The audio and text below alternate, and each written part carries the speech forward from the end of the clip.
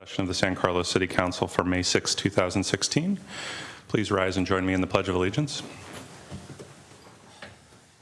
I pledge allegiance to the flag of the United States of America and to the republic for which it stands, one nation, under God, indivisible, with liberty and justice for all.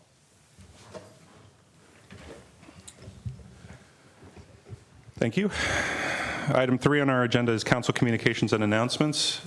Do we have any council communications? Mark? I just wanted to let my colleague Bob Gersilli know that this was one occasion when I really appreciated the paper copy of things rather than...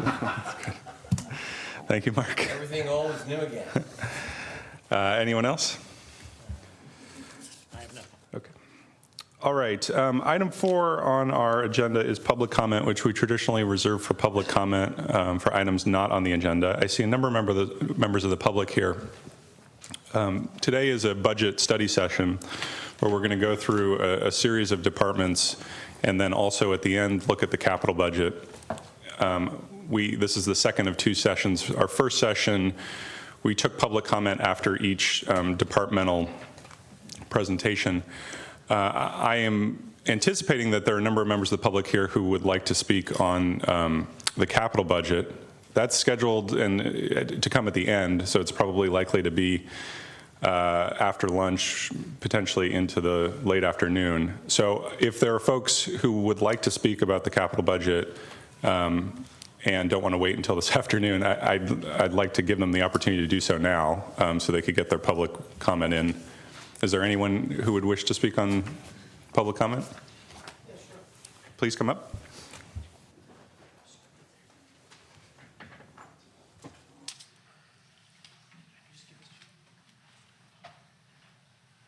Good morning.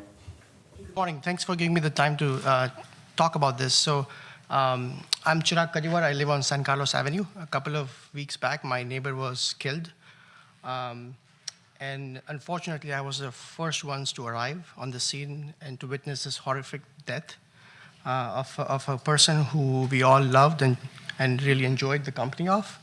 As a profession, I work for Facebook, and I do campus planning. So it's my job to make sure that the Facebook employees are safe and sound in terms of pedestrian movement, vehicular movement. So I understand all of these things quite well. And I really request you guys and urge you guys to do some improvements because I know things can be done with minor cost implications that can really save lives and make the San Carlos Avenue movement much safer for pedestrians. So that's my urge and request that you guys, take this seriously and do something about it. Right. Thank you. I appreciate the comment. We have an ongoing investigation into that very tragic incident, and I know the staff's going to be coming back in the future to discuss it with us. Is there anyone else who'd like to speak on public comment at this time? Please come up. Good morning. Good morning. My name is Elvira Monroe. I've been a resident of San Carlos for 60 years, 60 wonderful years in which I've enjoyed the growth and development of this community, 60 years in which I've been active and engaged in the community. I live on San Carlos Avenue, and through the years we have experienced ongoing accidents involving vehicles, parked cars. I think the police records can more than reflect the numbers of incidents that have taken place. Tragically, we've had not only death, but children hit.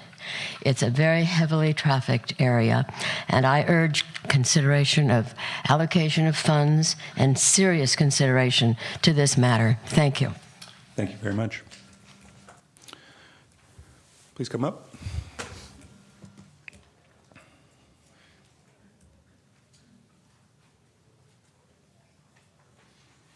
Good morning. Good morning. My name is Sandy Nierenberg. I am a resident of San Carlos and also a resident of San Carlos Avenue. As you, I'm sure, are aware, San Carlos is the second most heavily trafficked street in San Carlos and is also the second most accident-prone street in San Carlos. While a lot of people see these accidents, including has been mentioned, injury to multiple people, pedestrians and cyclists, in the last 2 years alone, as though many people see this as an acceptable risk, I think the residents of San Carlos Avenue don't see safety and an arterial street as being mutually exclusive. And the City Council has in its present ability, the ability to implement many modest, really inexpensive and easy changes that could greatly improve the safety of San Carlos Avenue without having an impact on traffic flow, or at least having only a negligible impact on traffic flow and on emergency response times. So as you consider the budget for the Public Works Department, which I note only sets aside 6% of its budget for traffic control issues, I strongly urge you to specifically budget for, first, a new traffic engineering study to be conducted this year. As the current study expires in 3 years anyways and is up for review this year, a new study would really be prudent given all the recent accidents that have been occurring on San Carlos Avenue. I also strongly suggest that you look into interim pilot traffic calming measures as you did on San Francis Way. You can do a lot of those without having to have completed an interim traffic study at this point.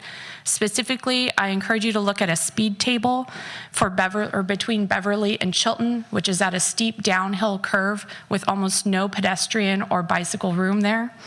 I also would encourage you to consider a speed table with a flashing crosswalk installed at the Arundel crosswalk.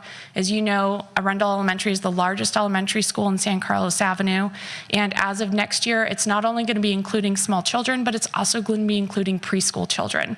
So you have very, very young constituents who are crossing at that crosswalk. The 2 speed tables are estimated to slow emergency response times no more than 18 seconds. Which is a very, very small price to pay to have a huge impact in ensuring that people are actually going the 30 miles per hour that they're supposed to be going on that street. I also request that you agendize in an upcoming meeting consideration of the traffic and pedestrian safety measures on San Carlos Avenue so that we can have a more fulsome discussion. Thank you for your time. Thank you. Mr. Mayor, before we let her go, I apologize. Sandy, I don't know what a speed table is. Could you help me with that? Speed tables are essentially a speed hump, but they're much wider at the top. They're usually about 10 feet wide. So they're engineered to allow you to cross it anywhere from 25 to 45 miles an hour. There are several engineering studies that show that there are ways to arrange them so they actually have no impact on emergency response times. But even a standard speed table, which is very cost efficient, they're about $5,000 to $8,000 to install, only slow response times about 9 seconds for the largest, fire trucks that would cross them. And so at those most critical crossings where you have a lot of either small, young pedestrians or at that downhill curve would ensure that people are actually going 30 miles per hour instead of taking that very long run without any traffic control measures at, more 35, 40 miles per hour. Thank you. Thank you. Is there anyone else wishing to speak on public comment at this time? Please come up. Good morning. My name is John Ravella. I've lived in San Carlos for over 30 years. I live on Arundel Road, which is a couple of doors down from where the man was hit and killed. Since I've lived on that street, this is the second death from that intersection of a pedestrian. And there was one more before. One of my neighbors that used to live across the street, he's now passed, but his young son was also killed on that same stretch of road. So that's 3 deaths that I know of, and you've got to do something. I think the least you can do is at least take out that 30-mile-an-hour speed sign and keep the speed limit to 25 up at least until the intersection. I mean, that costs nothing to take that sign out. Because people, when they come up the street, as soon as they see that speed limit sign, they speed up, and there's a turn, and there's a bend in the road. And I do a lot of walking, and I walk that road all the time, and I stopped doing it because it scared the hell out of me. The way those people drive, they speed up going into that curve, and they go into the bike lane, and there's people, they park their cars and their trailers there, and you have to walk out almost into the street to get around them. And those people do not expect to see anybody there, and they speed and they cut that corner off, and I've almost got hit many times. I just quit doing it. It was just too scary. So I think you need to do something. Don't study it, do something. Thank you. Thank you. Is there anyone else who would like to speak this morning? Okay, well, I appreciate everyone's comments, and we're going to move forward with our budget study session. Item 5A. We're going to start with the Community Development Department and Mr. Savay. Mr. Mayor, through the chair, just protocol-wise, since I wasn't at the last meeting due to some personal issues, are we asking questions of staff in the course of the presentation or waiting till the end or what? We have generally been, I think it's fine to ask questions of staff throughout the presentation. And we've tried to do, stage it so we go through questions and then direction comes at the end. Okay. And with a round of public comment on each of the presentations. Red button when we have... Red button will get you some airtime. Did Mark get his chips? That's You get 3 chips. Yeah, and- exactly, that's right. 3 chips, and you get to use those during the day. So, Oh, actually, What's I have about 30 chips, Matt. I counterfeited them. oh my gosh. Good morning, Al. Good morning, Honorable Mayor, members of the City Council. So I'd like to begin with our organizational chart, and this is our current organizational chart. And over the last 9 years, we've been consistent in adjusting our organizational structure to meet the service level demand, project complexity, and changing needs of our customers. And for instance, about 9 years ago, we had a planning manager, and we had an economic development and housing manager, and we didn't have any economic development coordinators. This is the proposed organizational chart for the next 2 years. In some cases, what we're able to do is allow employees room to grow in the organization and to encourage our talented and experienced staff to stay on. And it's also a reflection on increasing workload responsibilities and growing project complexities. In some cases, what we do is we underfill positions. For instance, on the organizational chart, you'll see 4 building inspector 2 positions. We underfilled 1 at the building inspector 1. You'll see a senior planner and associate planner, and we have those filled at the associate and assistant level. And I'm going to talk more about what we're requesting later in the presentation. This is our snapshot of our organizational budget, and our expenses are offset by our revenues from development permits. In terms of leadership and management,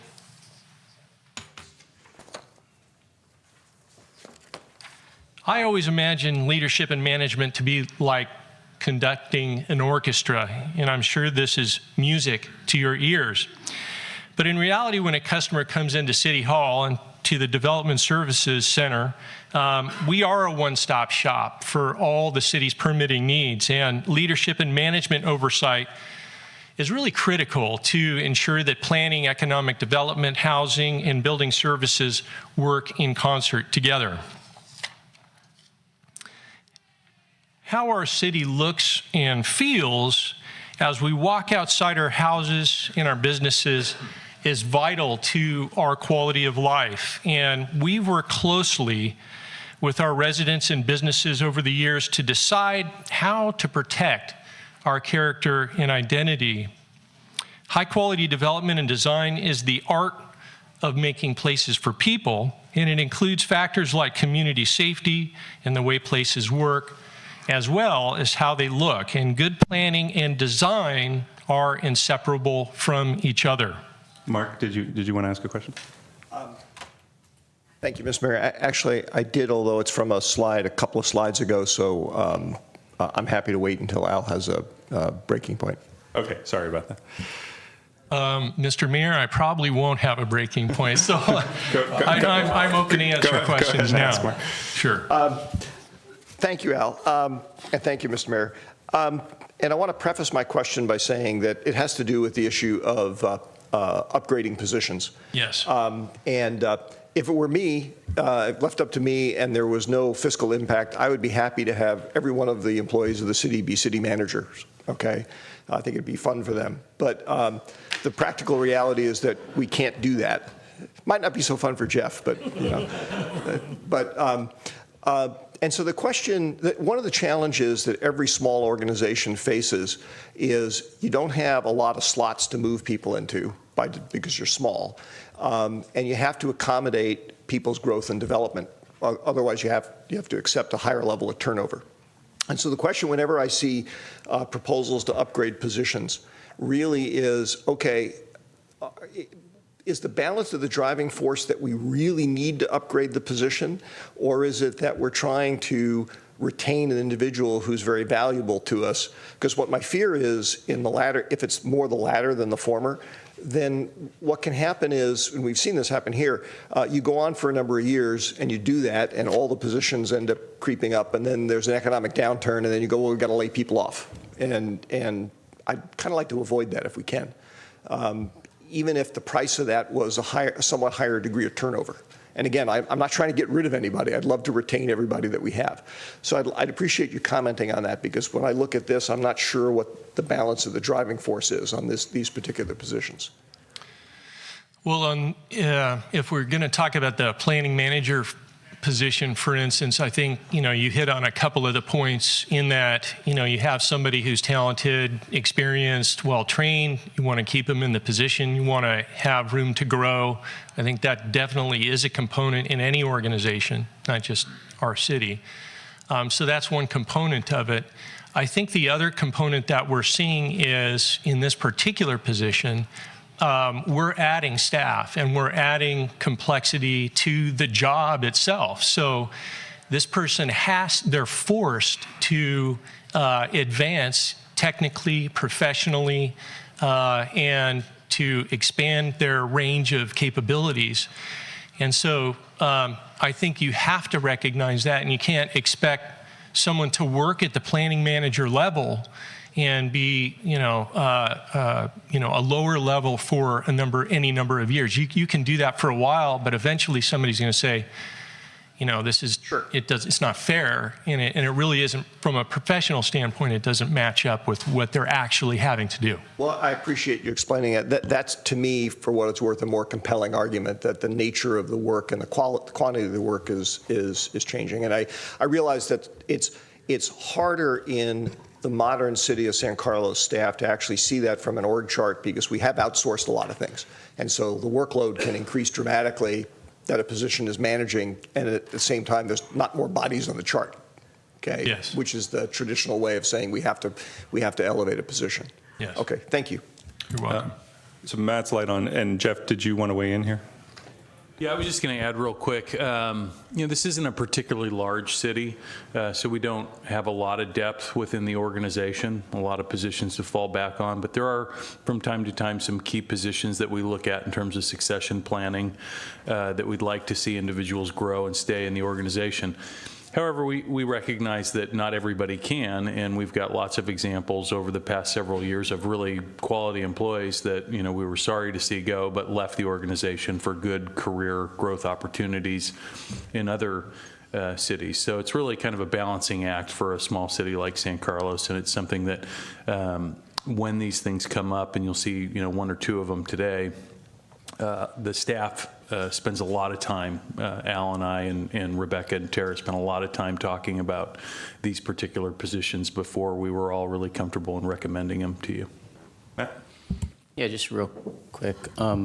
For me, given the discussion that just happened, for me and all my friends in the building industry, I would leave it to Al for how he wants to run his organization and move people up and so forth. And I realize it's already been said, it's challenging when you've got a small organization, but you want to move somebody in their career. That can be difficult. But I think bottom line, what's important for the people who come in the door with their plans, be they commercial builder or residential, somebody doing a project, it's nothing more frustrating than dealing with someone who doesn't know the code of the city that they work for. And all the ins and outs of those codes, whether be it building or planning and the zoning laws and so forth. I can't tell you how many times I've been to different municipalities, and you go in and you get an answer on something, and you go and you do your design based on that, and you come back in the door a month later with something you've spent client's money on, and you find out that that person, what they told you, really wasn't altogether correct or wasn't complete. And I don't have that happen in San Carlos, and I don't know of any, and I know people in this industry, and I don't get any complaints about our city because our staff is well versed in what the code is, again, be it in the building department or planning department. And I think even, some of our bigger projects like Wheeler Plaza or the hotel, if you talk to those developers, I think you'll find the same thing, that they're very pleased with the quality of our staff and the information they get out of them. So, Right. Thanks, Matt.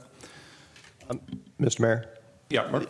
Just as a follow-on, I think all those comments that people have made are germane, and I was sort of touching on some of those myself as well. I just want to, share for the benefit of my colleagues. I've been through this kind of the situation I described in the private sector, and it is equally painful when you have not over-promoted individuals, because that's done based on worth, but sort of over-promoted the structure, okay, and then have to turn around someday and go, oops, turns out we've got way too many chief-type positions, and we just can't afford it anymore. And I'm glad to hear Jeff say that this is very carefully scrutinized before it comes before us, and I appreciate Al's additional explanation, but it's a very significant issue.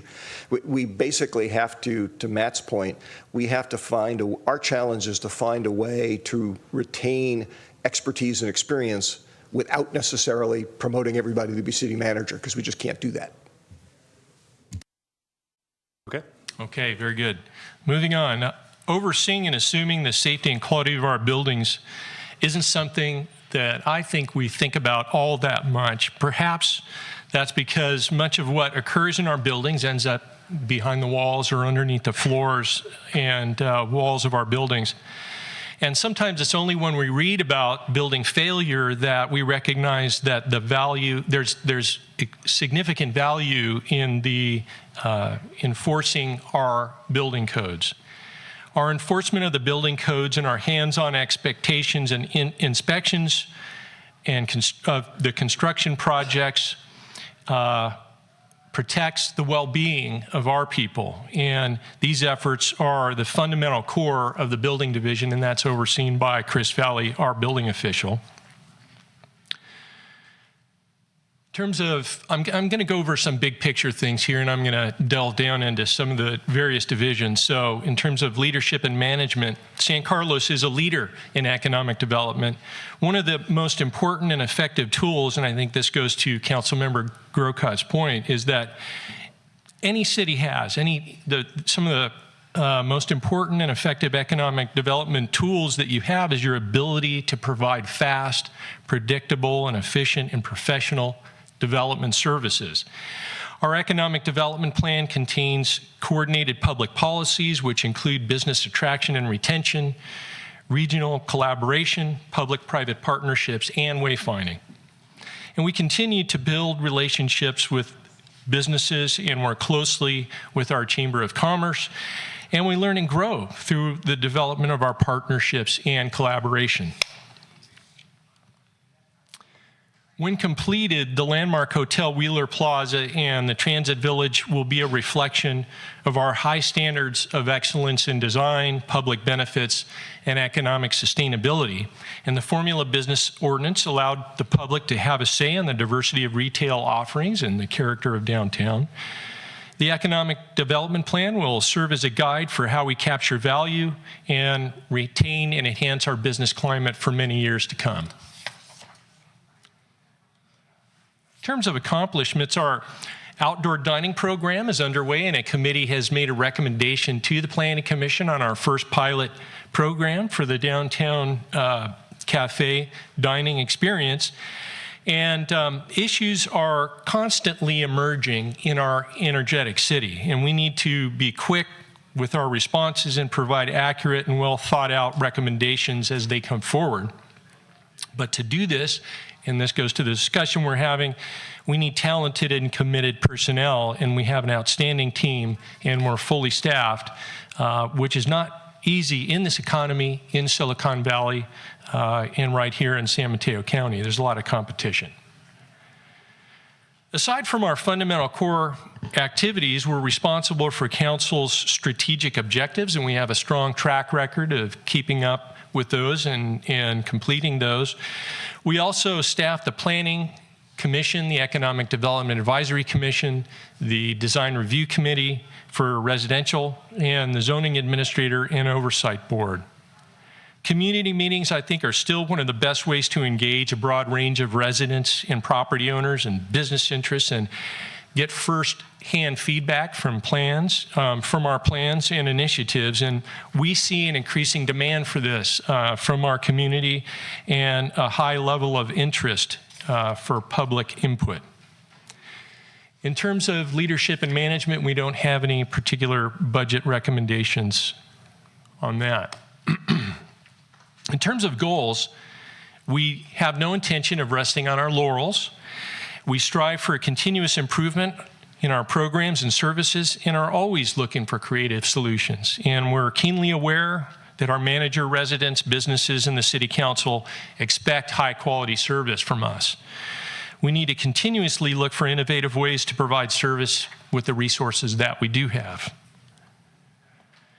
Now, in terms of, I'm going to drill down a little bit into the various divisions. In terms of the building division's role is multifaceted, and this function is overseen by our building official, Chris Valley. Yes? Can I just Mr. ask Mayor. one question on leadership? Sure. So the position that Dolores Montenegro is currently filling of sort of the outreach ombudsman, where would you classify that in? Is that, well, first of all, is she in your budget under community development, or is she being paid through the kind of the Wheeler Plaza project? And then where does she fall in the budget? And is this do you foresee that kind of role being a long-term role for the city? I think in terms of the role for the city, we're thinking that we're going to need these services for this next couple of years. I think after 2 years, or right before that, we'll reevaluate and see where we are with construction activity. But I think it's an important role, and it's not through leadership and management. It's in our general budget, so it's on a contract basis. Mm-hmm. So we're just asking for an additional $50,000 with this budget. You already appropriated some money for us, and that'll take us through, I think, about a year, and so we're trying to extend that a little bit. Okay. And so what is it reflected in any individual department here, or? Okay. Economic development. Okay, great. Well, we can talk about more when we get there. Ron, did you? Yeah, I just want to clarify that you're asking for an additional $50,000 just for the building department in general? Just for this particular position, Dolores Montenegro, she's our outreach contractor to the contractors and to the community for construction. Right. Okay, thanks. Thanks.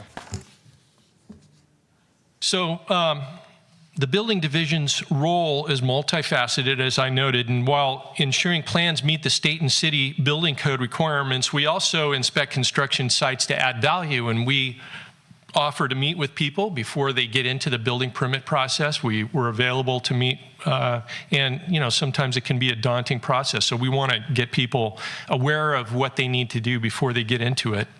What you see on the screen there, that picture is a picture of our Track It permitting system, and it's fairly new, and we went live with online permits in the last year or so, and this provides a new and more streamlined service for a wide range of permits. Over the last few years, we've worked really hard and aggressively to reduce the time spent that people spend in the process. And Through the chair. Yeah, Mark? If I may, Al, sure. a question on your previous slide. We all know about the significant housing shortage that exists throughout San Mateo County, and we've talked before about the multifamily capacity, some of the multifamily housing capacity issues that a lot of our communities, including San Carlos, are facing. I've been getting increasingly concerned in the current market environment that wondering whether or not we're doing as much as we ought to be doing to ensure the safety of those kinds of structures. Many of them were built a long time ago under earlier building codes and whatnot. So at some point in your presentation, I'd appreciate some insight into how that aspect of things is being addressed. For example, I'll also note that Redwood City has been experimenting, and other communities may have been as well, with some pretty innovative ideas where they're looking at upgrading fire systems, fire protection systems in multifamily structures to public funding in part for the project. And actually in exchange also for some rent moderation or rent increase moderation. So that's an area of big interest to me. So. Well, I think we should probably address that now, and I'd like to ask our building official, Chris Valley, to address that. We do have an apartment inspection program. Perhaps, Chris, if you can get up and talk a little bit about that. Right. Thanks. Just want to make sure I'm understanding your question for starters, and I believe you're talking about our apartment, apartment housing inventory. Yes, and doing what we can do to maximize some of the safety issues related to that, because again, as I mentioned to Al, some of the structures were built a long time ago. Right, exactly, and a lot of them are soft story structures, as you may be aware. And actually, through our current hazard mitigation plan, one of the studies that we're implementing in that plan, or a request for that study, is an inventory of all of the soft story structures. Just to start out with the inventory, find out what structures perhaps pose a greater risk than others. And then what we do with that study, I think then is for a later discussion. It could be disclosure to those renting that you're, renting from or you're living in a structure that's vulnerable to seismic activity. The other thing that I'll be bringing to council when we adopt the new codes is a request that we implement a ordinance or a language in our apartment inspection program that's similar to what Berkeley adopted for balconies and such. It requires, perhaps I'm letting the cat a little bit too soon out of the bag, but it would require property owners to, within a 5-year timeline, have their decks and balconies surveyed by a licensed professional to ensure that they're still sound. So I'm not sure if I'm getting at your question. No, you are, and actually the general takeaway I have is which I hadn't seen in the at least the written presentation, was this is an element of our focus, and it's an increasing element of the focus, which is great. I mean, that was my major point. Is paradoxically, when the rental environment, for example, where rents are skyrocketing, one would expect there to be a lot of reinvestment in properties, but that doesn't always occur. But it is, in fact, a time that, in my mind, if there are legitimate public safety interests that could be addressed, it might be time to say, make some requirements, put some requirements in place. Right. So I appreciate your answer, and that's satisfactory for what I was looking at. Okay. Thanks. Yep. Thanks, Mark.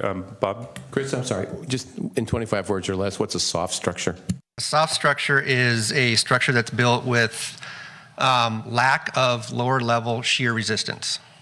And in fact, you drive by a number of the apartments on San Carlos Avenue. It's a lot of the apartments they're all garage door. There's very little. So it's sort of like the marina? Yeah, exactly. Yeah, so that's the marina in San Francisco where those collapsed because that's all there was, the garages. I got it. Okay. No, these structures were more resilient in '89, but they're still there. I understand. Through the chair, for my colleagues' benefit, I lived back during the Northridge earthquake in Southern California, about 3 miles away from the epicenter.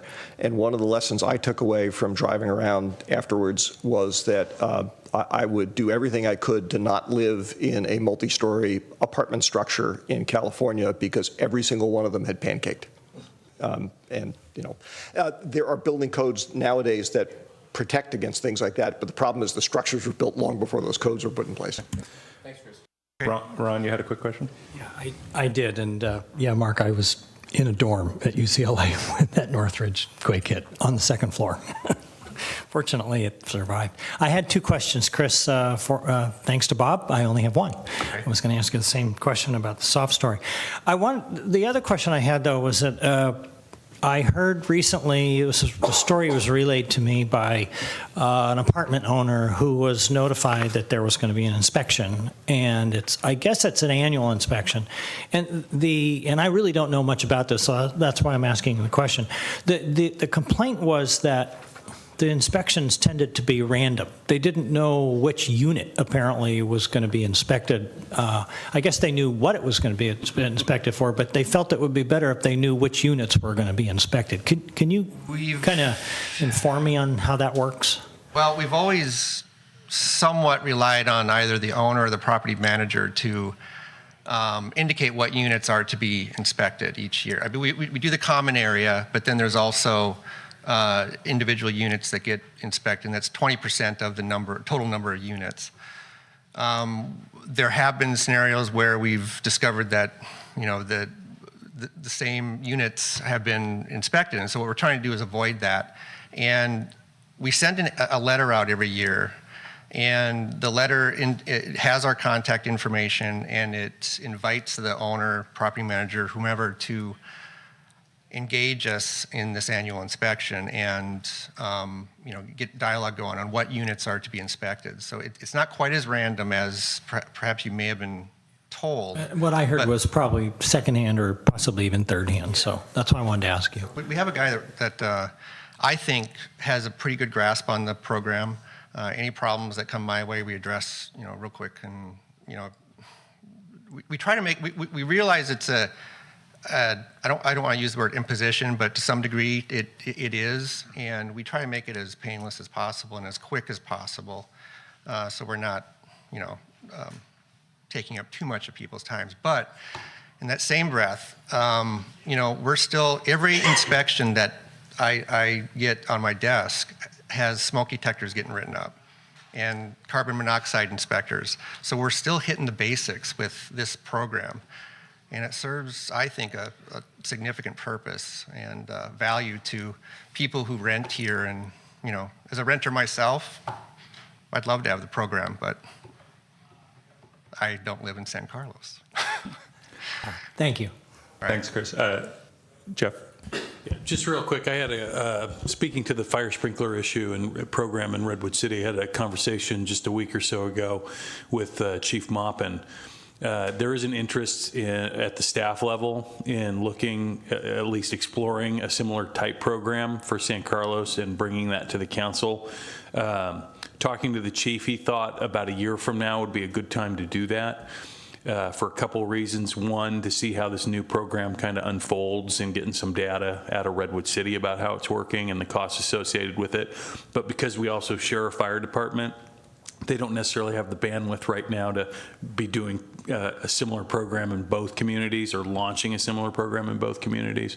So he thought, about a year from now would be a good time for us to look at that. And so you will see that coming to the council in the future, at least for a discussion item. Great. Thanks, Jeff.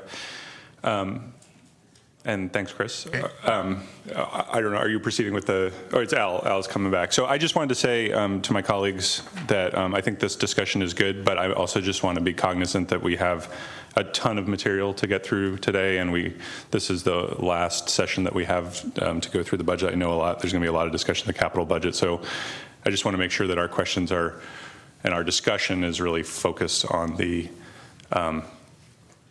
specifically on the budget. And that's my last public service announcement for the moment. So, Al, you can have for this hour. All right. So we're continuously trying to improve our response times and the relationship with the folks that we work with. And I think we've done a pretty good job over the years. As you can see on the screen, we've really increased the turnaround time for permits.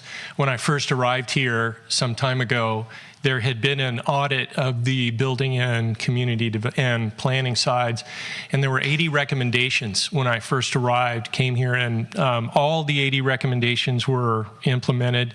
At that time, Chris was not the building official, but he became the building official a year or two after I got here. And then we had another audit just a couple of years ago by Management Partners to see how we were doing. And their audit had some recommendations in it, and we took those recommendations and implemented those.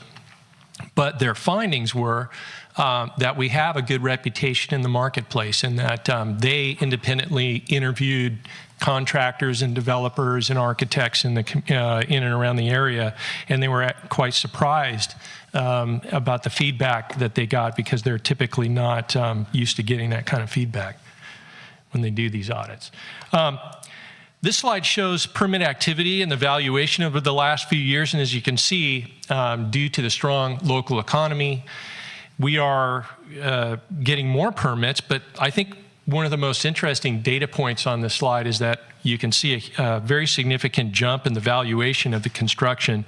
It's gone up threefold since 2011 into the $80 to $100 million range.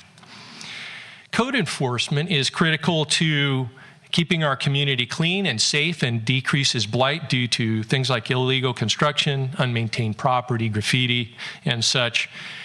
We contract with the San Mateo County Code Enforcement, and we work together as two agencies in a shared services agreement. And a lot of these code enforcement efforts take a good deal of time to work through. Some are more sensitive than others, and some are quite challenging. In terms of accomplishments, as you can see from this slide, for a small city, we're extremely busy, and our team of building inspectors and code enforcement officers are continuing to do a great job in providing these services. The Planning Division is responsible for three key functions: current planning, land use regulation, and advanced planning, and these functions are managed by the principal planner, Lisa Porras. And on the current planning side, we're responsible for getting projects through the permitting and zoning of our city, things like the zoning administrator, the planning commission, residential design review committee, city council. Examples of projects range from new multifamily development in our community, new businesses, signs, new homes, new additions, use permits, and subdivisions. Also, yes? Mark, you had a question? Yes, thank you, Mr. Mayor. Al, just a quick question, really related to whether there's a resource issue that we need to address. I've heard recently there's been some discussion about the Wheeler Plaza project and its nexus with the Blue Line Pizza operation and whatnot. And what I've heard through the grapevine is that in a sense, the issue of having to address the parking spaces behind Blue Line and behind Tiernan Optical, I think, actually sort of caught us by surprise.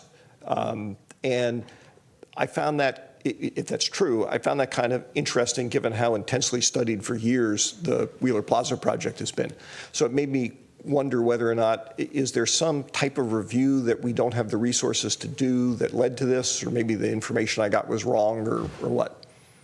I'm not sure we were surprised by that. I mean, maybe Blue Line was surprised by it. That's potentially possible. We've been in discussions with them, but we knew that there was an easement there for many years. And I'm not sure if you mean like moving forward, or the queuing that was going on behind the Blue Line building there? No, I meant moving forward in terms of it butts up against what we hope to turn into a pedestrian plaza. Right. And right now, my understanding is that you'd have a pedestrian plaza you'd have a private property owner who still would have a right to have cars drive in there next to it, which would be kind of an odd land use juxtaposition. Yeah. So there was some, in terms of the width of the easement, we were a little bit, maybe we were a little surprised at how wide the easement was itself, but we knew that it was there for years. Okay, so my information was wrong. All right, thanks. Thanks, Mark. Any other questions? Okay, moving forward. Examples of projects I talked about, and lastly, as you hear about a lot of times, and you'll see in some of the projects we bring forward, is the California Environmental Quality Act. It's an art form in itself, and all our planners are trained in how to do these, and a lot of times it requires, they're so complex we have to bring experts on, and we manage those experts too. So we're required to do that as well. On the advanced planning side, implementation of our general plan, it contains the vision for the city growth, and the zoning codes provide for the standards for height and setbacks and how buildings look.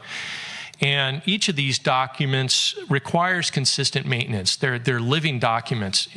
These are documents that don't just sit on the shelf. We use these things every day. And so you have to go with the currents in what's happening in the marketplace and in the community. And last year, Lisa Porras brought forward an excellent new housing element for the next 8-year cycle that the City Council adopted and was approved by the state of California in record time. In the past couple of years, we've experienced unprecedented amount of development activity on all fronts in San Carlos, and this is due to a robust local economy, historically low interest rates, and the desirability of our community to young families and to businesses and investors. This map shows a lot of the development activity occurring in the Midtown area.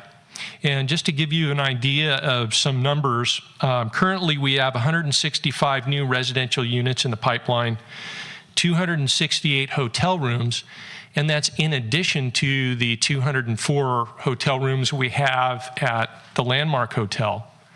530,000 square feet of office space with the Windy Hill project, and over 140,000 square feet of new commercial retail around the city. In the next fiscal year, in the 2017-2018 fiscal year, we foresee another 200 hotel rooms, perhaps another 500,000 square feet of office space on industrial where the Black Mountain property is being sold, and the potential for perhaps more office or retail center on Britton Avenue, and potentially redevelopment of development of the Black Mountain property off of Alameda de las Pulgas. I wanted to take a minute to show some of the planning work that we do. And on the left, you see an example of a proposed single-family home. And while new single-family homes need to go to the Residential Design Review Committee, planning staff works very closely and directly with the developers and the architects and the applicants and the neighborhood or wherever it's located on good design principles. We need to ensure that our homes are sensitive to the surrounding neighborhood's character and form. So on the left side of the screen, you see the first iteration, and there's nothing wrong with contemporary architecture. On the right-hand side of the screen, after a design review meeting, the applicant was told that the streetscape, the rest of the neighborhood, had a particular historic character, and that the design of this new home should try to blend in better with the existing homes in the neighborhood. So you see the design in progress on the right, and this is as a result of staff interpreting what the Design Review Committee said and working very closely with the applicants, and I think that we'll even do better than what you see on the right-hand side of the screen. It's common for new development commercial proposals submitted with only the most basic and least costly design quality and materials and aesthetic value. We work closely with applicants to get much higher design value and to ensure that these projects have a strong sense of our community, character, and design. And what the slide shows is on the left is the initial proposal by Orchard. And it's a corporate entity. They do good work, but this is what they came in with, and they were dead set on putting a nursery out on industrial. But as you know, PAMF is right across the street. It's an outstanding example of building in our community, and we felt that we should have a nice retail center and a facade with good materials and quality facing industrial. So after many meetings with the applicants and the neighborhood, this is what we came up with, and that's what's being built. While Windy Hill's existing design on the left, or their initial design on the left, was pretty good to start out with, the photo on the right shows how the building was reduced in mass and scale on the front there to lessen its impact and prominence facing the residential community to the north. In addition, at the top of the building, you'll see how the roof equipment was moved back away from the edge of the building to make it less visible. And these are some of the changes that occurred based on community input, of course, but on many, many meetings that we have with the applicants and their architects and professionals. For the landmark site, the design on the left shows the initial proposal. Again, nothing wrong with contemporary architecture. Following several community meetings, however, the design on the right was developed based on community and staff input. The concern was, and there was an intent, to ask that the project look more residential in nature, to break up the mass of the building, and present a more detailed and interesting design. And there are dozens of planning meetings that went into this, and with the applicants, and perhaps as many iterations of the facade, and I think we're going to have a real gem of a hotel there. In terms of major planning division accomplishments over the last year, these statistics indicate that our development review process is working, and we've risen to the occasion with the resources we have. And I'd like to clarify, there was something on your printed version in the middle, 140,000 square feet. It's not office space. It's actually commercial retail space. Just wanted to point that out.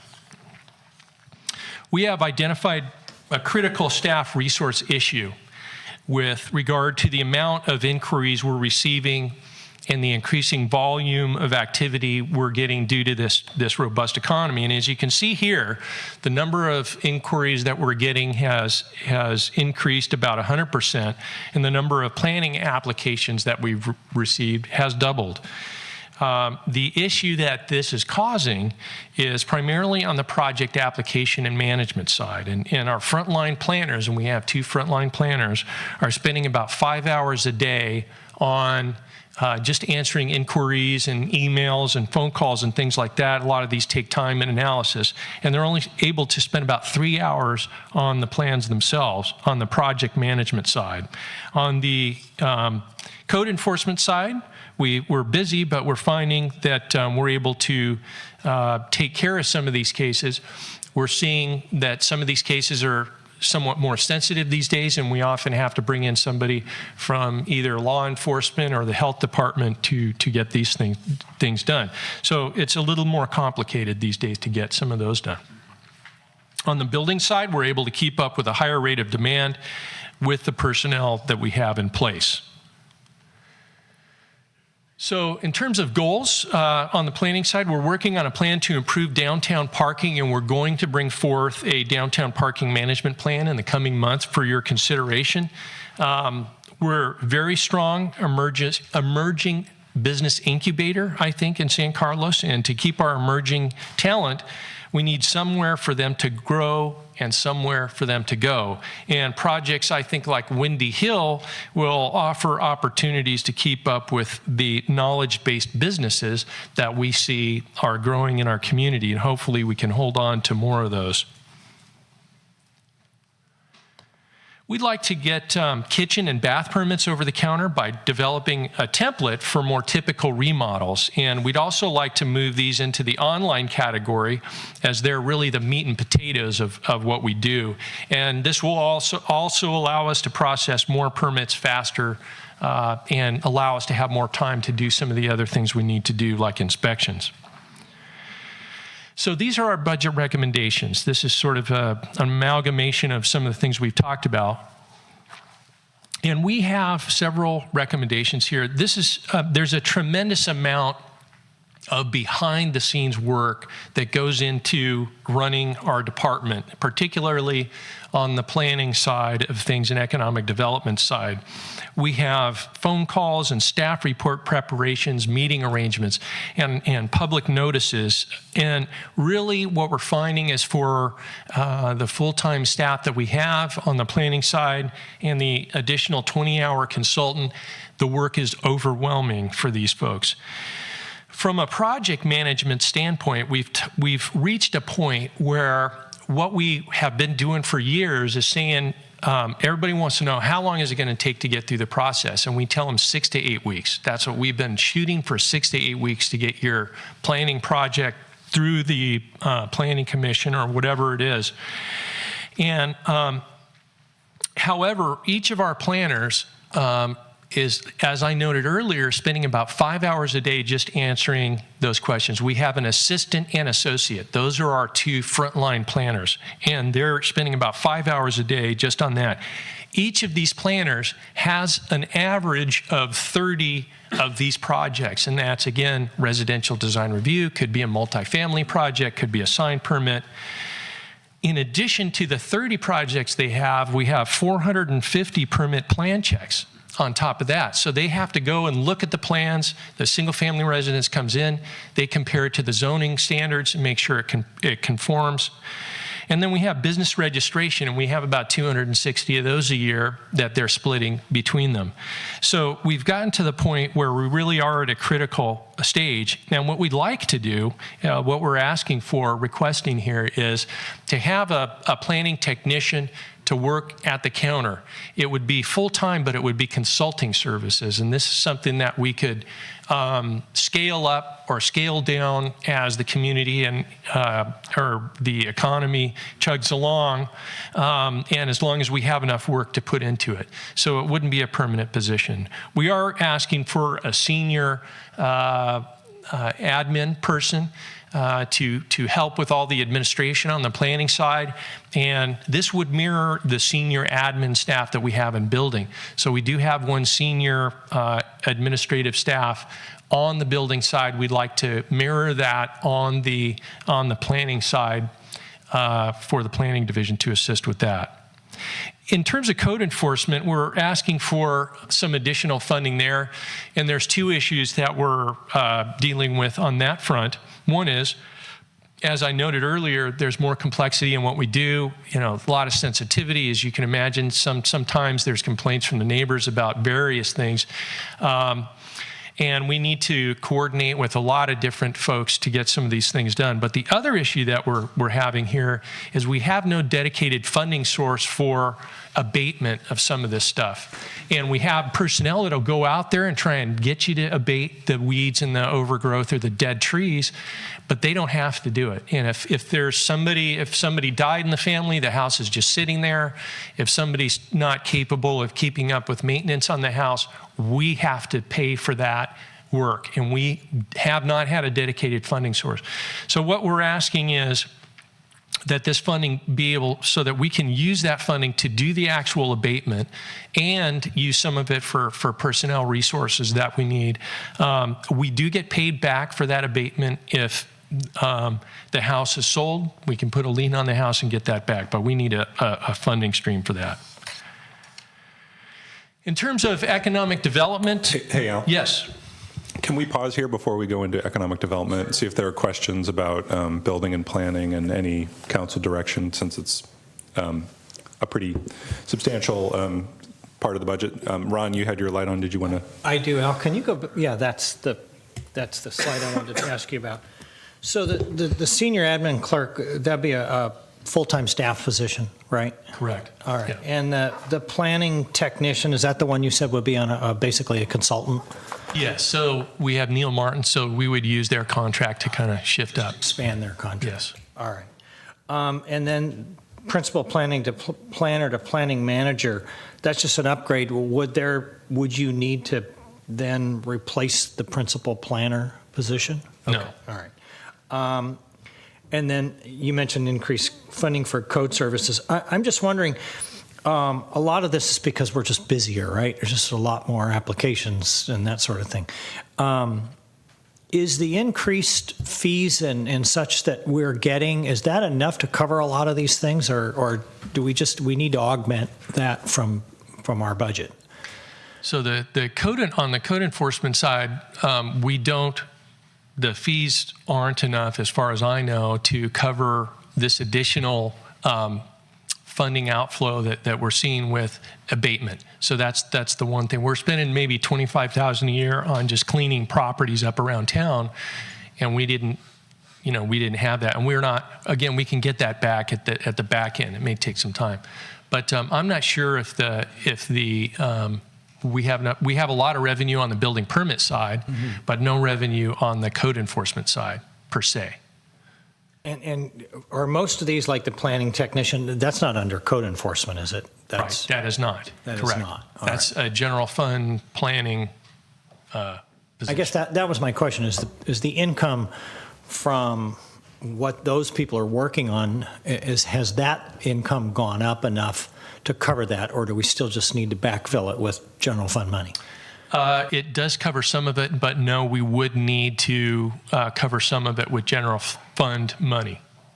So it's not completely, we're not 100% revenue covered for general fund. And I'll find that as we go deeper into it. Is that? Cameron's looking at a page there with a bunch of numbers on it. I figure it's probably in the there. back of the packet Okay, that has a I summary thought of it was probably there. Yeah. Okay, that's fine. That's all I have. Okay. Thanks, Ron. Matt? A couple things. One, I would just encourage you to, I don't know how to say this without, I'm not trying to step on any toes, but just always going to Neil Martin and Associates, to me, we've had a long time contract with them, and you've heard from me before, I would really like to see us mix it up more and not be in bed with anybody too much. And some of these services, I am familiar with other towns and cities on the peninsula that do things like they'll hire an architect's office to do some of the zoning checks and things like that, and so that firm takes care of it for you. It's a little bit smaller operation and probably a little less expensive to go that route. So that's another avenue that you could research and see if you could find some architect offices that could do some of these things for you on a contract basis. And I'm just thinking, I don't want to necessarily throw out a name, but you and I both know Ray Viotti, and his office does some things like that for some of the towns. So that's how I'm familiar with that. But there's a lot of brain power out there that could be tapped.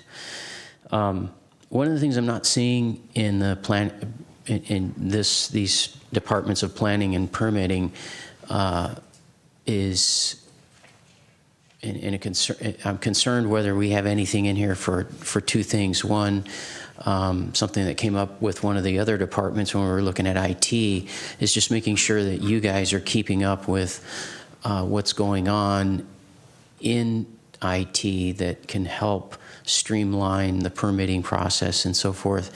And I just am concerned if you and Chris and Lisa, you come into work every day and you're so focused on San Carlos, which is great, but how much time do you get to look to the outside and go to seminars and workshops and things that are going on that would open your eyes to these kinds of things? And if you have anything in your budget, whether that's leadership development or whatever, to do those kind of things, personally, I'd like to be able to see that happen, because I know in the long run it would save our clientele, if you will, the people that come to the building and planning department, save them time because of the streamlining process that occur, and it would save you guys time as well in what you do. So if you could address that. And then my last comment is somewhat related, is a while back when we had a presentation, there was push for using GIS technology and doing something with the county and so forth. And I don't see anything about that, and I don't see us necessarily keeping up with that. So again, that's closely related to the thing I just mentioned. Okay. I'd like to address that, all those questions, Mr. Mayor. On the first one, I would agree that I believe in competition in the marketplace. And a couple of years ago, we've done this twice with Neil Martin, is we did a competitive request for qualifications, and we interviewed several firms. Typically, they are planning firms and not architects, so that's something new, and we can look at that for like a planning tech type person. But we do competitive reviews of these other planning firms, and time and time again, and we take a very cold, hard, objective perspective on this. Neil Martin came out on top, and they're not because of their prices. Their prices are very competitive. Part of it is just capability and institutional knowledge and things like that. And some of these other firms, the people that they're offering us, outside of here, because the economy is good, it's great to be a city planner. And these firms are struggling to get folks to work in the private sector. A lot of the planners want to work in the public sector. It's rewarding work. It's more consistent and things like that. So they're not getting. I got to be careful, but we're seeing that Neil Martin has some really good people. And so when you compare them apples to apples, we keep going with Neil Martin. So that's that. The second thing, we encourage our folks to go to professional training. I agree 100%. You have allowed us to have that funding over the years, and so I feel confident that we have enough funding. The council's provided that to us. Thank you. It's very important for us. A lot of different reasons. Just we're whole people. We bring our whole person to the job, and so it means a lot to us that we get out and go, get out in the outside world, and it's good for the city too. So we do have enough funding on that side. But the one thing I think you sort of almost touched on a little bit is the web-based work in IT. We do our own in our department. We're not experts, but we do it. And in particular, our administrative staff does that. And it's very, very difficult with the workload that we have, but we do it. We're probably not the best at that. And then finally, GIS. We do contract with a group called CalCAD. They're very good. Whenever you need a map or someone needs a map or we need to run data for somebody, we can do that. So we do have a good contract with CalCAD. Okay. Thanks, Al. Mark? Thank you, Mr. Mayor. Thank you, Al. Just a quick comment/question on the code enforcement budget enhancement you're looking for to do abatement stuff. Definitely support the idea of trying to keep the community from getting too frazzled around the edges. I'm a little, as you develop that program, I just want to say personally, I'm a little concerned about creating kind of a perverse incentive for people not to take care of things. Getting it back on the back end is better than nothing, but I sort of want to make sure that we take every step we reasonably can to make sure that we get it on the front end. Because otherwise you guys can come by and do landscaping on my property. I'll just stop doing it. So, so just keep that in mind, please, as you're developing the program. Thanks, Mark. Jeff, did you have a comment? Yeah, I just wanted to let Matt know that there is, in fact, a GIS project included in the capital budget sometime over the 5 years of the capital budget. And so I wanted to ask a couple questions about the new full-time position. So I, go back to Mark's comments at the beginning, and I share sort of the same sentiment. Your first half of your presentation, you talked about how you've really dramatically improved customer service and brought down the wait times, and the economy's been very hot. And so what I'm hearing you say is, hey, the economy's getting even hotter, we're getting more inquiries, and potentially those customer service metrics are going to start to degrade. Is that your concern? Yes. And can you just say why should we care? Like what impact is that going to have to the city? Well, let's say you want to remodel your house, and you come in and you've worked with an architect, you've gone to the planning counter, and you've done all this stuff, and you've got a loan. You take out a loan from the bank, and you have to pay interest on that loan. So you're just a family, you've got a couple of young kids, you want to get your remodel done. You come to City Hall and we tell you it's going to be 4 weeks before we can look at your plans. Sorry, we just can't put you at the front. And on the building side too, we say we have a 2-day turnaround for inspections in our community. Menlo Park is a week, Santa Clara is a month. So the reason that people like to do business here is because we turn things around quickly and we respect people's investment in this community. Just on the small, single-family residential addition level. Now, you talk to a developer, that's millions and millions of dollars. Their loans are massive, and you could, it's not like we're, a lot of this just comes to our door, but we have to be respectful of the marketplace. It could be damaging to the investment in our community, our infrastructure, and our reputation in the marketplace. And I mean, I guess what I would say is if you think that other cities are a lot worse than we are, then I'm not sure I follow the logic that it would hurt. But I mean, I'll take you at your word for the moment. The question I have is, so we're investing a lot in online permitting, right? And is that the intention of that is supposed to streamline it for both the person who's submitting the application and for us? Is that right? So do you think that we're going to get efficiencies over the next couple of years where we're going to be able to process more permits with fewer man hours? On the building permit side, absolutely, but not on the planning side. Okay. The planning side, because of the implementation in the zoning code requires analysis. You have to look at the plans, measure things. There's public meetings.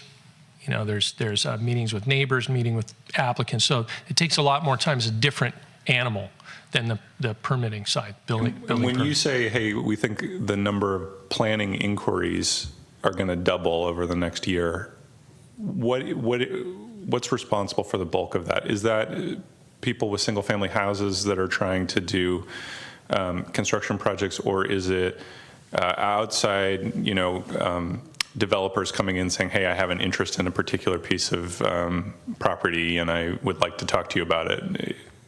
Where's the bulk of the growth coming from? I'm going to ask Lisa Porras to try and answer that question.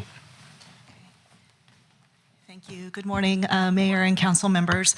I would say it's all of that. The planning inquiries range from a single-family homeowner who wants to know what they can build, how much additional square footage they can possibly build on their home, to developers who are coming in and wanting to talk to staff about Black Mountain property, to people who are looking to open up a business and want to understand and make sure that that type of use is permitted at a particular address.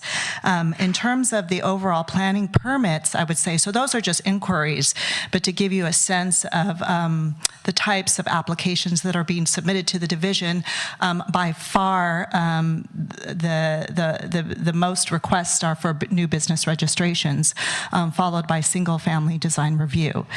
We do have and have seen an uptick in the applications for mixed-use projects. I think initially a couple years ago we were getting maybe about 4 to 6 per year. Now, they've grown, and we have about 18 different mixed-use projects that we have currently reviewed and approved or that are underway at this moment. So the inquiries come in through the phone, they come in through email, they come to the planning counter, and if they can't make the planning counter times, then we arrange special appointments for them. They don't show up at your home on the Not weekends yet.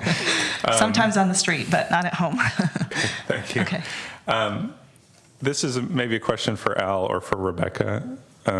So looking at the budget and looking at the last couple of years, so the community development budget has come in significantly light relative to what was budgeted in the last 2 years by about $500,000 or more.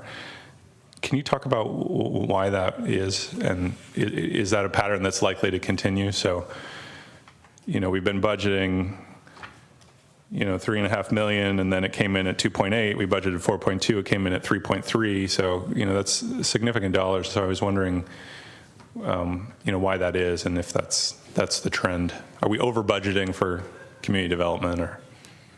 Good morning. Morning.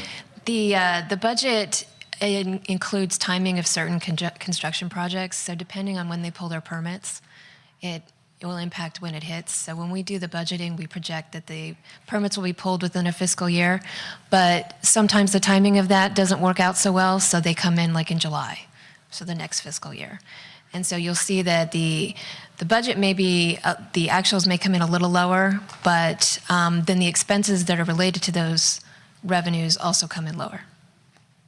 And the line item is really professional services. Is that where you see the biggest delta, essentially, that we would have otherwise hired outside consulting to manage a big project, and the project didn't happen, and so or it got delayed or something like that, and so we didn't end up spending the money? Is that? Yes. Yeah. The professional services include plan check services and design review and things like that. Okay. All right, cool. And then Al, I just 2 more questions if folks will indulge me for a second. Code enforcement, what line item is that under the budget? Is that under professional services? Is that where I should see it? Okay. And so then I just want to ask kind of the last question, which, I'm reasonably persuaded on the upgrading the planning manager position. I think the question is really on this sort of administrative clerk, and if I think what we all want to know is, if the economy takes a dive and we go from 800 inquiries a year to 200 inquiries a year, are we going to still support a full-time position there? And if you can talk about your thoughts, is this a position that's really just when the economy is super hot, or are you is this a sort of a rebalance of the staffing going forward? On the administrative clerk side or the technician? The administrative clerk. Right now, I would say, in seeing how things are going, it does have a connection to what we're doing in terms of the processing, the amount of things that we're doing. So I do see that. We do, even if we're not in the fastest year, maybe 5 years ago, we still did a lot, and that's why we got the extra 20 hours, and it worked for a while. Right now it's not working. What's the extra 20 hours that you're referring to? So currently we have an administrative assistant for community development, one full-time person, and then we have half-time, 20 hours of contract for this admin clerk. And it worked for a year and a half. But now it's just way beyond what these two people can handle. So I do see that we could potentially dial that back in a couple of years. So I do see that. Okay. Yeah. Jeff, did you want to weigh in here? I just wanted to respond to a couple of things, one of which this item right here. Just to be clear, this isn't a completely new position. It's an upgrade of a part-time position into a full-time position. And the reason that we have to make it, if we increase the hours, we have to make it a full-time position, it's because we're a PERS agency.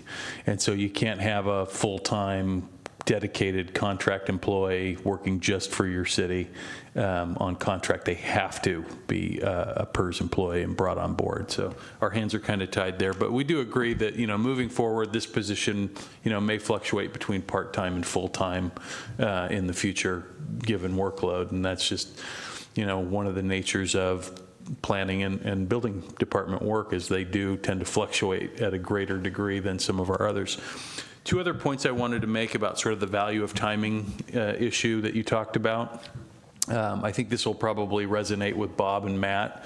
When I was the deputy city manager in the city, I actually spent a good deal of my time mediating disputes between building and residents and their projects, their contractors, and it was probably at the time, I'd say probably the leading complaint that city council members were getting pinged on from the community had to do with unhappy residents in their building, with their residential building projects.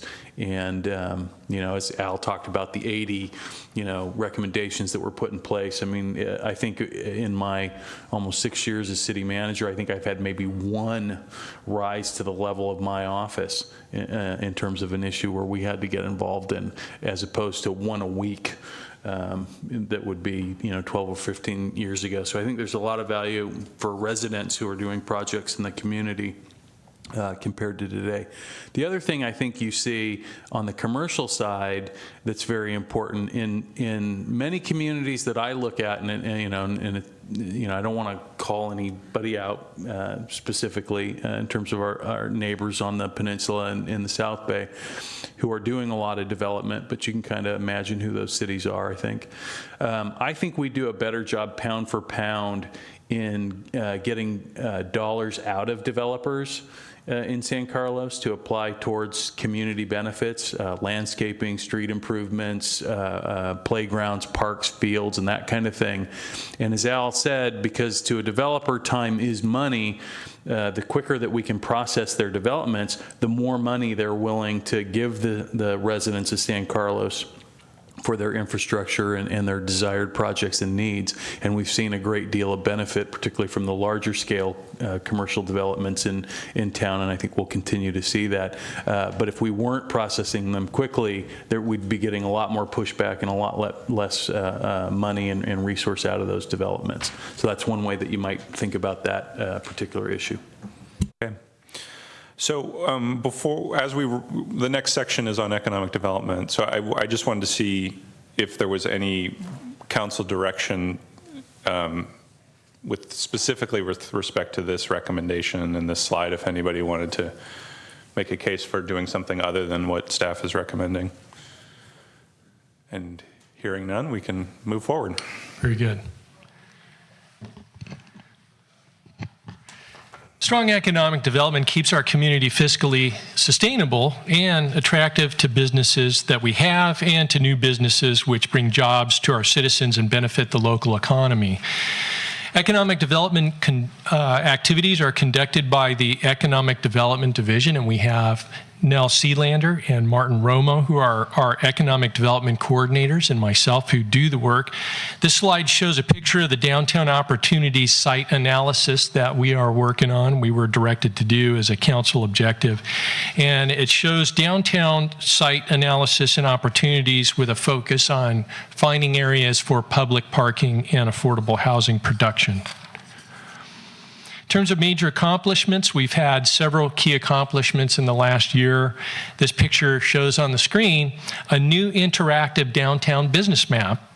We're not supposed to be good at web-based stuff. Of course, we have help, but I'm very proud to say that we produced something, an app for your handheld device or your desktop, and what it does is it links you to our businesses. You can either click on the map or the menu there.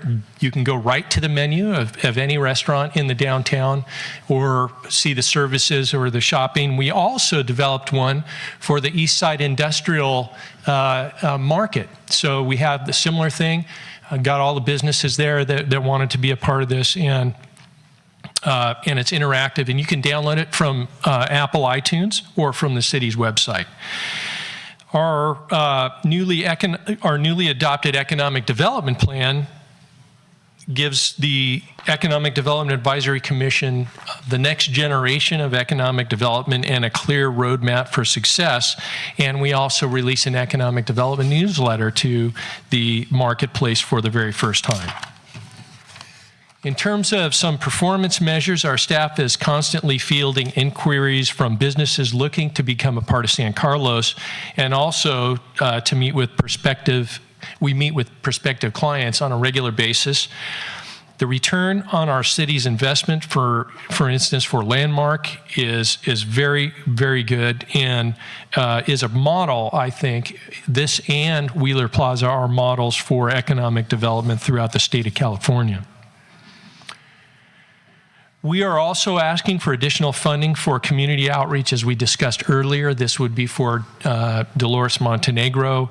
This is about $50,000 in the next fiscal cycle, and we talked about that earlier. In terms of some goals, as you know, South Laurel is beginning to experience a renaissance of sorts, and we have new restaurants and new mixed-use infill development projects there. But recent analysis shows that we have parking pressure in the area because there's no public parking lots, and some of the employees and customers are starting to spill into the neighboring streets. And so we're working on programs to help alleviate some of that, but it looks like we might have to increase parking supply down there, either by leasing some property or acquiring property in the future for public parking. EDAC and our coordinators are working on a new marketing strategy for the robust building materials industry. And what we'd also like to do, and it's not on the screen, but we'd like to reestablish that business expansion and retention team that we had before, and some of the council members may recall. We would have senior management staff and a council member go out and visit our top 25 businesses. We'd really like to start that up again. I think it was quite valuable. So Al, let's pause. I think this is your last slide on economic development, is that right? Yes, I Okay, believe so let's so. pause here, see if there's questions. Mark? Thank you, Mr. Mayor. Thank you, Al. Couple of things. One is talking specifically about goals going forward. As it relates to parking and some other issues, I would love to see your organization and the city actually encourage stronger ties between the business communities in South and North Laurel and sort of what I'll call city interests. I was personally kind of disappointed that the Downtown Business Improvement District thing didn't sort of take off. A particular nexus for all this stuff in my mind is parking. We have a situation based on the longstanding tradition in San Carlos is that everybody wants parking for free. And there is no such thing as free parking. It's just a question of who pays for it. I want to make sure our residents have the ability to go down and enjoy our downtown. But I have to say, as from the public official side of me, I get concerned when we start spending public money to support profit-making businesses, okay? They should be spending money to support their profit-making businesses. That's the whole point. I view government as being the institution that takes care of stuff that otherwise falls through the cracks. And I'm not sure we're really doing that yet. And I hope we do more of that going forward. And I think stronger ties would encourage that. The other point that I wanted to make is I have no problem with the idea of reinvesting, your comment, reinvesting in the strong economic growth in the building materials industry. But I really would ask staff to think about how that fits in the future, in particular because it seems to me that there'd be benefits from diversification, because actually the building industry, I think, goes down when the economy softens, when all our other revenue sources tend to go down. So actually, in that sense, it would be better to have different business sectors play a bigger role in San Carlos. So I'd ask you to think about that as well. Thanks, Mark. Any other questions on this section? All right. Okay, moving on. Housing. On the housing front, we evaluate and support mixed-use income housing development, and we administer the BMR, or below market rate housing ordinance, and affordable housing impact fee, and we've assumed management of the housing assets that we have and took over the duties of the RDA and established a new San Carlos Housing Authority. In terms of our housing accomplishments, the City Council authorized us to provide funding and support for several key housing programs in the area and housing organizations. You can see some of them on the screen there. And we also kicked off planning for a new affordable housing project at 817 Walnut, where the city has 6 units, and we'd like to see if we can get up to 20 brand new units of affordable housing. Perhaps the most interesting data point, at least to me on this performance slide, is the footnote, and we anticipate the creation of up to 50 new affordable housing units across around downtown by the end of fiscal year 2018, and that would be 817 Walnut, and then a Cherry Street development as adjacent to the Wheeler Plaza project. Then there's an increasing need. There is an increasing need and demand for housing resources from the partners that I showed you and talked about earlier.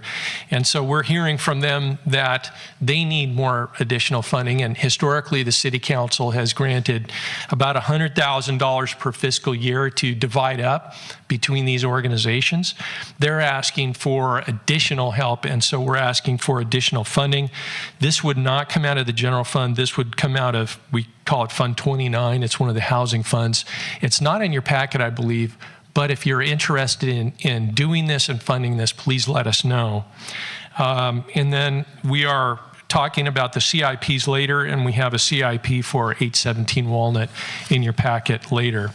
Currently, we have 82 deed-restricted BMR units in the city. However, we only monitor about 25 of these. We'd like to increase monitoring for these as we move forward. Through the chair? Yes. Yeah. Thank you. Go ahead, Mark. Thank you, Al. A couple of things. One is, and you just answered my first question, on your key performance measures for housing. Going forward, I'd actually like to see us not looking at the inventory of affordable housing units, but the increase or change I hope it is an increasing number over time. Because I initially thought, wow, I didn't realize we had added that many affordable housing units in 2015, and of course we haven't.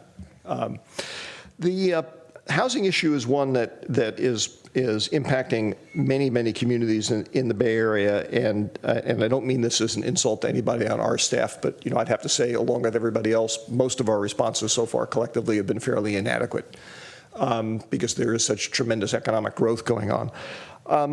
So I very much wanted to say that I support your idea of supporting local and regional housing organizations. I actually hope we will take a more regional approach, perhaps, where if we can't do projects in our town, that we can use some of our money to do projects in nearby towns. I'd certainly be willing to consider that.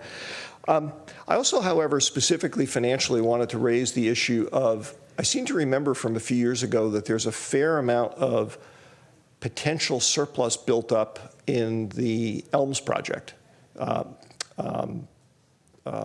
And have we given any thought to trying to access that to do senior affordable housing or affordable housing in general?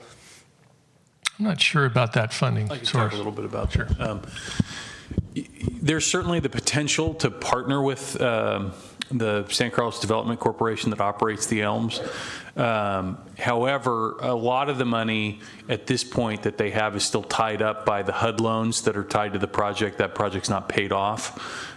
So there's a considerable amount of complexity in working with them, but that's something that if it's not ripe yet, at some point in the future would be ripe. And I know, at least from talking to past iterations of Elms board members, that there is a willingness to expand or even do similar type projects in the community. So I think that's a great idea and something that we should keep track of. Yeah, I hope that we will. I seem to remember the numbers actually of the funds might almost be getting to the point where, not saying this would be the smartest thing to do, you could pay off the loans and still have money left over to redeploy. Last point, Al, is we've talked about this next issue a little bit, and I just want to make sure that it's coming forward fairly expeditiously, and that's having a council discussion about whether or not we're going to put, I guess they're housing in lieu fees on, or it wouldn't be in lieu, on commercial developments. Which we have not tended to do historically, but other communities do. And frankly, given the impact that major commercial projects have, to me, makes a lot of sense. Absolutely. That is coming forward like soon? Yes. So if I could just respond, yes.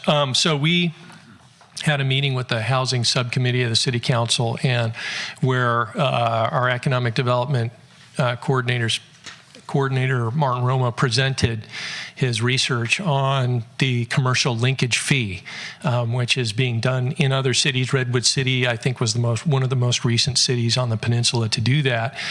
So we did the research. The subcommittee said, go move forth with more robust research and tell us how we can get this done.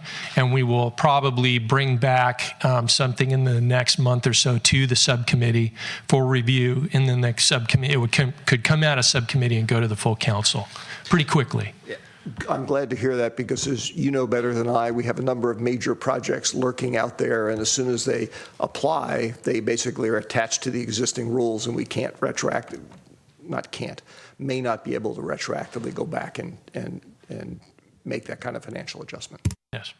Thanks, Mark. Bob? Mayor, excuse me. So Al, you mentioned about the monies we allocated, about $100,000 to possibly give to other organizations that were listed here in your thing, but you didn't mention a number that you're looking at, and I can't, you're right, it's not in here. I even looked back at the fund little thing, and it's not there. Is there a number in mind that you had, or? 150,000. And that would come out of 29? Yes. Okay, thank you. Thanks, Bob. Additional, I apologize, additional? It's okay. No, in total. So an extra 50. Okay, thank you. Matt? Something that I'd like to see as a performance measure, obviously it's too late for this year, but moving forward, is how the dollars that have been set aside for developing housing, especially BMR and so forth, how they performed. Because one of the things that personally I get frustrated with is it seems we throw a lot of money at the issue, and it goes to professionals who do planning. But even like you have on your chart here, you know, the housing units that have been built, 82. Well, if you look at the gravity of the problem, it doesn't seem like very much. And sometimes I just get frustrated because I look at how much money we supposedly put towards trying to do good, you know, to help people have affordable housing. And sometimes I just think, you know, it'd be so much easier to just take those dollars, divide it up, and give it to people who need it to pay their rent, and we'd be that much ahead of the game, because it seems to me just a lot of money gets churned planning and talking about housing and not really getting housing for people who really could use it to be able to afford to live here, and that's frustrating. So some type of measure, that performance measure, that could show the effectiveness of those dollars and things actually getting done. Thanks, Matt. Al, did you have any further slides? That's it for me. All right. That concludes my presentation. Mr. Mayor, I have one other question. Yep, please. This may be a Rebecca question. It's on that fine print financial schedule at the very back that you need magnifying glasses to read. At least you do if you have old eyes like I do.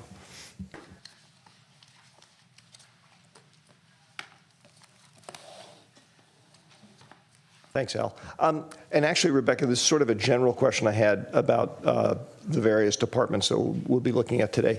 And it relates to the fact, if you look at the personnel costs in most of the departments between projected 15-16 and 16-17 and 17-18, there's some very dramatic step functions.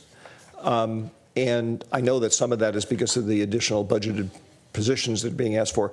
But what I wanted to check is, isn't some of it also due to the fact that we tend to budget on I think I've heard you tell me, we budget on the presumption that all positions are filled for the entire 12 months and they're filled at like the top of the wage scale or something like that?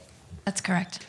Do you have a sense in general, like, take, for example, community development, where there's a $500,000 or about $500,000 increase between 15-16 and 16-17. How much of that is due to that issue and versus how much of it is due to the new staff members? Some of that is directly related to the new staff members. Some of it's also related to the PERS legacy costs, as those keep going up and we have to build those into the budget. Okay. Well, what I'm trying to get a handle on is, without trying to finesse it too much, is somebody earlier up here mentioned, I think it was Cameron, do we tend to over budget stuff? Because a lot of times what happens is the budget is X and then the reality tends to consistently come in less. And I'm trying to get a sense of what's potentially in play there. That may be something that we can talk about offline, but going forward, I'd love to get some insight into that. Yeah, in fact, I don't think really any of the increase from 15-16 to 16-17 could be attributed to how we do the budgeting in terms of top step, because we've always done it that way. So that reflection has always been there. You know. But that wouldn't necessarily apply to actuals versus budget. Budget to budget, I agree with you. And I'm talking actuals versus budget. That's what I'm trying to understand. Understood. Maybe we can talk about it offline. Yeah. Yeah, that'd be fine. Okay. I have a Rebecca question. So if you look on the revenue side for community development, you see a decline, projected decline, both in charges for services and licenses and permits. At the same time, we're saying that, hey, development activity is going way up. Is that because of a couple key big projects, or why do we think that the revenue is going to go down? Well, we still show the revenue going up for some of the regular activity. It's the big projects that we had built into, like this fiscal year, we had the Transit Village, Wheeler Plaza, Landmark. Next fiscal year, we have some Windy Hills, some additional permitting related to an additional billboard and such. So we look at big projects, we try to slot them in to when we think they're going to happen. I see. So the reason it's pretty far down in 2017-18 is just because we don't know if there's going to be significant projects at that time. Right. And when we do the mid-cycle review in a year and we have a better idea of what's coming on, then we can adjust those numbers accordingly. Okay, cool. Thank you. Any other questions on community development? Any other council direction comments? Okay. Any public comment? Anyone wishing to comment on this part of the budget? Hearing none, I'll just say good job, Al. I really, appreciate the presentation. I think you guys have a lot of big accomplishments. We've already talked about some of them individually, like the hotel in particular, and getting Wheeler Plaza at least to the place that it is. I'm really happy that we made the step to bring Dolores on, and I'm happy that we're deciding to extend that role, and I hope that I could already see that it's having a positive impact. So nice job. So I would propose, given that we have a long day, to take a 5-minute break, come back at 10:45 with Public Works. All right.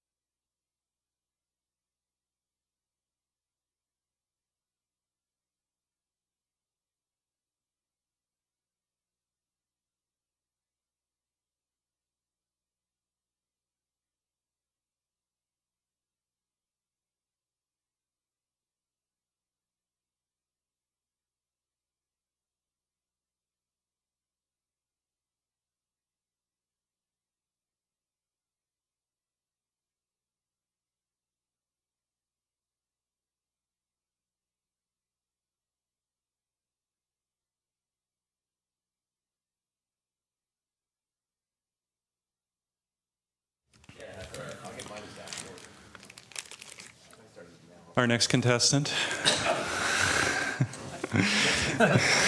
is Mr. Jay Walter. Good morning, Jay. Are we supposed to have like a gauntlet that people run through?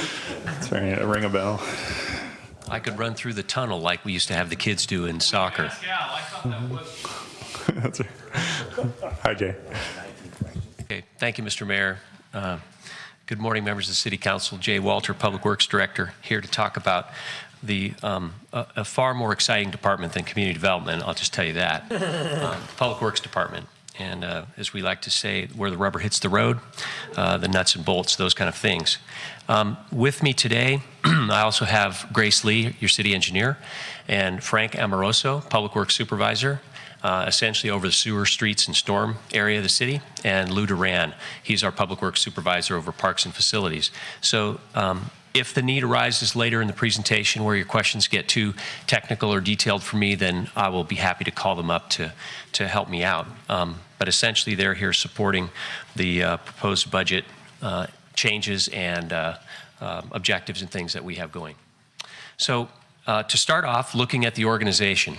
Public Works, we have 26 full-time employees and another 10 who are sort of contract equivalents for various services that we provide.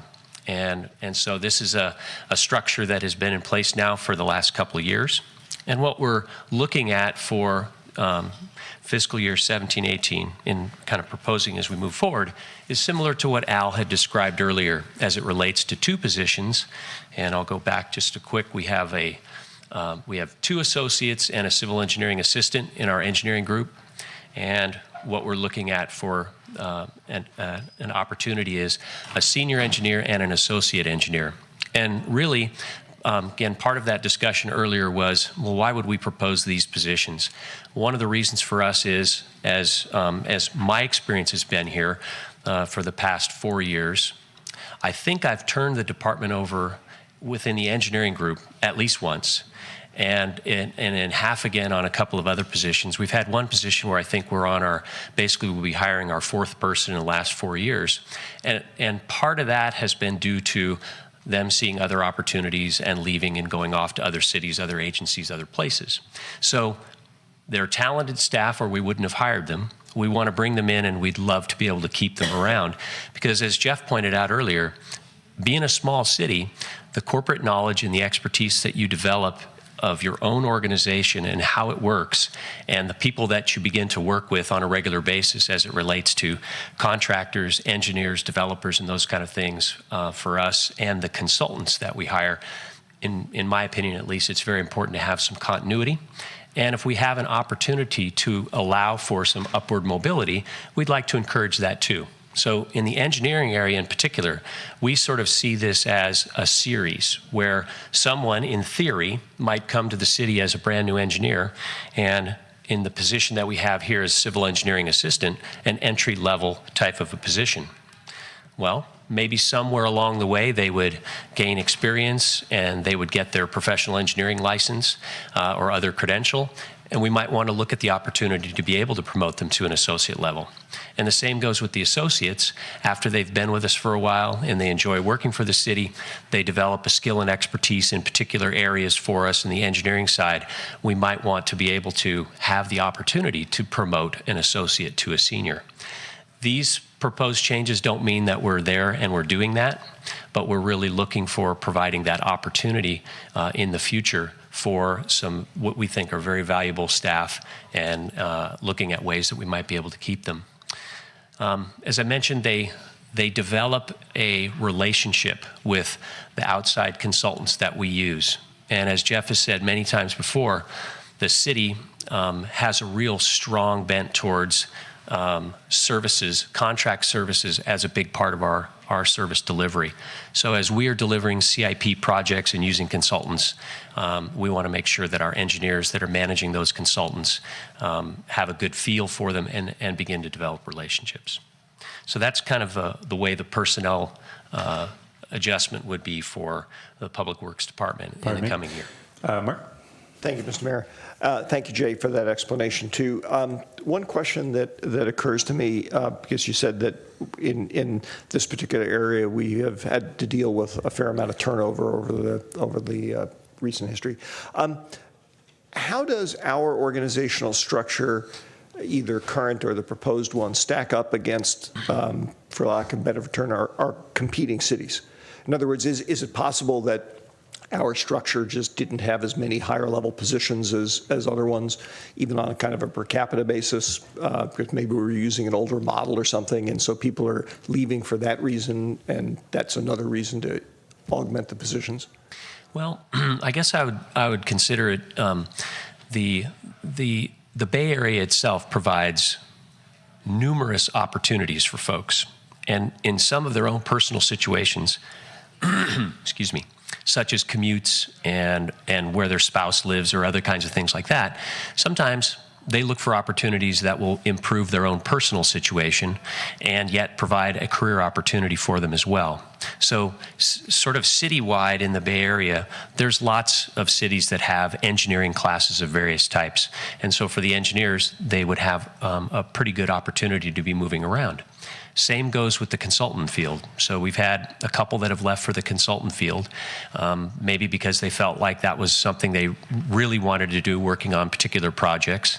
So I think the idea that it has to do with kind of a personal situation for each of them is an important consideration.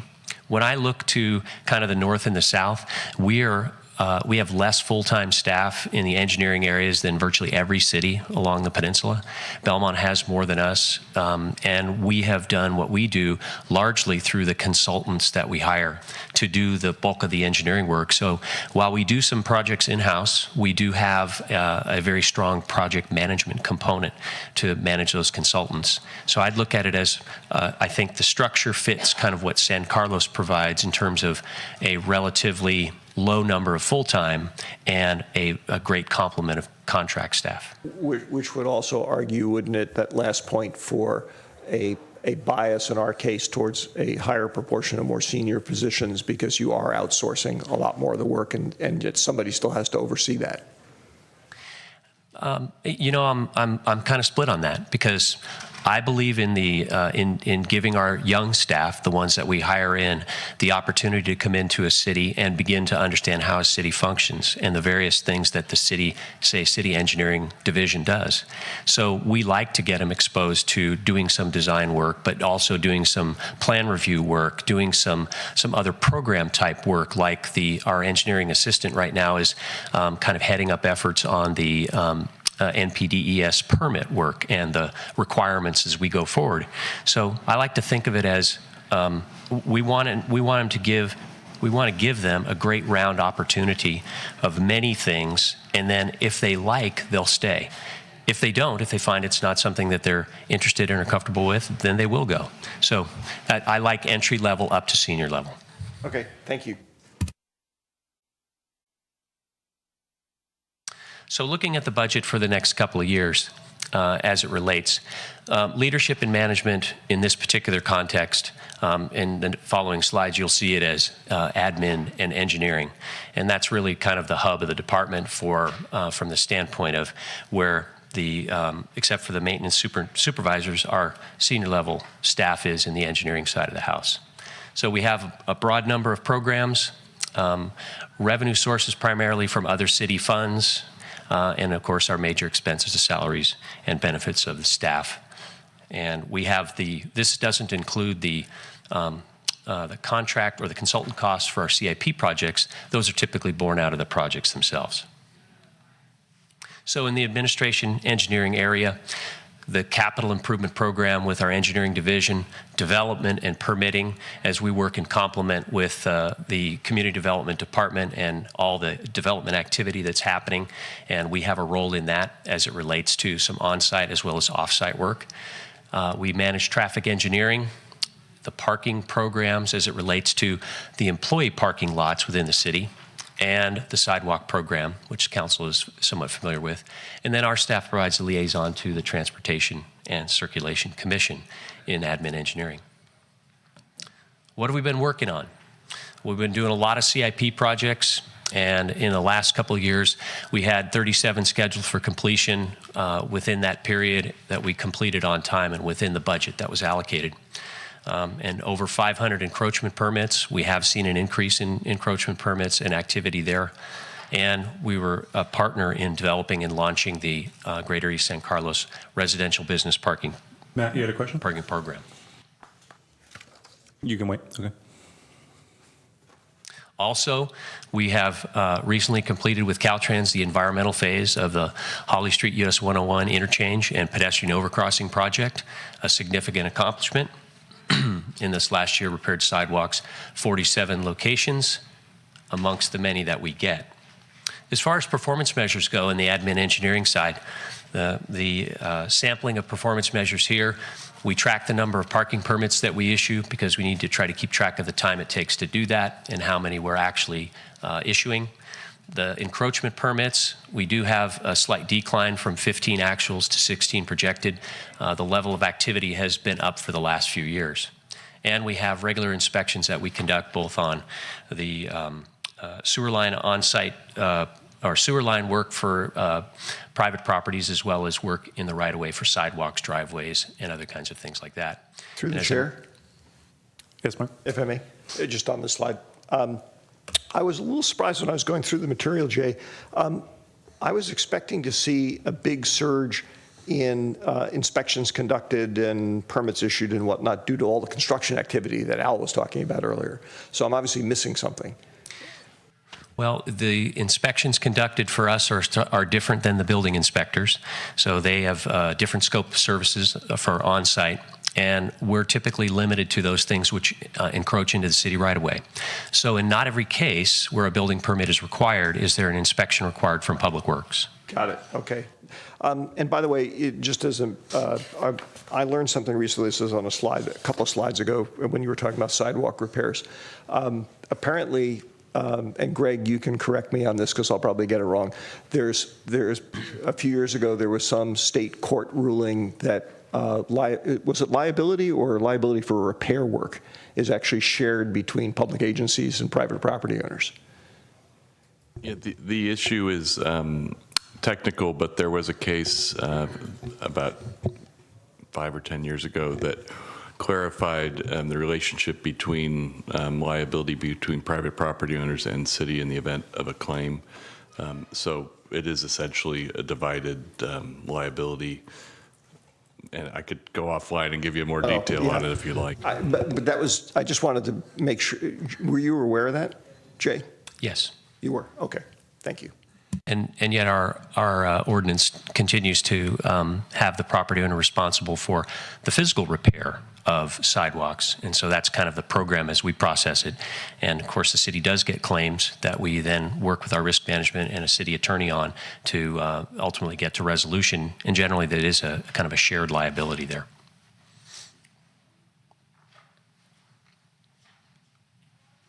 So for 16-18, our budget recommendations, as I mentioned before, upgrading those positions, one from an associate to a senior, and the civil engineering assistant to associate. And again, there's no immediate plan to make any promotions there. It just allows us that flexibility once we have staff that have achieved an expertise and a level that we want to try to be able to retain them. Matt?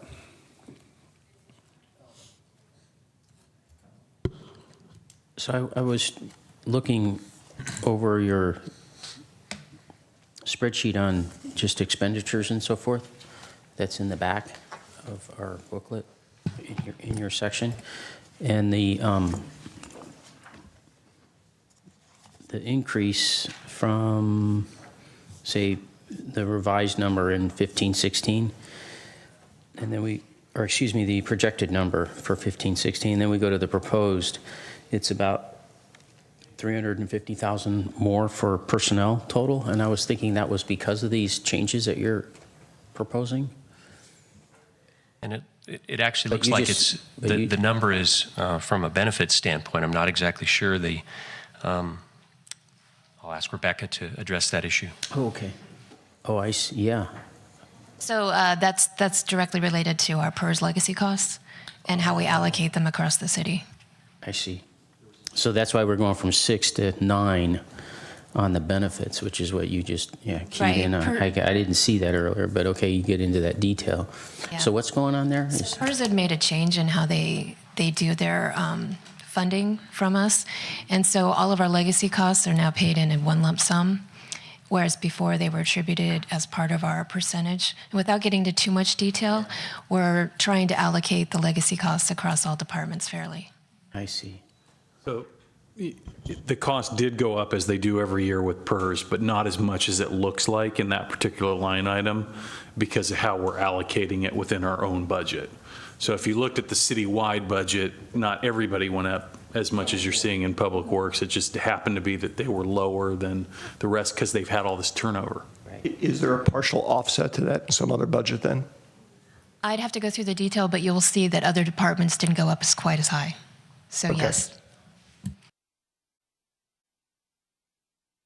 Okay, does that answer your question, Matt? Well, just to step one further, if we did these positions that you're talking about, the changing in the assignment of the position, if you will, how would that then, if it's not reflected in these numbers, right? The change is already in there. So it's incorporated into the 16-17 and 17-18. So going from, I forget what you call it, some kind of engineer position to associate, that's already reflected here. That's reflected in here. Okay, so it's included. Yes. All right, good.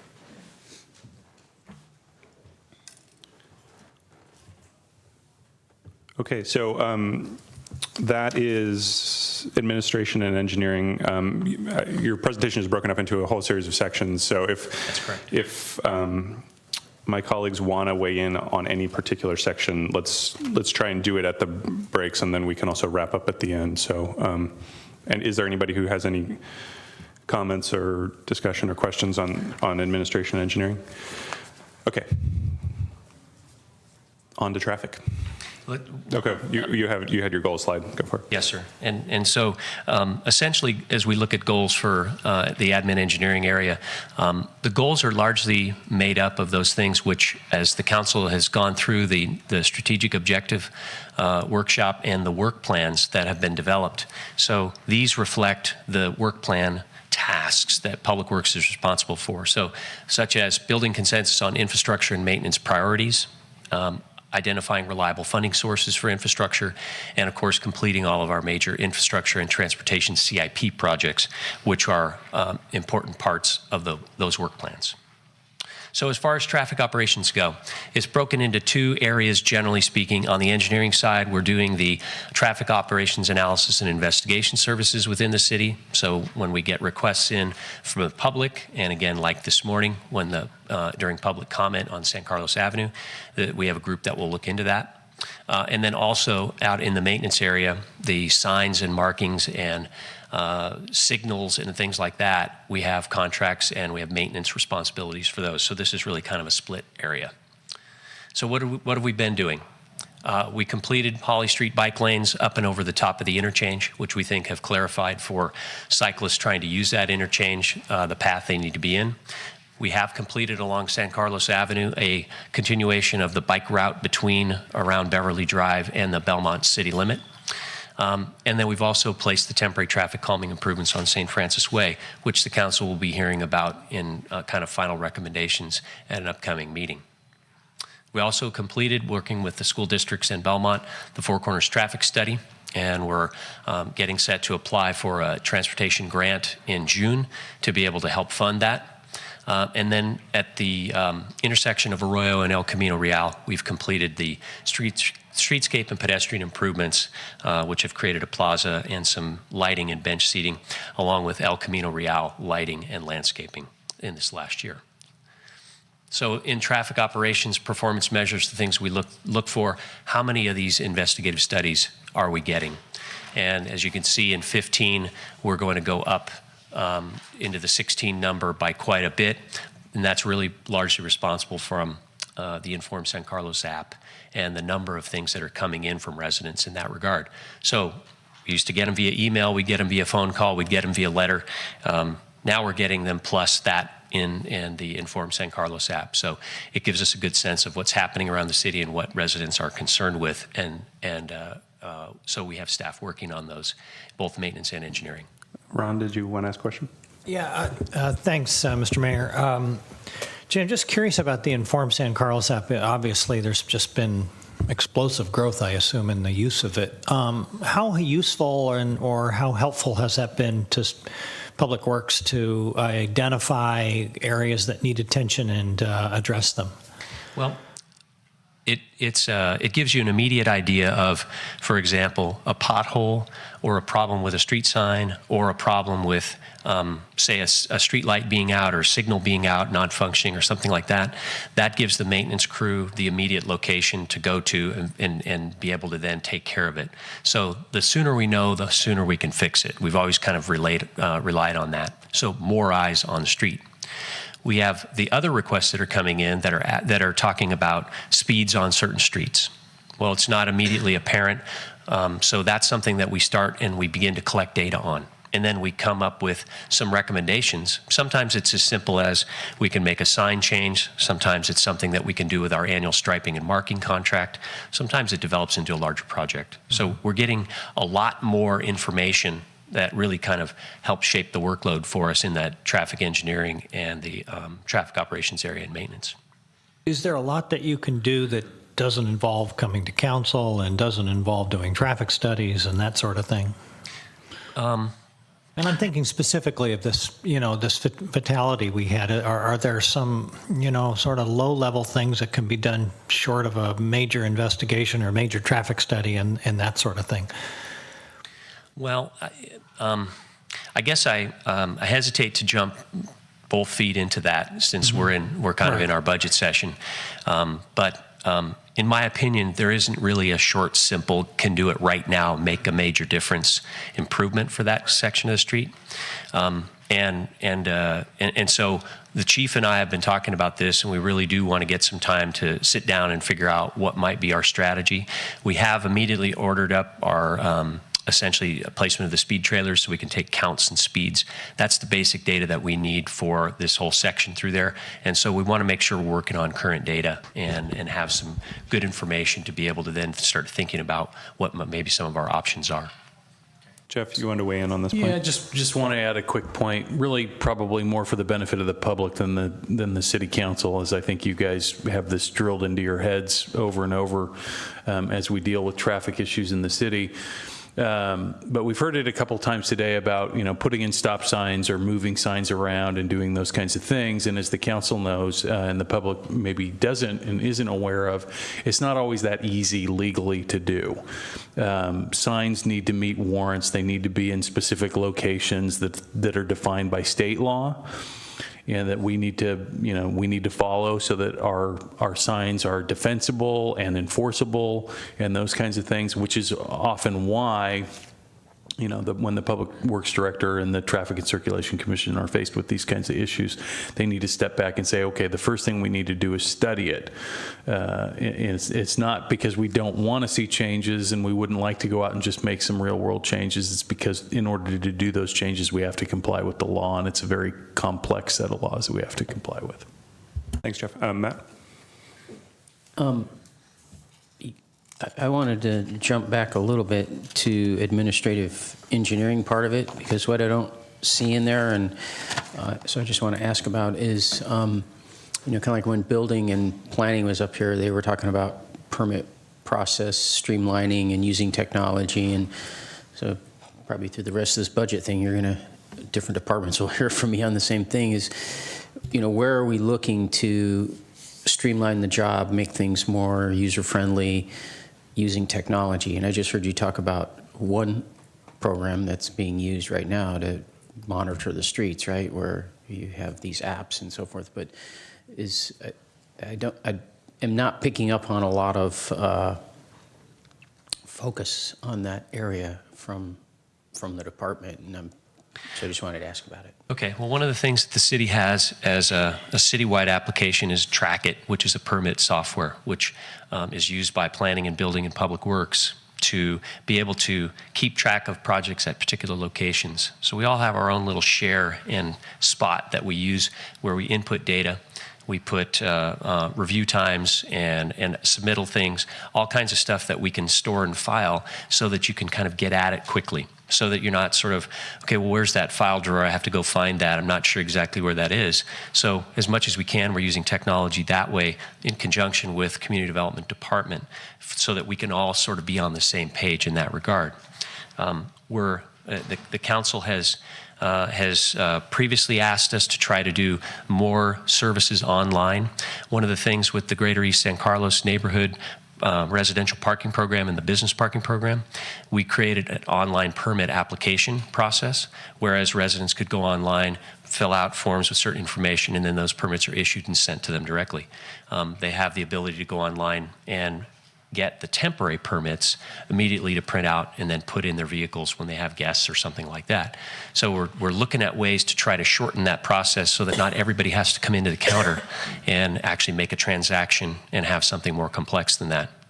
And then one other thing is, as mentioned before, in an upcoming, I'll get to it later today, but the geographic information system upgrade is planned, and that's one thing that my staff uses quite extensively to keep a good asset inventory of all of our storm drains, all the inlets, all the manholes, all the sewer lines, street lights, all kinds of things like that, so that we can have kind of at a glance what is in a particular area, and that helps us with design and other kinds of things for permitting.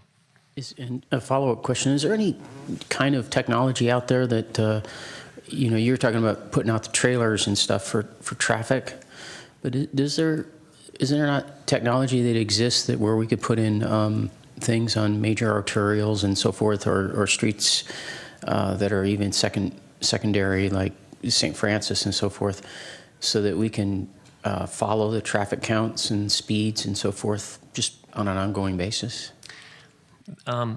There are devices like that. You can use loops in the pavement that help you with counts and speeds and things like that. There's also sort of the visual counters that some of our consultants are using to take traffic counts and speeds. There's also radar devices that are used as well that can be placed. If we were to kind of implement them citywide, we'd have quite an investment to have all these things, say, located, spaced, and then we could begin to sort of get more or less real-time information if we wanted to. That's an investment, quite an investment. And so what we've been doing is we've been leveraging, the Sheriff's Office has, I think, at least 4 of their speed and radar devices for counting and getting speeds. We've got 4 of them in Public Works. And so between the 2 of us, we're really trying to get them out as we get the requests, various spots. So I think we're handling it okay now. What we're talking about is definitely a step up, a level up that would provide that information, but it would be a significant investment. I think it's something that would be interesting to look at least investigate and know how much it would cost and so forth, because while I appreciate what you're saying about the trailers, that's reactionary. That's based on complaints and, somebody saying we've got an issue on our street, versus being proactive and continually monitoring these things so that we can, or your department can make decisions and make recommendations to the Traffic and Transportation Committee and then to council on things that ought to be done to be corrective or mitigating. So. And I do think we've got some major streets like that could be looked at, the Alameda, Holly Street, Howard and St. Francis and Britain, and then also some major intersections. And I think that kind of information could tell us a lot in the long run. Okay. Okay. So in traffic operations, we're not asking for any additional changes to the base budget in the upcoming years. And again, we'll be looking at identifying critical traffic bottlenecks. We're going to be working with the school district on school site issues as it relates to traffic. One of the things that you asked for was for the chief and I to come back and bring you a citywide traffic calming policy for discussion and ultimately decision, which I think is a very critical element to how we handle streets rather than one at a time. We'll be working with Samtrans on shuttle opportunities. We'll be looking at ways to enhance pedestrian and bicycle accessibility. And as planning will be the lead, we'll be looking at the different elements of transportation demand management, which may help us reduce car trips on our streets. And we'll be working with the Sheriff's Office to provide some more education on traffic and enforcement issues. So on one hand, I think the work plans that have been developed based on your direction and strategic objectives will help us down the path of this issue with San Carlos Avenue. I think it really puts on the radar screen. It didn't say it specifically, but I think it fits well with the direction you've given us in the next, over the next couple of years. And again, looking at ways for us to use arterials and collectors rather than residential streets, developing, continuing to develop our CIP projects on the traffic side, and working with planning on our downtown parking program. Thanks, Jay. Through the chair. Yeah, Thank Mark. you. On that last slide, Jay, where you're talking about goals for 16-18, thank you. The first bullet point there, encourage more use of arterials and collectors. I'm thinking of the conversation you and Jeff and I were having in the car the other day when we were going down to tour Stanford roundabouts. The question fundamentally then is, in terms of encouraging use of arterials and collectors, particularly because in San Carlos, most of those have homes on them, why would we do that? The city street network is made up of of street sections that kind of in priority order based on the number of vehicles they carry and their sort of strategic regional role in the city, arterials, collectors, and residential streets. So the city, at some point in time, a decision was made that Holly Street, for example, would be the major access point to the freeway. But there were also decisions made that allowed homes to be developed on Holly Street.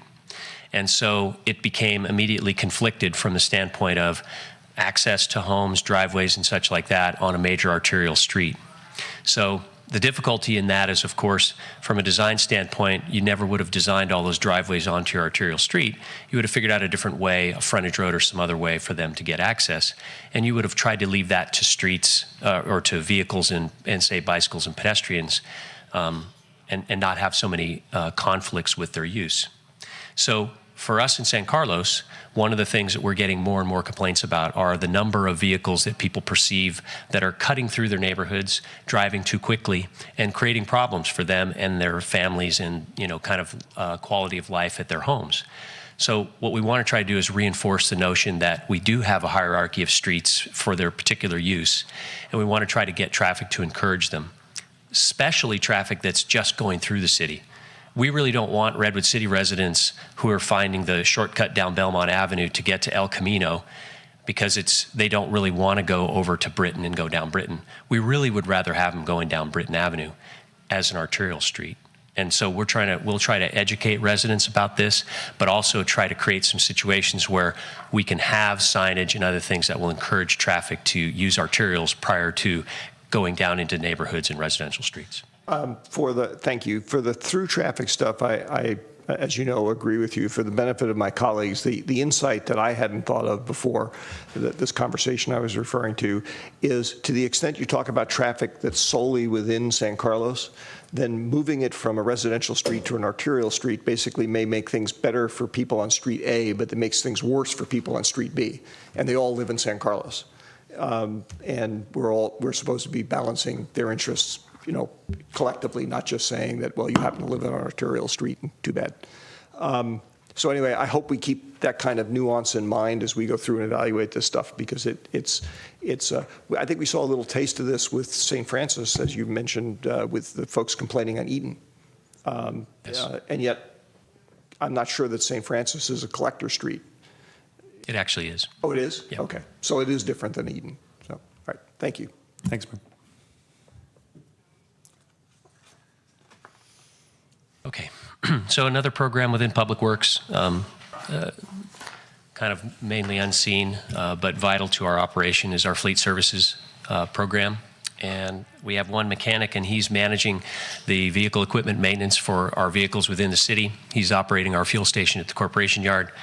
And as needed, we're disposing of city vehicles and equipment that nobody seems to want anymore or have worn out. So what's our fleet mechanic been working on, and his supervisor? We've had 0 fuel station violations over the last year from an air quality standpoint. We are continuing our purchase of hybrid pool vehicles and other vehicles for the city rather than just plain old gasoline-powered vehicles. And we've this last year we were able to get preventive maintenance done on all of our equipment, which was an increase from the prior year. And it shows a dedication of time for our mechanic and his ability to be able to prioritize and get these vehicles slotted in for the important maintenance that needs to take place so we can keep them on the road. As far as performance measures go, the number of vehicles we have is kind of an inventory that keeps us an idea of how many things we have to maintain, how many of those get maintained on a routine or non-routine basis, and the number of them that are achieving the times we're achieving that fully maintained vehicle status for the year. We aren't asking for any budget changes at this time in fleet maintenance. And we'll continue to work and perform the routine and scheduled maintenance and unscheduled that occurs. And we'll make sure that we minimize the downtime at the courtyard for others to be able to get gas there and minimize downtime to our fleet vehicles.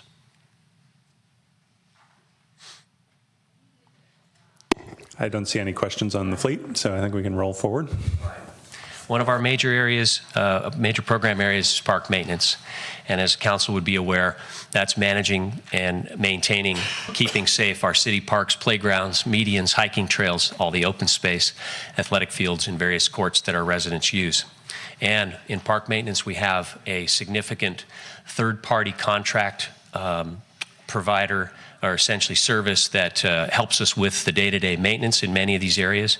And a big component of Lou's work with his group is water conservation. So what have we been doing? Through the efforts of park maintenance staff and others in the city, we've achieved greater than 30% water reduction for city parks. And we've converted 90% of the spray nozzle systems to more efficient drip systems and microspray. And we've removed over 60,000 square feet of passive grass, which is decorative more than anything. And we've kind of turned it to drought tolerant or no landscaping in particular areas. And there are some other areas which council would notice, for example, at the ACC and the City Hall Park, where we do have some grass that's been retained. It's been reseeded with drought-tolerant grass. The irrigation systems have been retrofitted, and same thing with the ACC. And the key is, overall, we've reduced that grass, but we've focused the grass that we do have to help maintain an attractive area, but yet be water conserving and not have to worry about just an excessive amount of green that is kind of contrary to the drought requirements lately. As far as other major accomplishments, the park maintenance staff played a significant role in the Adult Community Center landscape redesign and redo. Same with City Hall Dog Park. That was significant time and energy spent by our park maintenance staff in the lead on that. We've installed a more recycling containers and trash enclosure at Highlands Park because of the great number of events that we have there on weekends and such. We wanted to be able to make sure that we could capture the recycling and divert from landfill a lot more of what people bring to those parks and leave behind.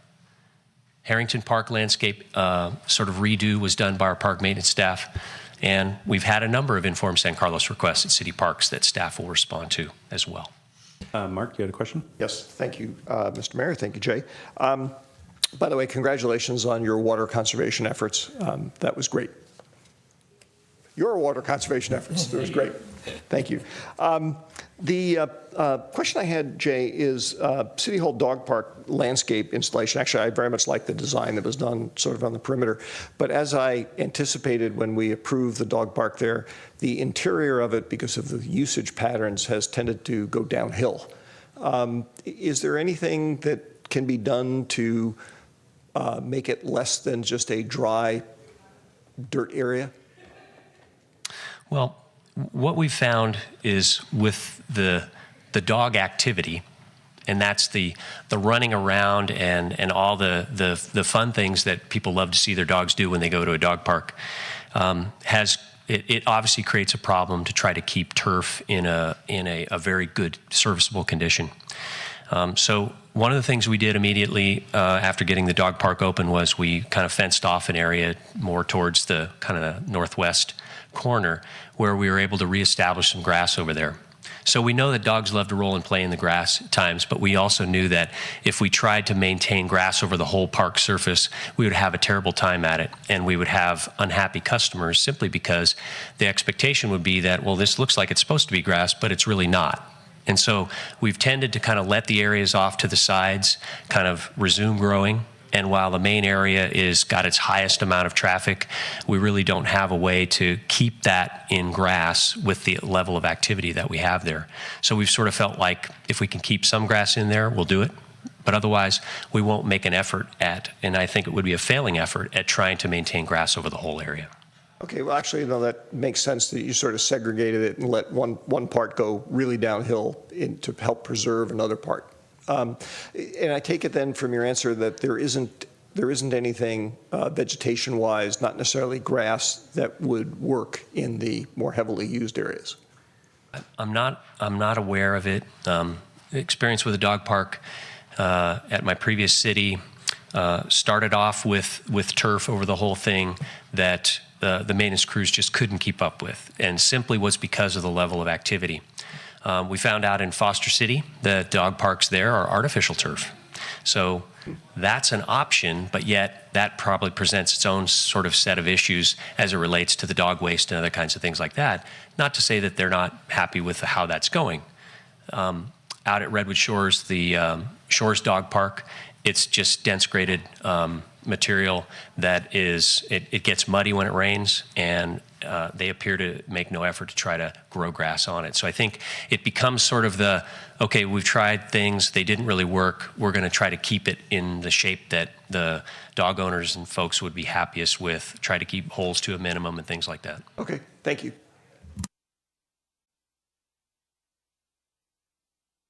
So from a park maintenance perspective, we keep track of the areas that we maintain, the number of work orders that are completed in-house. And as you could see, that we have a significant increase in those work orders. And that's Inform San Carlos, as well as some of the other things that are related to our sort of changing out the irrigation and other landscape features to drought tolerant and ones that require less maintenance. We also have open space areas that we maintain. And we do playground inspections for all of our playground locations to ensure safety for our users, and then take pieces of playground equipment out of commission and physically remove them when they're no longer serviceable. And that's something that happened recently up at Highlands Park. And then gallons of water saved. We continue to have water savings in our parks, a real significant effort. And I think it just goes to show you that when you really sort of invest the time and energy in what are the latest and greatest of the irrigation types and styles and things like that, and you take and you try to prioritize your irrigation areas, you can just save a lot of water. So, Jay, why do you expect the work orders to double? Luke, you can help me out, but I think this is at least in part the various things that we've done at the facilities to retrofit landscaping. Yeah, and then also too that we're coming. It's that we can keep it. Yeah, so we expect the work orders to double. We're also coming online with the parks maintenance staff using some tablets to kind of use our time more efficiently. So instead of going back to our desktops at the end of the day trying to get our work orders done, because there's a lot of them that get missed in between. So we'll be using our laptops or some type of iPad device to do those as we go. So we haven't been capturing absolutely everything that we actually do, and we want to make sure that that gets captured. So I'm anticipating that a lot more of our activity will be captured through our new laptop. So it's not that things are breaking twice as fast or that the number of requests is doubling, it's just that you're able to capture them in the system? Exactly. Okay. So do you see a growth in maintenance requests for the parks year over year? I do. We just took on the school district fields, so there's going to be some more activity there. Okay. All right. I guess I would say that this metric then is a bit confusing. So if it's not representative of actual demand for maintenance. So. Well, it's a change in measurement. I mean, that does happen. I think that's more of that rather than in the past not keeping track of them as, say, as many of them. But we'll take a look at that. Okay. And maybe we boil that down to sort of that actual requests that come in, whether they're internally generated or externally generated. Yeah. I'll just make one other comment briefly on the key performance measures. I read ahead, and under facility maintenance, you have a percentage of maintenance requests that were completed within 1 week or completed within 48 hours. I would really love to see that kind of metrics associated with the parks. I think the parks are city facilities, and I would like to know how fast we're able to address the issues that are submitted. Okay, we can certainly add that. Matt? Not just for Jay, but I think what I've been noticing all the way through here with this budget is that some of these numbers, and you can look here, with the work order, it looks kind of like a soft number, like well, let's take a stab at it.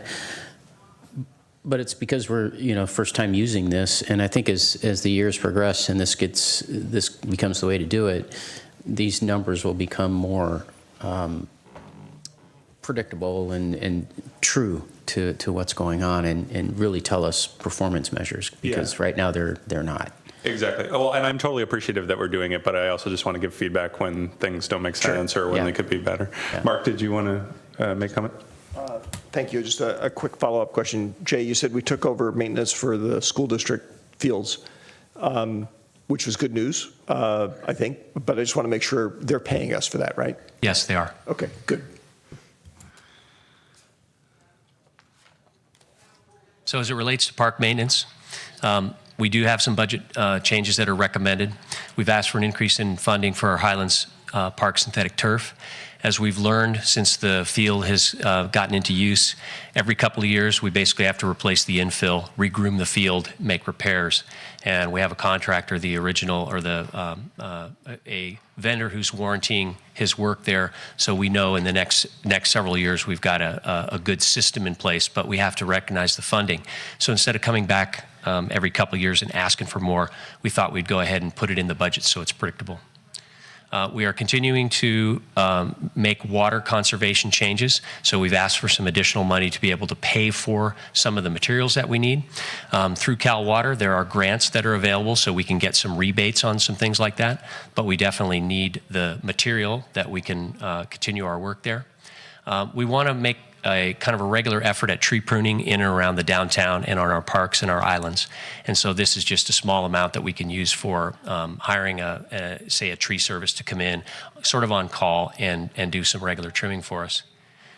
We've found that our park running tracks can tend to get they get out of maintenance, they begin to degrade a little bit, so we're wanting to make sure that we have the ability to keep up on those.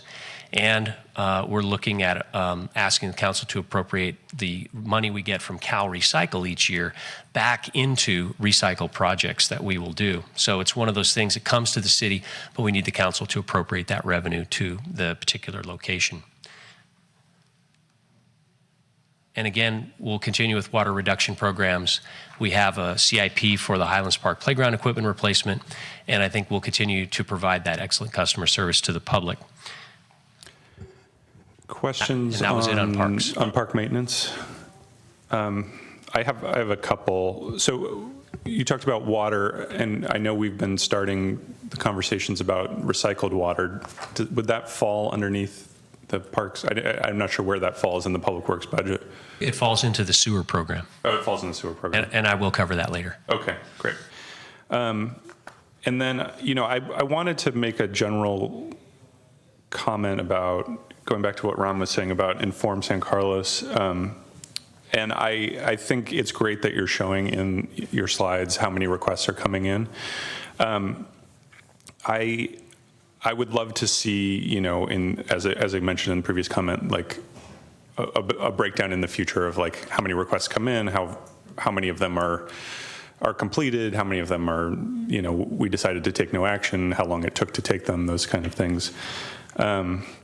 But I wanted to throw out one thing to my colleagues. This is actually an idea that my wife had, which I thought was an excellent idea, which is to put some signage up at the parks that says, like, hey, if you see an issue download our app and, submit a ticket, either as standalone signage or just as an addendum to, our existing park rules, just to increase awareness. I think it'll not only help us identify maintenance issues quickly, but it also communicates to the public that, hey, like, we're out there, we're listening, you can do this immediately, directly, in a way that you're used to interacting with a lot of other products and services. So I don't know, I'd be interested to get your thought about that, and if that's, where would be the appropriate place to put something like that in the budget, and if my colleagues agree, so.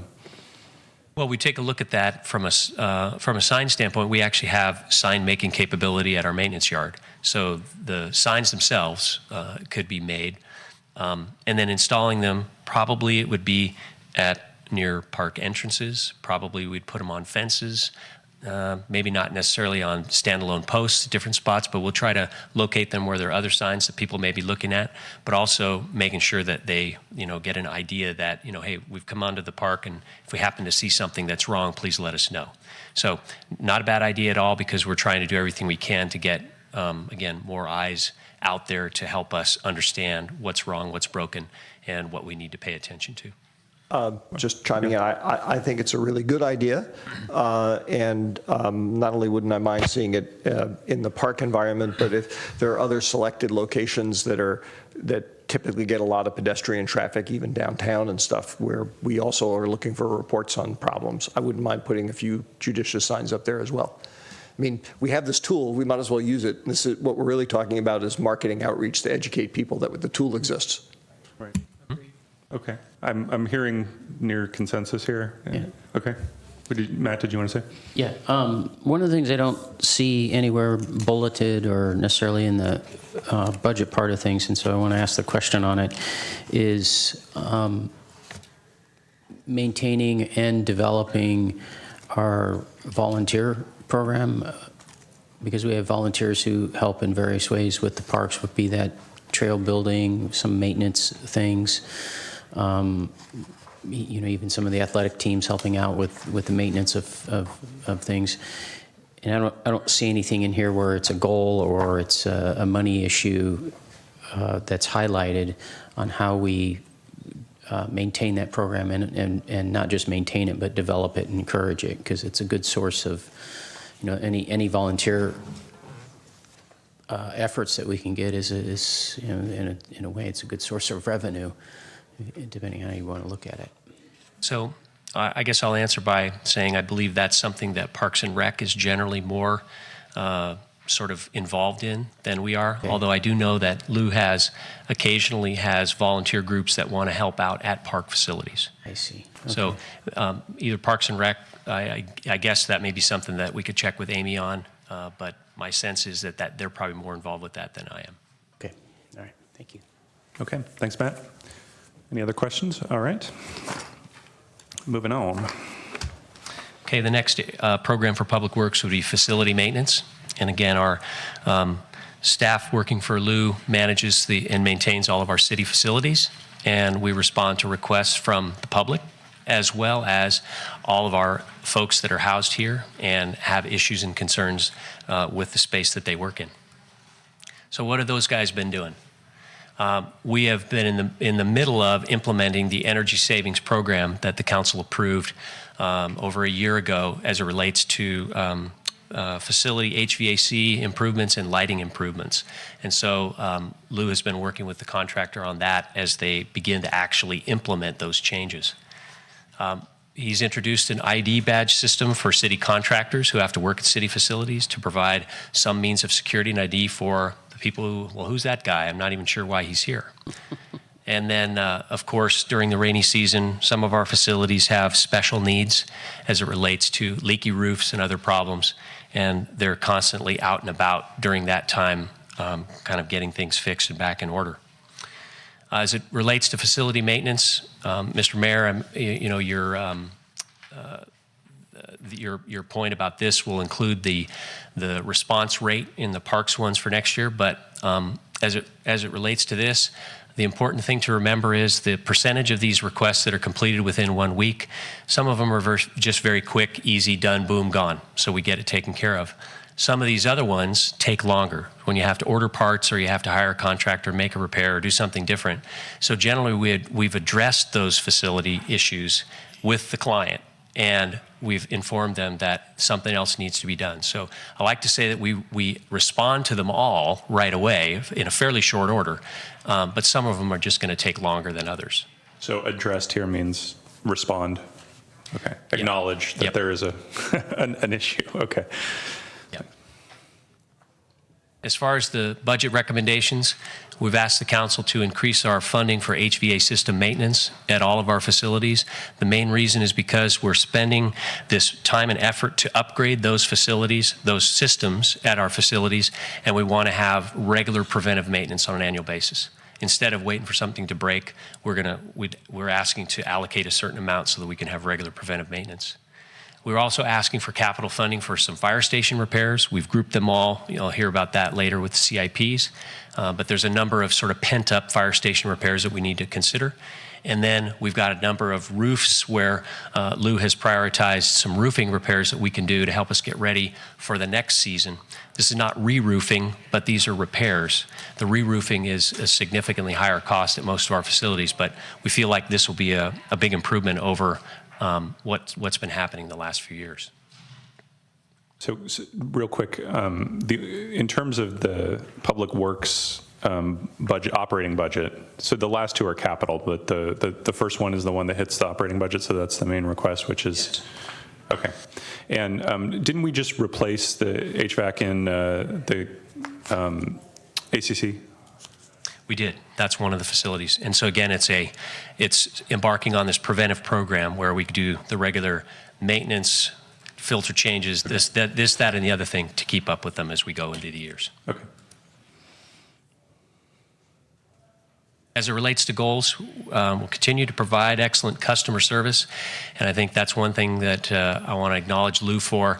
There's been a number of folks around the city that have been extremely pleased with how he's managing the facilities and his responsiveness. So it's an important component when you're working with people who are using the facilities because they've rented them, they have an important event, and or just our own staff that needs to work in them every day. So Lou's been doing a great job.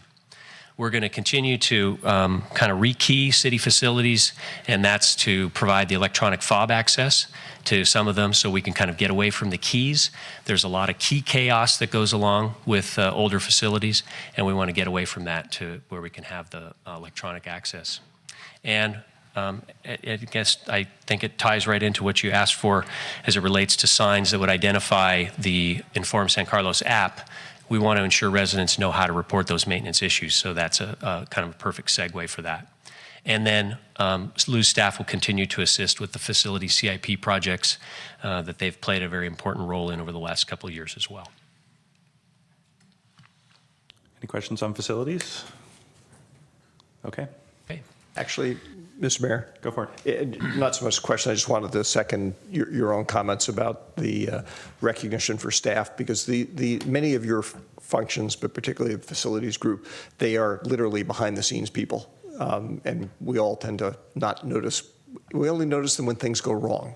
So it's important to recognize that when mostly things go right, it's because of the hard work of the people. So I just wanted to say I really appreciate the efforts. Absolutely. Yeah, thank you for that. Okay, street maintenance. This is another one of the areas that sort of bridges between engineering and the maintenance division. We have a few bridges and retaining walls that we need to inspect, so that's a part of our program. That's something that we have to report back through to Caltrans, so we do that. We do the pavement maintenance and repair that goes from kind of pothole patching on up to the paving projects that we do. We also have in the maintenance area, we have the street light system and the traffic signal system that we manage a contractor who is out and making sure that they are functioning properly and kind of up to snuff, because those are key systems that we have to worry about. And then traffic signs and markings and responding to resident requests for various things that they bring to our attention. What have they been doing out there? Well, over the last year, all the warning signs within the city have been replaced to meet the retroreflectivity standards from the feds, and that's Frank's crew that does that. And we have a active program in that way. Refresh our painted curbs on the east side of the city. So we always have red curbs, yellow curbs, green curbs, white curbs of various types and places, and they're out there making sure that they stay visible. The engineering group, we've administered projects to rehab pavement on 5 streets, and we've responded to essentially over 90 Inform San Carlos requests in the street area over the last year. A year, maybe a little, not quite a year, I guess it is. Ron, you had a question? Yeah, thanks, Cameron. This isn't really a street maintenance issue, but since you brought up the east side, any feedback on how the parking program, the new parking permit program's going over there? Essentially, it's been quiet as far as the number of complaints. We got off to a good start with the program sort of rolling out, getting started in January, and there have been. We're getting ready for a community meeting this month, May 19th, where we'll go back out and we'll ask them their direct opinions. Hey, how's it been working? Has it improved parking in the neighborhood? Our sort of anecdotal evidence is that it has helped. There's been a few sort of issues as it relates to the business parking, because that program is one which has definitely been, the business community has been impacted because many of their employees were parking in the neighborhoods.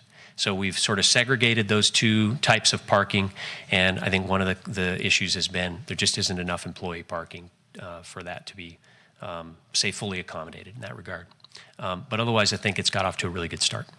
I can tell you that we went to a Giant game and we almost always find a parking place in the Caltrain lot, and we couldn't find a single parking place. So the system is working. Ah, good. maybe that is maybe very, that's very a good direct information. outgrowth of that program. Yes. And please tell us you didn't park over on the east side. Actually, we did, but it was my daughter's house. We parked in her driveway. There we go. Very good, very good. So performance measures for the street program, we look at the curbs that we paint, the signs that we replace, the potholes that are repaired, and how many miles of pavement and sealing that we do, and striping and markings that are replaced. So that sort of gives us an idea of sort of how long is it taking us to get around the city and take care of some of these issues from a capital and a maintenance standpoint. We have no budget recommendations for the street maintenance program in the operating budget. And our goals, again, as they relate back to the work plans from the strategic objectives, we're going to be looking for the right level of funding for street paving, looking at doing all of our annual projects for street paving, sidewalk repair, and signing and marking replacement, so we can kind of keep up the infrastructure that we have. This year, we're going to be replacing street name and parking enforcement signs as it relates to the sign retro reflectivity program. And we'll be looking for opportunities for green infrastructure improvements. And that, again, is part of what we would consider a project, and the permit requirements for NPDES ask us to look for opportunities. If you're going to repave a street or do work on a street, one of the things that we sort of put on the checklist is any opportunity for green infrastructure, which would be sort of an area drains into that then can create some biofiltration for that stormwater before it runs off, say, to the creeks and down to the bay. Mark? Thank you, Mr. Mayor. I wanted to touch a little bit here on this issue related to sidewalk repair projects, and dovetailing off of the brief comment that I had before about that legal case that I only learned about a few months ago. You know, we have a policy, and have had for many years, that sidewalk repairs are paid for by the property owner. You guys may remember, I think it was last year around this time, I proposed that we look into doing some kind of shared cost arrangement where it would be a 50-50 split between the property owner and the city for various reasons. Frankly, once I learned about that legal finding, to me that argues even more strongly that we ought to be at least considering that issue, considering a change there, because fundamentally, what we're doing right now, as I understand it, is we have some legal risk, and we are forcing somebody else to pay for the expense of minimizing or mitigating that risk, which is the property owner. I don't know if there's any interest in doing that, but But since this is a budget discussion, and clearly there would be a budgetary impact if we were to even potentially think about doing something like that, I wanted to bring it up. Is there anyone who would care to comment on this? I'd at least like to see, what the cost would be. I may not want to vote for it, but if there's I'd like to find out what we would be looking at. Well, just sort of directly from the numbers, we typically have $200,000 on an annual basis that we use for sidewalk repair. We assume an 80% recovery from the residents. Once we do the work, we send them a bill, they pay. So generally speaking, we're getting about $160,000 back in revenue from the residents, homeowners paying for the work that we did. So what it would turn into is a zero revenue, but it would be a $200,000 expense. So that's really kind of the impact immediately on the current program. Wait a minute, I have to disagree with that math. I think if what we're spending is $200,000 on repairs, then why wouldn't it be $100,000 kicked in by the residents and $100,000 kicked in by the... I'm sorry, you're talking about a 50-50. Yes. Then yes, you're correct. Yes, because that's what the law says. The law says the liability is split, or potentially split. So the cost to us would be about $60,000 more. Is that right? It would be, we're basically Normally we paying... get 160, but if we get 100, we'd be out 60. That's probably a good number for talking purposes, yes. Matt, you wanted to weigh in here? Yeah, just that since it takes 3 council members to get something on the agenda, weigh in that I'd like to see it discussed. Okay. Considered. Just through the chair, since this is in a municipal code section, in addition to the budget discussion, we'd have to bring back a municipal code amendment to implement that. Right. So basically, you'd have to consider this as a separate agendized item on a normal council meeting. Right. Okay. Sounds like we have support to do that. Yeah. Excuse me, through the chair. Yeah. Would we have? Would it be a two-parter? Basically, we would talk about whether or not we wanted to have an amendment to the municipal code, and then you'd come back with that, or would you do it all at once? I think the budget discussion could come first before we did the municipal code amendment, and then we would time it for the next time we did a program, and that would be part of your budget discussion as well as the municipal code change. Because we do this we don't send out the bills and do this. It's programmatic. So at certain times, we go out and do the sidewalk repair, and then the bills come out after that. We would just want to time the ordinance change to fit with that. But you would want to give budget instructions to whether or not to add that to the budget, so that should you decide in the future to change the ordinance, you'd have the funds to accomplish that. If I could weigh in here just a little bit, I'm going to push back just in terms of, I'm not sure what we're bringing back. The cost, it's really a council policy item, right? Do you want to spend more money, more city money, maintaining the sidewalks and requiring less from the property owners to the tune of about $60,000 more a year? If you're interested in that, then what we should bring back are those changes for you to consider. I'm not sure how much more of a really high-level discussion you need to have to tell us, yes, you'd like us. I don't know what I would tell you, in other words, to make you decide, yes, bring those changes back. But right now, we haven't, all we've said is we're interested in having it discussed as a change in policy. And we know it has a budget impact, but just because there's 3 of us that says, yeah, we want to see it discussed, doesn't mean there's 3 of us that are in favor of it. Correct. And I agree with that. I understand that. What all I want to make clear to the council is that we won't have anything more to say on the subject other than, hey, it's going to cost $60,000 more. Right. I understand that. And then you guys can debate it. So. Yeah. I'm generally personally not in favor of this. I don't think there's a reason to change it. But if there are 3 folks who want to bring it back, I agree that there's not much of a study session, really. It's more just a change in policy. Should the homeowner be in charge of 100% of it, or should the city pay some portion of it? And if we have 3 folks who'd like to see that come back, we can put it on the agenda for a vote. Through the chair. I was going to say, I think we had instances before where staff has brought back for us a proposed a municipal code amendment, which we don't adopt.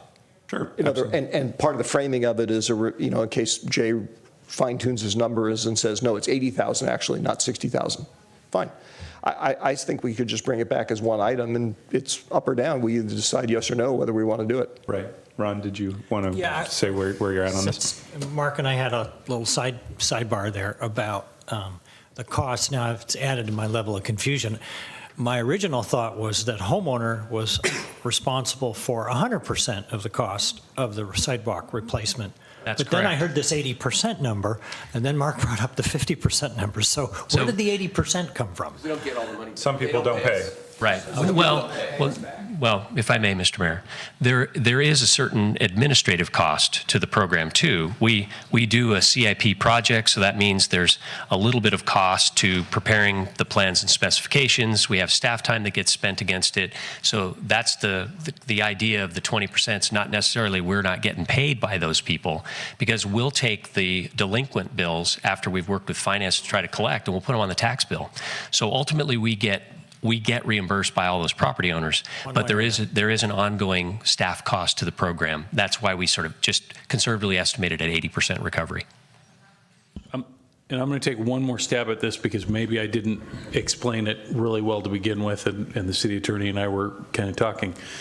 If there's, if three of you have an interest in going down this road, you're not really going to get any more information from the staff beyond, hey, we think this is about what it costs. There is a surplus in this year's budget right now showing, I think, of about $150,000 or so. If you wanted to take $60,000 of that and put it towards this program, now would be a great opportunity to do that. And then, as the city attorney said, there'd be a follow-up item where you'd need to change the municipal code before you could actually spend that money, and we just bring that back to you at a future date. Now, certainly, if you'd like to just have this put on the agenda just as a discussion item for the council, I'm happy to do that. Just want to make sure you're clear of what all your potential choices are here today. All right, yeah, and I don't want to belabor the issue, and maybe, Jeff, when you and I meet, I should, maybe I'll just continue the discussion with you, because I understand the entire issue. The question is spending the money. Are we going to have money available in the future? Are there ways that we can structure it so that we do it when funds are available and that sort of thing? So, I don't want to just continue this discussion ad infinitum. But what I do want to do then is I want to get a clear picture from you. I'll do that offline. May I interject and suggest that that's exactly the kind of discussion we should have when the item comes before us? So why don't we just have the item come before us? So Ron, I think there's two options here. One is you could say right now, yes, you want to join Matt and Mark and have them bring it back on the agenda. The other option is to go talk to staff, and then under council communications at the next meeting, we could ask again if we want to bring it back. So it's up to you if you feel ready to move forward with saying, yeah, we want an up and down vote on this. I'm leaning toward it, but I want to have a discussion with staff first. Let me do that. And Bob, did you want to bring this forward? No, Mr. Mayor, I agree with you. I think it's, and the other option, I don't mean to correct you or anything, but the other option, as Jeff said, is do we want to put it in the budget? You can have that, apparently, that vote here, put it in the budget, and then take it out or not take it out next time. So then the budget's ahead of the other. All right. So, Ron, you're going to chat with staff, and then we'll talk about it on Monday? I think we have a meeting next week. Or at a future council meeting? Yeah, fine. But I just want to have that discussion, and then, like I said, I'm leaning toward it, but I want to get, I have more questions I want to get answered. So. That sounds good. Matt, your light is on. Did you have an additional question? Yeah, that's not on this particular. Go for it. But under this thing. One thing I'd like to see, Jay, you've told us before that keeping after the maintenance part and getting rid of potholes and that sort of thing can add a little bit of life to our roads and streets. And just, I mean, it's not scientific, but it's just from driving around and also riding my bicycle through town and so forth. This is an area, and I don't mean to make this an attack on your department or anything, but it is, for me, an area when I go around San Carlos that especially of late, I don't know if it's because we had the drought and then we had the rains, and so some of the structure underneath is seeing water for the first time in a long time. But a lot of our streets and roads in San Carlos are in poor shape, and it's not the whole structure, but it's, you know, like when I go on just Walnut Street and I head towards Belmont and or drop over to, no, it's actually Laurel. There was a section for a while there between Hall and whatever the next street is, 3 or 4 potholes in that one block. And I noticed maintenance came out, and I don't know why this happened, but 2 of them got fixed, and then another one was left open for a while, and recently it got fixed. But it just seems like our streets and roads are not in the greatest of shape, and I don't know why that is, and it's disconcerting. A lot of patchwork, a lot of places where seams have opened up, and you know, it's just, to me, it's frustrating to drive around and see that kind of condition. And again, I don't mean that as a personal attack or anything, but I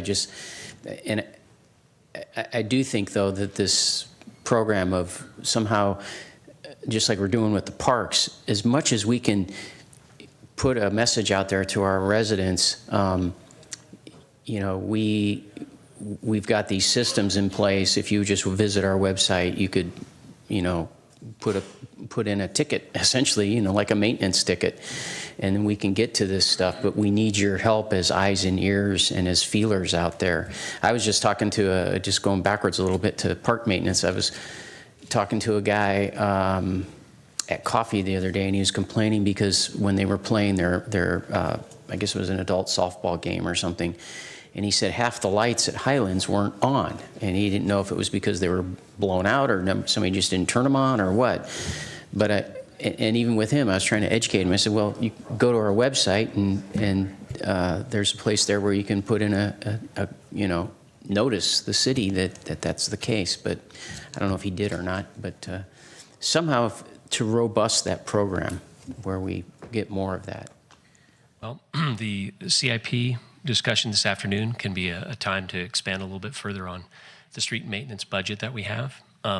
We do make every effort with excuse me, the resources that we have at our available to us that's with the maintenance crew staff, responding to potholes and small problems, to the paving projects, which we do sections of street, we either repaving or resealing them.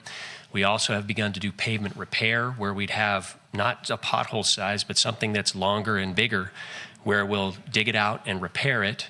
But because we don't have enough money, we can't repave the whole street, but at least we've covered that one large area of distress. Bottom line is the dollars are, they're not in the budget to be able to do a program that will improve our streets. We're generally on a path where we're about keeping even with the current pavement condition index. So it would take another, say, $300,000 or $400,000 to begin to make any incremental improvements. So that's just a concern. We've been working with what we have so far. Thanks, Matt. 2 quick questions. The first is on the swapping out the old streetlights for the LEDs. Is that in the street maintenance budget? Is that where that comes out of? And just a quick question, because when we moved forward with that, I thought that it was going to, and that was, I don't know, 18 months ago or so, that it would cover every streetlight in San Carlos, but as I drive around, I see lots that are still on the old style. So I wondered, is that an ongoing program, and is there budget for it? Actually, at the time, we had outlined for council the replacement with the LED streetlights, that there were certain ones that we couldn't do. Then they were the decorative streetlights in the downtown, kind of in and along that area, the globe-type lights that are on a single post, mainly because the retrofit cost was more expensive, so we didn't go down that path.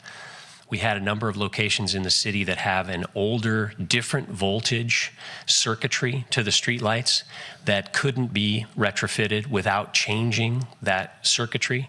That is one of the projects we have in CIP future year and it's kind of largely on we'll call it the northeasterly end of town from El Camino back. But there's a few other stranded ones that we have to have PG&E's help to go in, and so we actually need capital funds for that. So all the ones that we can do, we've done, and there's some that require, it's a bit more involved. That's correct. Okay. Yeah.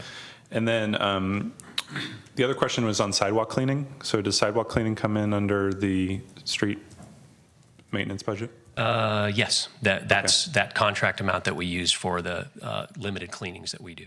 And we're doing, my understanding is we're paying for 4 a year for Laurel Street for us, and then the chamber's going to kick in 4 additional ones per year because of the year-round farmers market. So we're going to clean Laurel Street 8 times a year. Well, that's at least what they're talking about. Frank, I'll ask you to come up just to let you know the way our side of it currently works. Mr. Mayor and Council today. Yes, it's scheduled when the city of San Carlos did the cleanings, we scheduled 4 a year. We did 1 before the farmers market, 2 during the and 1 after the farmers market, 1 prior to all the holiday events downtown, and then 1 more. Oh, actually, excuse me, 2 during farmers market, and then 1 before the holiday season.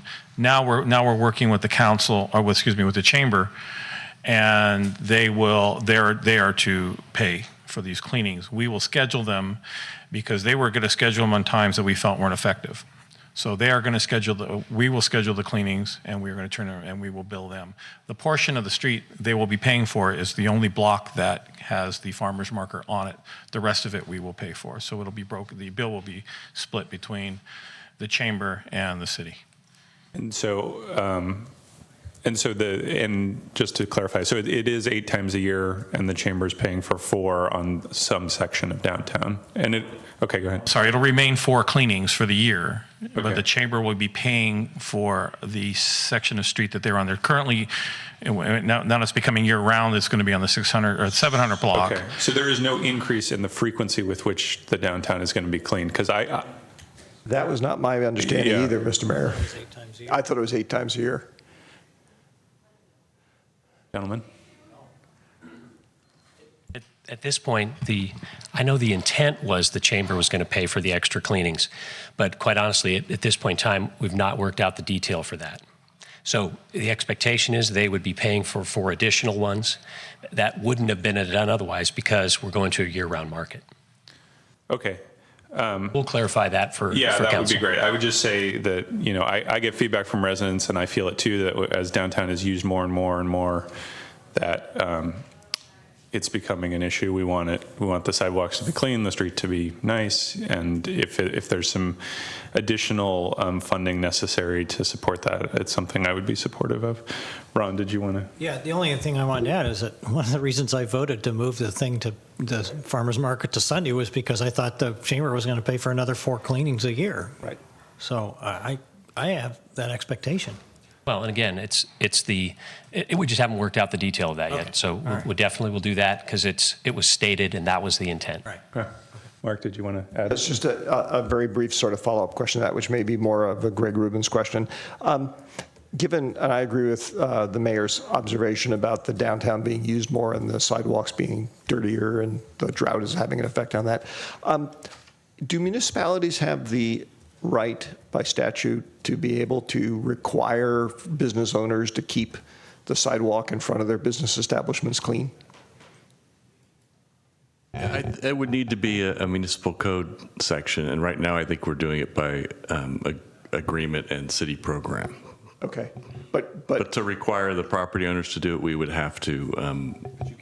But to put it in, but you can, yes. You can do it. Yes. We just haven't done that. Yes. Okay, fine. That's not a budgetary issue, but I'll come back to talk to you about that separately. Okay. Any other questions or comments on streets? Wastewater. Our wastewater program, obviously the major services are all the sewer mains, laterals, and lift stations within the town that belong to the city as our collection system. This is also a program split between maintenance and engineering, as we also manage the capital projects for all of our sewer collection system replacement and repair. And we're obviously responding to resident requests and emergency situations. And we're responsive to the Silicon Valley Clean Water Treatment Facility with the needs that they have for both an operation and a capital basis. What have we been doing in the wastewater program? We have reduced our sanitary sewer overflows from the previous fiscal year.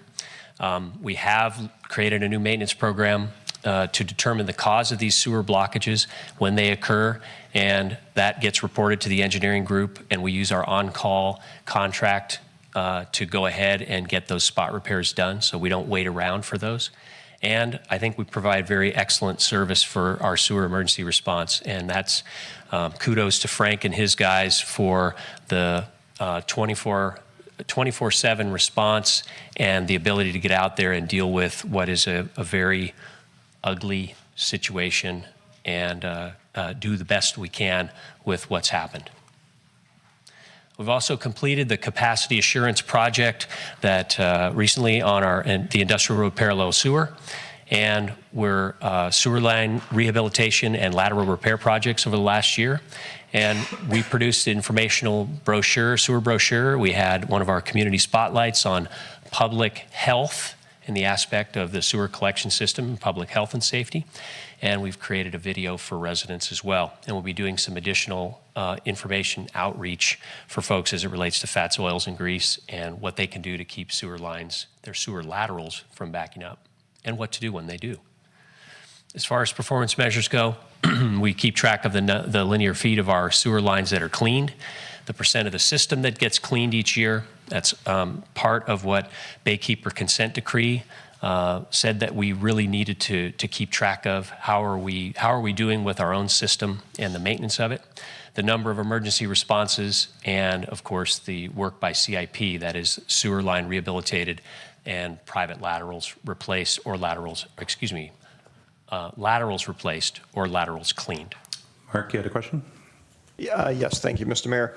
Jay, first, I just wanted to make sure I understood this correctly. So every year, typically, we are cleaning 3/4 of the sewer line? Cleaning with maintenance crews. I find that astounding. I didn't realize they had that much maintenance associated with them. It's sort of like if you leave it for any extended period of time, anywhere there's I'd say a defect in the pipe, you have the potential for blockages, clogging, root intrusion, and other kinds of things like that. So it's really literally, they're out there all the time. We have a large sewer crew that is devoted to that effort. Have we always had about that pace of stuff, or were there years in the past where we didn't come up to that level? I guess I would say that dating back to the consent decree, this has significantly ratcheted up the efforts that are made by the in-house maintenance staff on all the cleaning and inspection and the regular maintenance work that gets done. That's not a capital nature. Okay. And then the other question I had is on your number of emergency responses, and it kind of relates to your comment about fog-related problems. Do you have, and if you do, and you can provide it to me offline, that'd be fine. Do you have a split of those emergency responses between residential and commercial? Because I've always been curious about, with the increasing use of downtown and more restaurants and whatnot, whether or not we're sort of overloading the system down there. Good question. Frank, do we have that breakdown between commercial and residential? So we do have that information. Okay, if you can get that to me offline, that'd be great. Thanks. Thanks, Mark. Bob? A question on the sewer laterals clean. You're talking about the ones that are running down the street, not the ones that are attached to our house. Lateral means the one that's attached to your house. So if I have a break in let's say I had a break, which I think I do, theoretically, you're supposedly checking that once every 4 or 5 years or whatever? So the way that the lateral, the relationship between the property owner and the lateral in the city is, the municipal code says that the property owner is responsible for the lateral. What's responsible for it? I'm Okay. just saying how are you you have to go down the center. You're not coming into my house because nobody comes, so you have to go from the street in. Right. But again, so the way that the laterals that the city maintains are the ones that have a clean out at the property line. Right. So from that point to the main, those are the ones that we're inspecting, cleaning, and maintaining. The ones that go up to the house, that's not the city's responsibility. I know that. That's why I'm confused on where you're looking. I apologize.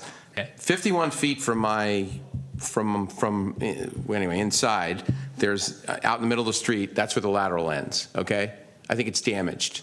how are you looking at that? I mean, it's my responsibility, but I guess I'm confused. We're actually not looking at that unless there's a problem that gets identified to us. Right. And then what we would require, if there's no clean out, we would require the homeowner to have a video of the sewer line done. Right. We would examine that and determine what needs to be fixed. So what are you cleaning? The laterals that are city clean out to the main, the ones that City we're clean out. responsible. Where's the city clean out? It's essentially just behind the sidewalk in most cases. Okay. And it would be essentially lift a cover off, and then we could work from that point to the So main. if you go down there, which I don't have one in front of my house, but if you could dig for it. They've discovered it's there somewhere, but it's under plants or whatever. You dig down, so what you're saying is you go to the break is not there, the break is in the center. The break is in the street. So I don't understand how you're doing this. Like in my house, you can't do it in my house, so how do you? I don't know that we could if you don't have a clean out. I understand. So, Yeah. so in other words, there are certain, so you're going to my neighbor and you're finding the clean out and you're going down his clean out to the street. Yes. So we have, wherever there's a city clean out. Wherever there's a city clean, when you say city clean out, it's on the person's property. Yeah, it's the basically it's the midpoint of the lateral. Right. So Exactly. and for the section under the street. Okay. So Frank's crew, they have a list of all those ones that are city maintained, and those are the ones that they go to. So when you install a new sewer lateral at your property, we will make you install a city clean out at the midpoint. But if I never do, you'll never come and inspect my thing. We would never, unless we had reason to suspect. I understand. I'm just asking, but not every house is like mine, so in other words, there's a percentage of homes that never get inspected. That's correct. And never get cleaned. That's correct. Okay. Those laterals. Because there's no lateral that you can find. There's no clean out on the There's lateral. no clean out on the lateral that you can just go down the thing. Yes. Okay. We don't know what percentage of houses are like that, or like mine, or whatever. No. Okay. No, it would. Okay. That would be something we'd have to go back No and problem. really I'm not research. asking for the number. I'm just trying to understand. So you're cleaning a percentage of homes, probably a lot, but there's a lot of houses that, like mine, I guess, that don't have it. That's correct. Okay, great. Thanks. I just want to understand. Thank you. Actually, Bob, in your case, it is covered by the drone that they surreptitiously put in your house. Great. I could skip to the last slide if you're. I'm sorry. I'm sorry. All right. Speak for yourself. So in the wastewater program, we're asking for no additional operating budget changes in this next year. Goals, again, they revolve around the consent decree. We're looking, with our city attorney's encouragement, we're looking to try to get that consent decree lifted in another year. We had a very good meeting with the San Francisco Baykeeper just a couple weeks back. They were very impressed with the level of effort and all the things that we're doing. So we were very pleased to have that happen. We'll be completing the annual sewer rehabilitation projects and continue to look to reduce our sanitary sewer overflows. And we also are looking at, unfortunately for laterals that we don't maintain, we can't do it, but we can put cameras down the main lines and we can inspect those laterals that we have maintenance responsibility for, so we can visually see the inside of that pipe and know where and what type of defects there are. So we're going to continue that effort. Right, Mark?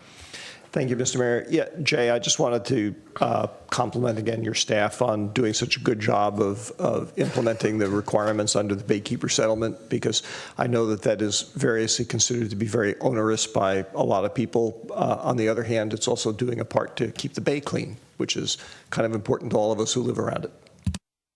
Thank you for that. So as far as major services go in the stormwater program, which I believe is our last one now, monitoring and maintenance of our storm drain systems. Also, the NPDES permit requirements, which are a big deal in the next 5 years for us to be able to reduce pollution and some of the contamination that we've had. Levee maintenance and repair, council may or may not be aware, but we do have a levee on the bay, which is over by the airport. And we had an improvement district formed, and we perform maintenance on that levee. And we do creek monitoring, of course, as it relates to pre-storm season and during storm season. Major accomplishments: the sediment removal project from the Holly east-west channels was a huge benefit to the city as it related to this last year's winter storm season and allowing stormwater runoff to reach the bay. One of the best, probably $2 million that we've ever invested, in my opinion. We've completed storm drain improvements, and certainly all the hype about the El Nino season last year. Frank's maintenance crews were out and made channels, ditches, and other things ready. They did a super job in that regard. We also completed the Storm Drain Master Plan, which I think charts a future for us, although it's at this point an unfunded future for some drainage improvements we need to make. And we've also got an herbicide application program that helps reduce some of the vegetation that grows in the stormwater drainage ditches that can tend to be part of the clogging problems. As far as our performance measures, the linear feet of culvert cleaned, the number of catch basins cleaned, we keep track of that, ditches that are cleaned, and storm drain lines installed and inlets replaced. So these are real numbers, and we have annual projects that we continue to do work on that will help us incrementally around the city. We aren't asking for any additional budget in this particular program, and our goals, we're going to be continuing to work on our storm drain projects on an annual basis.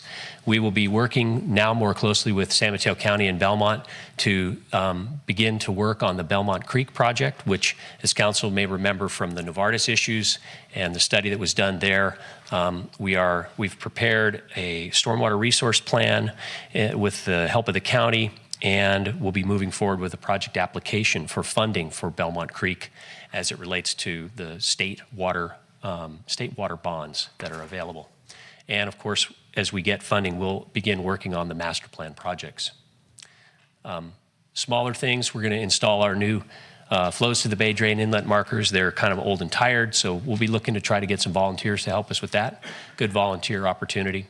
And then certainly we have trash capture devices that are part of our stormwater program that we have to maintain, and we have more that we're going to be installing as we go forward that captures trash before it can be washed down into the storm drains. And that's the Public Works programs. All right. Any other questions or comments from my colleagues? Is there any public comment on the Public Works proposed budget? Jeff, did you want to say a few things?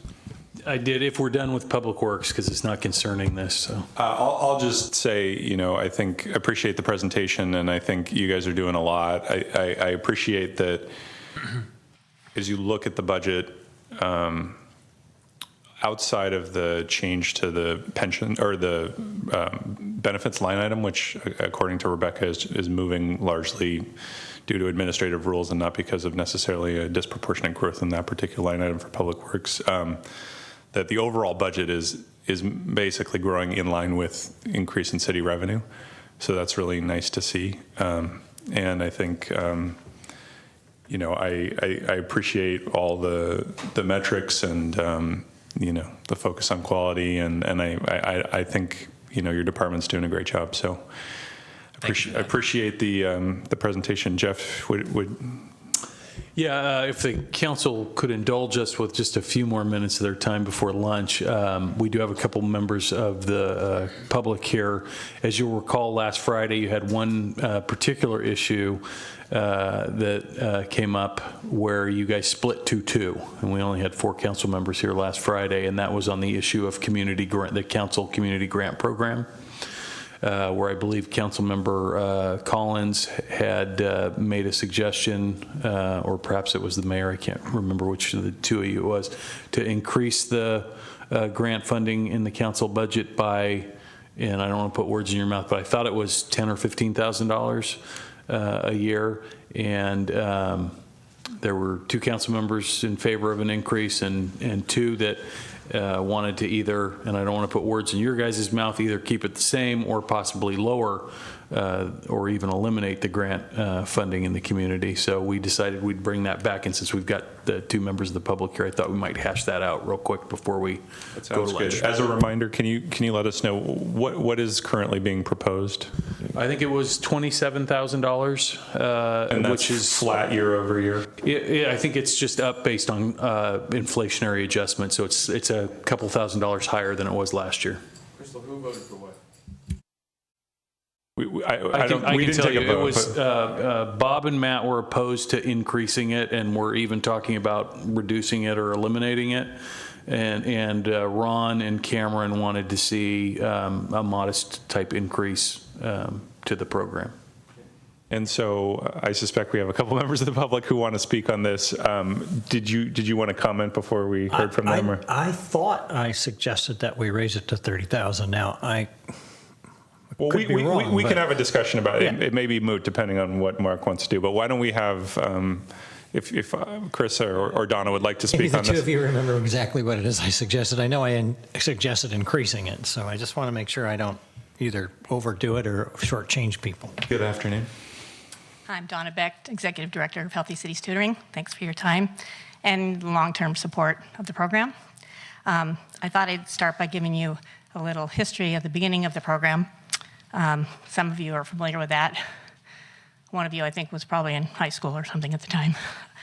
I wonder who that is.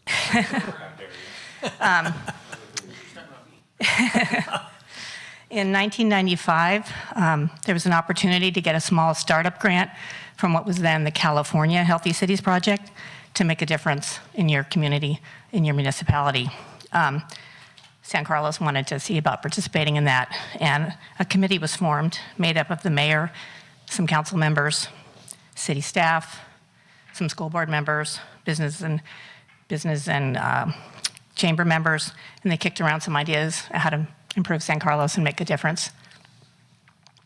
The committee, I think they met for a couple years is what I heard, and ended up deciding to pilot a tutor mentor program for K-3 students at White Oak School, and do that with the help of community volunteers. They created this program. I was hired in December of 1996 to kick it off and make it happen, and the rest is history. Our growth has been huge through the years. We started in February of 1997 with 2 tutors and 2 students. At the end of, in June of 97, we had 24 tutors and 24 students, expanded each year with more and more schools, currently in all 7 San Carlos public schools, soon to be 8 public schools next year. When there was a cutback from the city with the financial issues going on, we became a nonprofit in September of 2011. There was a lot of community support to make that happen. We put together a board of directors and have done well in that arena. In that first year as a nonprofit, we served 159 students with 150 community volunteers. That was in June of 2012. With your help, with the increasing support from the San Carlos School District and donors, we've been able to grow by about 145% in the last 4 years, supporting at this moment 389 students with the help of 340 volunteers, most of which are San Carlos residents, supporting San Carlos children. Our volunteers, 25% approximately are high school students, 25% are retirees, 50% are everybody else. The venues, our schools, we use the public library about 15% of the time. We've used the adult community center, the youth center, spread out around our community. Not only is the program a benefit to the kids, but to our community volunteers as well. One of the concerns we've heard in the past from council members is that the program benefits students, so it would be a focus of the school district, not the city. I like to counter that argument. We believe strongly that this program benefits our volunteers as much as it does our students. And we hear from time and time again how meaningful it is from our tutors, who are our teens and are our adult residents of the city. Not only do they love working to make a difference in the lives of their students, but they also appreciate the support and guidance they get from a well-run program that we offer in the sense of community and giving back. There's some spin-offs. Some of our tutors have become teachers. Our seniors tell us their tutoring day is their favorite day of the week, and it adds meaning to their lives. I read a statistic recently that children who have tutors grow up to be more likely to be volunteers themselves. That is good for San Carlos. I understand, looking at the website, I've known this, I guess, for years, 2 of the core values of the city of San Carlos, community involvement and a strong sense of community. One of the strategic goals, enhance community, vitality, cohesion, and engagement. I think the Healthy Cities Tutoring Program contributes mightily to support these core values and goals of the city. Kind of as Chris mentioned last week, Healthy Cities Tutoring is a legacy program of this city. It began here. We're of course happy to complete a formal application and are very familiar with that process, doing a number of grants over the years. What worries me is that by opening it up to all nonprofits, and that's totally fine to do, but the money and keeping the amount available is the same, the dollars will be stretched tightly, so tightly that the impact will be lessened. We're so grateful for our partnership with the city and the $20,000 grant, which helps us to spend less time on raising money and more time doing the work of the organization, finding tutors, training them, placing them, and having them be wonderful volunteers. And celebrating them, as we're doing this Tuesday night, right here in this room. This recognition reception will be our 20th annual event to honor our volunteers. It began right here and continues right here. One parent said to us, "Keep doing what you're doing, and I'll keep doing what I can to help you along the way." I hope that is the same relationship we continue to have with all of you. Thank you. Thanks, Donna. Chris, did you want to say any? Okay.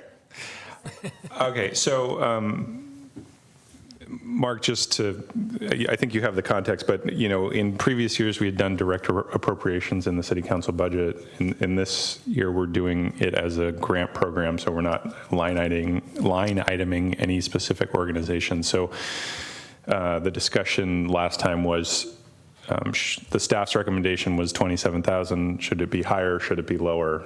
And I'd be interested to hear your thoughts on that. Gee, the entrepreneurial side of me almost says, what am I bid? But I won't do that because that would be selling my vote, and I think that's illegal. I do have a couple of questions, if I may ask, that probably are either Greg or Jeff questions. Are we allowed in such a program to, if the council was so inclined, I'm just asking if the council had the ability to do this, to structure it so that we give preference to creating kind of a diversity of people that we're supporting? In other words, that the intention is not to be doing something at a high level for a long period of time. It's sort of to help get things started and then gradually phase out and help other things get started. You can structure the program any way you'd like to structure it. The primary purpose with grant programs is identifying a public purpose for the grant recipient, which we've been very diligent about doing in the past. Okay. Personally, part of me reacts to the debate between $27,000 and $30,000 as if it were me, if it was solely up to me, I'd make the number bigger than either of those. Okay. Absolutely. And in fact, I would definitely support going to 30. I'd actually be willing to support going a little higher than that. I personally, the reason I asked that last question is when the matter comes before us, I would like to have some kind of discussion about the idea I'm broaching right now of using this as seed money as opposed to sustaining money. And there's a role for sustaining money too, I get that. But I made that comment earlier today that I tend to view the role of government mostly as filling in the cracks where things aren't working. And that philanthropic stuff is a classic example of that. Just get things moving, and then if the community is really engaged in it, it should hopefully become self-supporting. So, but I'm happy to support the 30,000. I'm happy to support a higher number as well. Do you have a number in mind? Not to be going outrageous, I'd be willing to go to 40. Ron, how do you feel about that? I think 40 would be good. And one of the comments I believe I made last week, I either made it from the dais or privately, was that there are a lot of programs that we don't know. There are a lot of nonprofit organizations that are going to come and ask for money. We don't have to allocate all 40,000 every year, right? We could decide that some of them are not worthy. But there are some programs, especially like Healthy Cities Tutoring, that benefit children that live in this town. And I think one of our charges is to have the flexibility and the capability to provide funds to programs that benefit the people who live in this town. I think that's what we're all about. And granted, this is an intangible. How do you measure the value of a young person getting help educationally, learning how to read? Conversely, how do you measure the lack of that? It's impossible. That's why it is an intangible. But I do know that coming from an educational background, I spent 7 years in public education, that when you ignore children, when you ignore their needs, there are consequences, and there are benefits to not ignoring their needs and providing them that help. I wish that the city of Half Moon Bay, where I worked for 7 years, had such a program like this. Half Moon Bay had some unique challenges, but I think every city fundamentally has the same issues. They have children who live in town that get left under the cracks, or they fall through the cracks, probably more appropriately. Yes, we tend to think of San Carlos as a very affluent town, but there are kids that struggle, and their parents struggle. Kids struggle academically, their parents struggle financially. And there are worthy nonprofits that I think we at least want the option and the flexibility of considering. So I have no issue with going to 40,000. I may not have the support for it, but I'd at least like to ask for it. Bob, did you want to weigh in? Thank you, Mr. Mayor. I have one quick question. What was last year's budget for this? I think it was about 25. Okay, so you just moderately raised it by a couple thousand. I voted, just to keep it the same, and I think I'll do the same this time. I have no doubt about it, at least having been in this arena giving away money for the foundation that I sit on, that there will be a line. The more available money, there will be people that will want to ask for it. So, and that's fine. That's great. That's what you want to get. And to Mark's point of diversity, or your point, or whatever. So, but I'll be voting. I think we should stay at 27, but I'll certainly consider it when it comes up. What we have. Okay. Mark, did you have an additional comment? Yes, I just wanted to make one additional brief comment. Ron, I agree 110% with everything you said, but I do also want to, I think I've said this every time that some particular organizations have come up before us looking for philanthropic donations. That's part of the reason why we have an entirely separate agency of government that is focused on education. I think it's great that they support, things like Healthy Cities as well, because it does have and I appreciate the comments that were made about the impact throughout the entire community, the benefit of it. But clearly, the educational component is the largest one there, by far.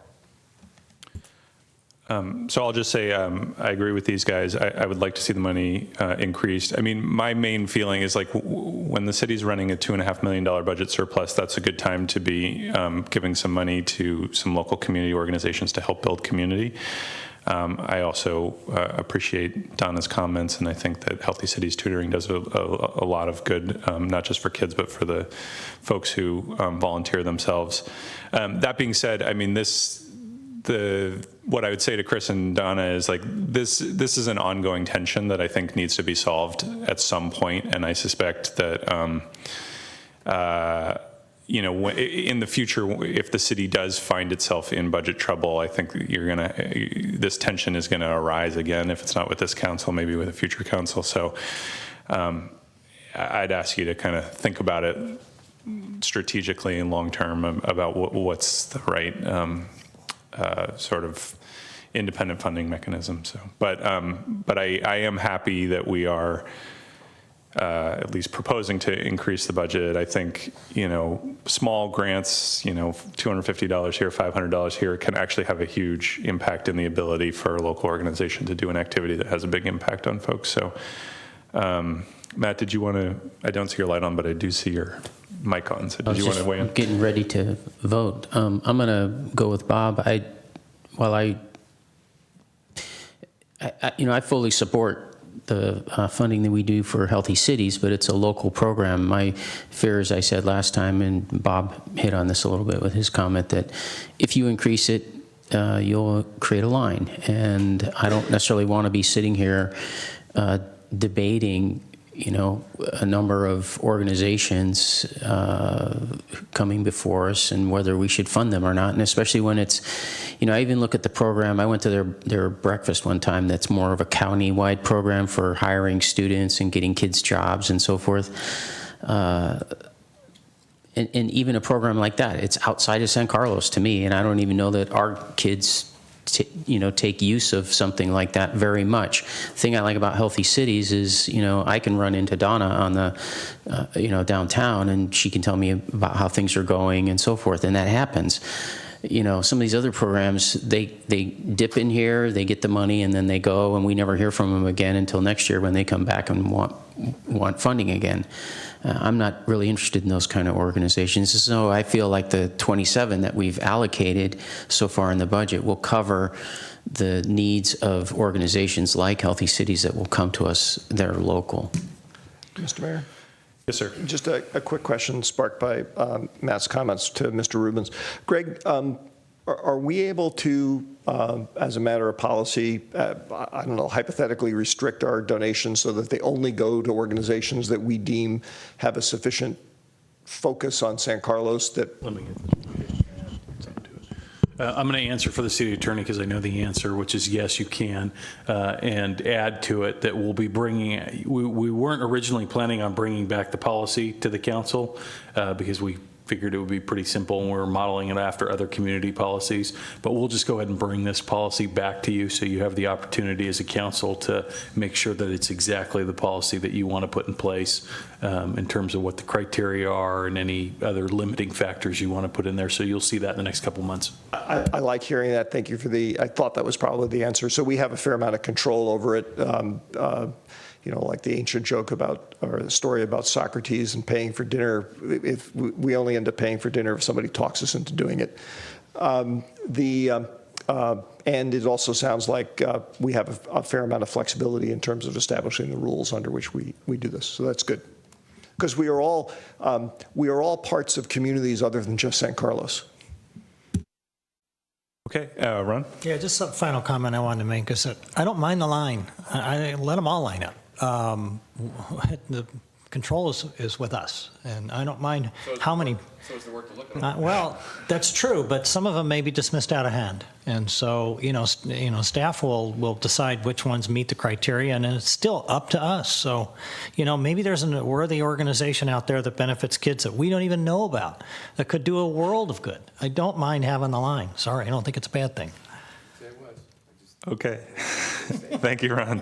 So we have 3 council members with direction to put $40,000 in the budget. So please do so. And with that, we'll take a, 1:10 back, reconvene, 25 minutes for lunch?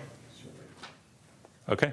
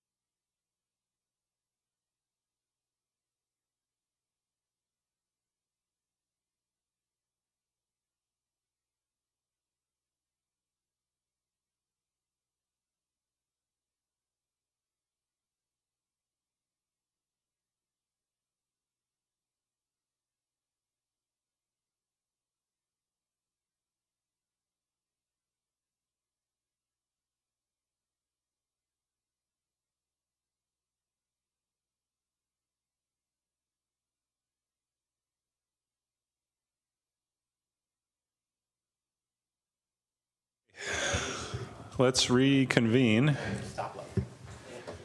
and move forward with Parks and Recreation. Welcome, Amy.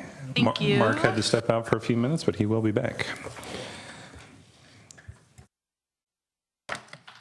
So, if I may, just by way of introduction, more so for the sake of the public, as you can see, presenting before you is Amy Newby, our acting Parks and Recreation Director, pinch hitting for Christine Boland, our Parks and Recreation Director, who's currently out on family emergency medical leave and will be for the foreseeable future. So really appreciate Amy stepping up and pinch hitting here on short notice, the budget presentation, and I think we'll all do our best to help you out. Thank you. I'm honored to be here. Welcome. Good afternoon, Mayor Johnson and council members.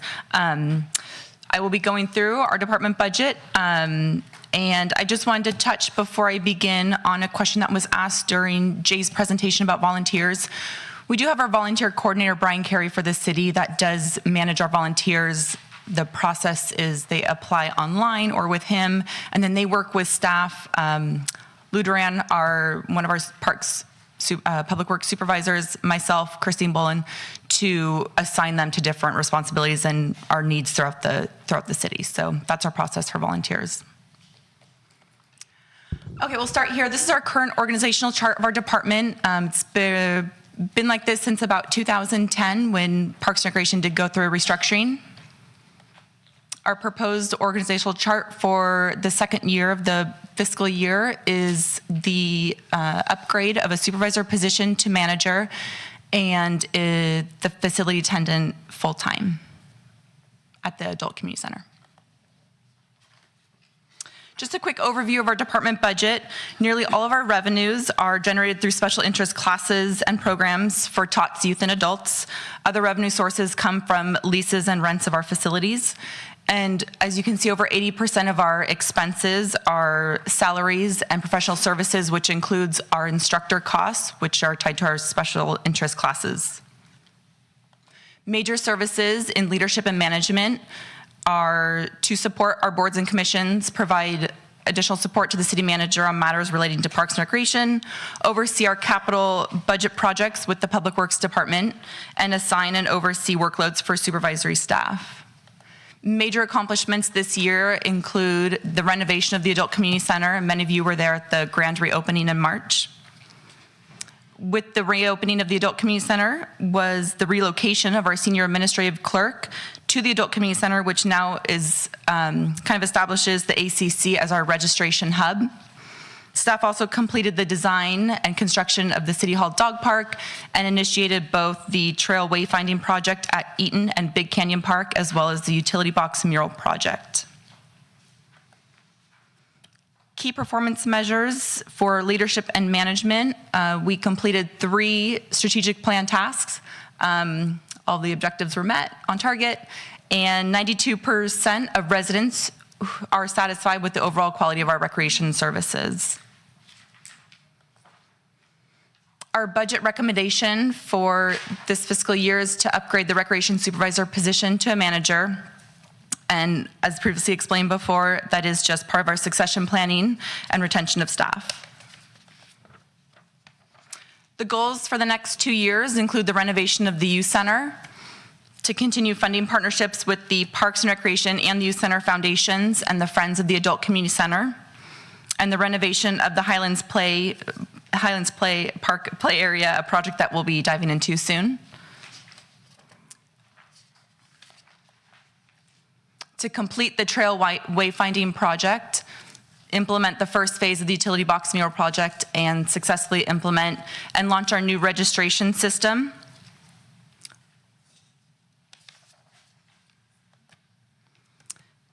The next division I'll review is our athletics unit.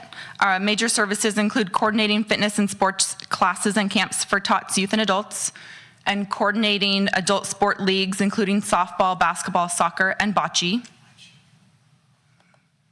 We coordinate the rentals of the youth center gym and all of our sports fields, and we facilitate the scheduling of all youth sport organizations, including AYSO, San Carlos United, Little League, San Carlos Youth Softball, and various tournament teams. Our major accomplishments in athletics this year included the implementation of our adult drop-in pickleball program, which is highly popular. We updated our field use policy. We managed the field allocations for all youth sport organizations and updated with request procedures with all the organizations. We had a significant increase in our youth recreation basketball league, increasing our participation by 27%. Yeah, please, Bob. Any reason why that you would know of? Of the increase? We have a new athletics coordinator that started in August of 2014, who's just managed the program very well, and a lot through word of mouth, marketing, publicity. Oh, okay. Yeah, Cool. we get a lot of positive feedback from this league in particular. As you can see, although the adult sport team participants did not drop significantly, that's number of teams registered, our revenues are down in this particular program, and this is due to our adult softball teams dropping and our adult bocce teams rising, and there's a significant difference in the price of registrations for those particular leagues. Organized play participants takes into consideration all youth sport organizations as well as all of our registered sport participants. Our budget recommendation for athletics is to increase the funding, which will be offset by revenues associated with the programs, specifically for the popular youth basketball leagues and the cost of instructors for our athletics classes. And should we think about that as budget neutral, or is it will generate more revenue, or it will? It will be budget neutral. Okay. And our goals for this fiscal year is to expand our in-house taught and youth recreation sports programs, identifying where there is a need and that we're not meeting. To increase our youth center gymnasium drop-in hours, including weekend time for family use. And to expand our adult drop-in programs, including daytime basketball and indoor soccer.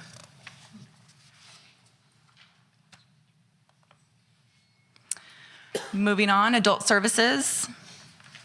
Our major services include the operations of the senior meal program, currently including Monday lunches and a monthly breakfast and special luncheon, both returning in June after the renovation. Organizing and promoting senior day trips and extended tours, the coordination of free and reduced rate special interest and fitness classes, and implementing special events for seniors, including pasta bingo night, social dances, and Pedro tournaments. I'm sorry, did you say pasta bingo night? Mm-hmm. Oh. Yeah. We'll get you on the email list. Just checking.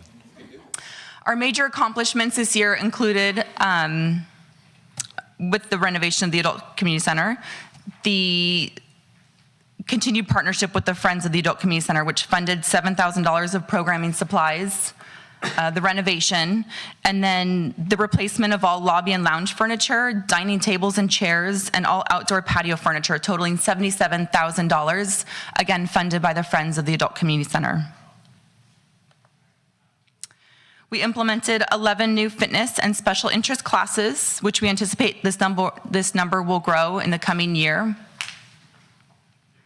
And through the remodel, staff successfully relocated all programs and reestablished the programs upon the grand reopening of the Adult Community Center.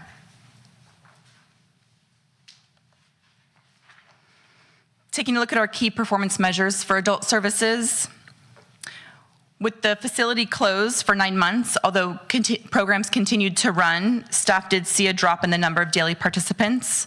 However, this number should return to our normal average or more now that the facility is open and operating. The number of meals served and total number of registrations of programs were also down. However, we did see an increase in the number of trip participants, reaching 800 this year.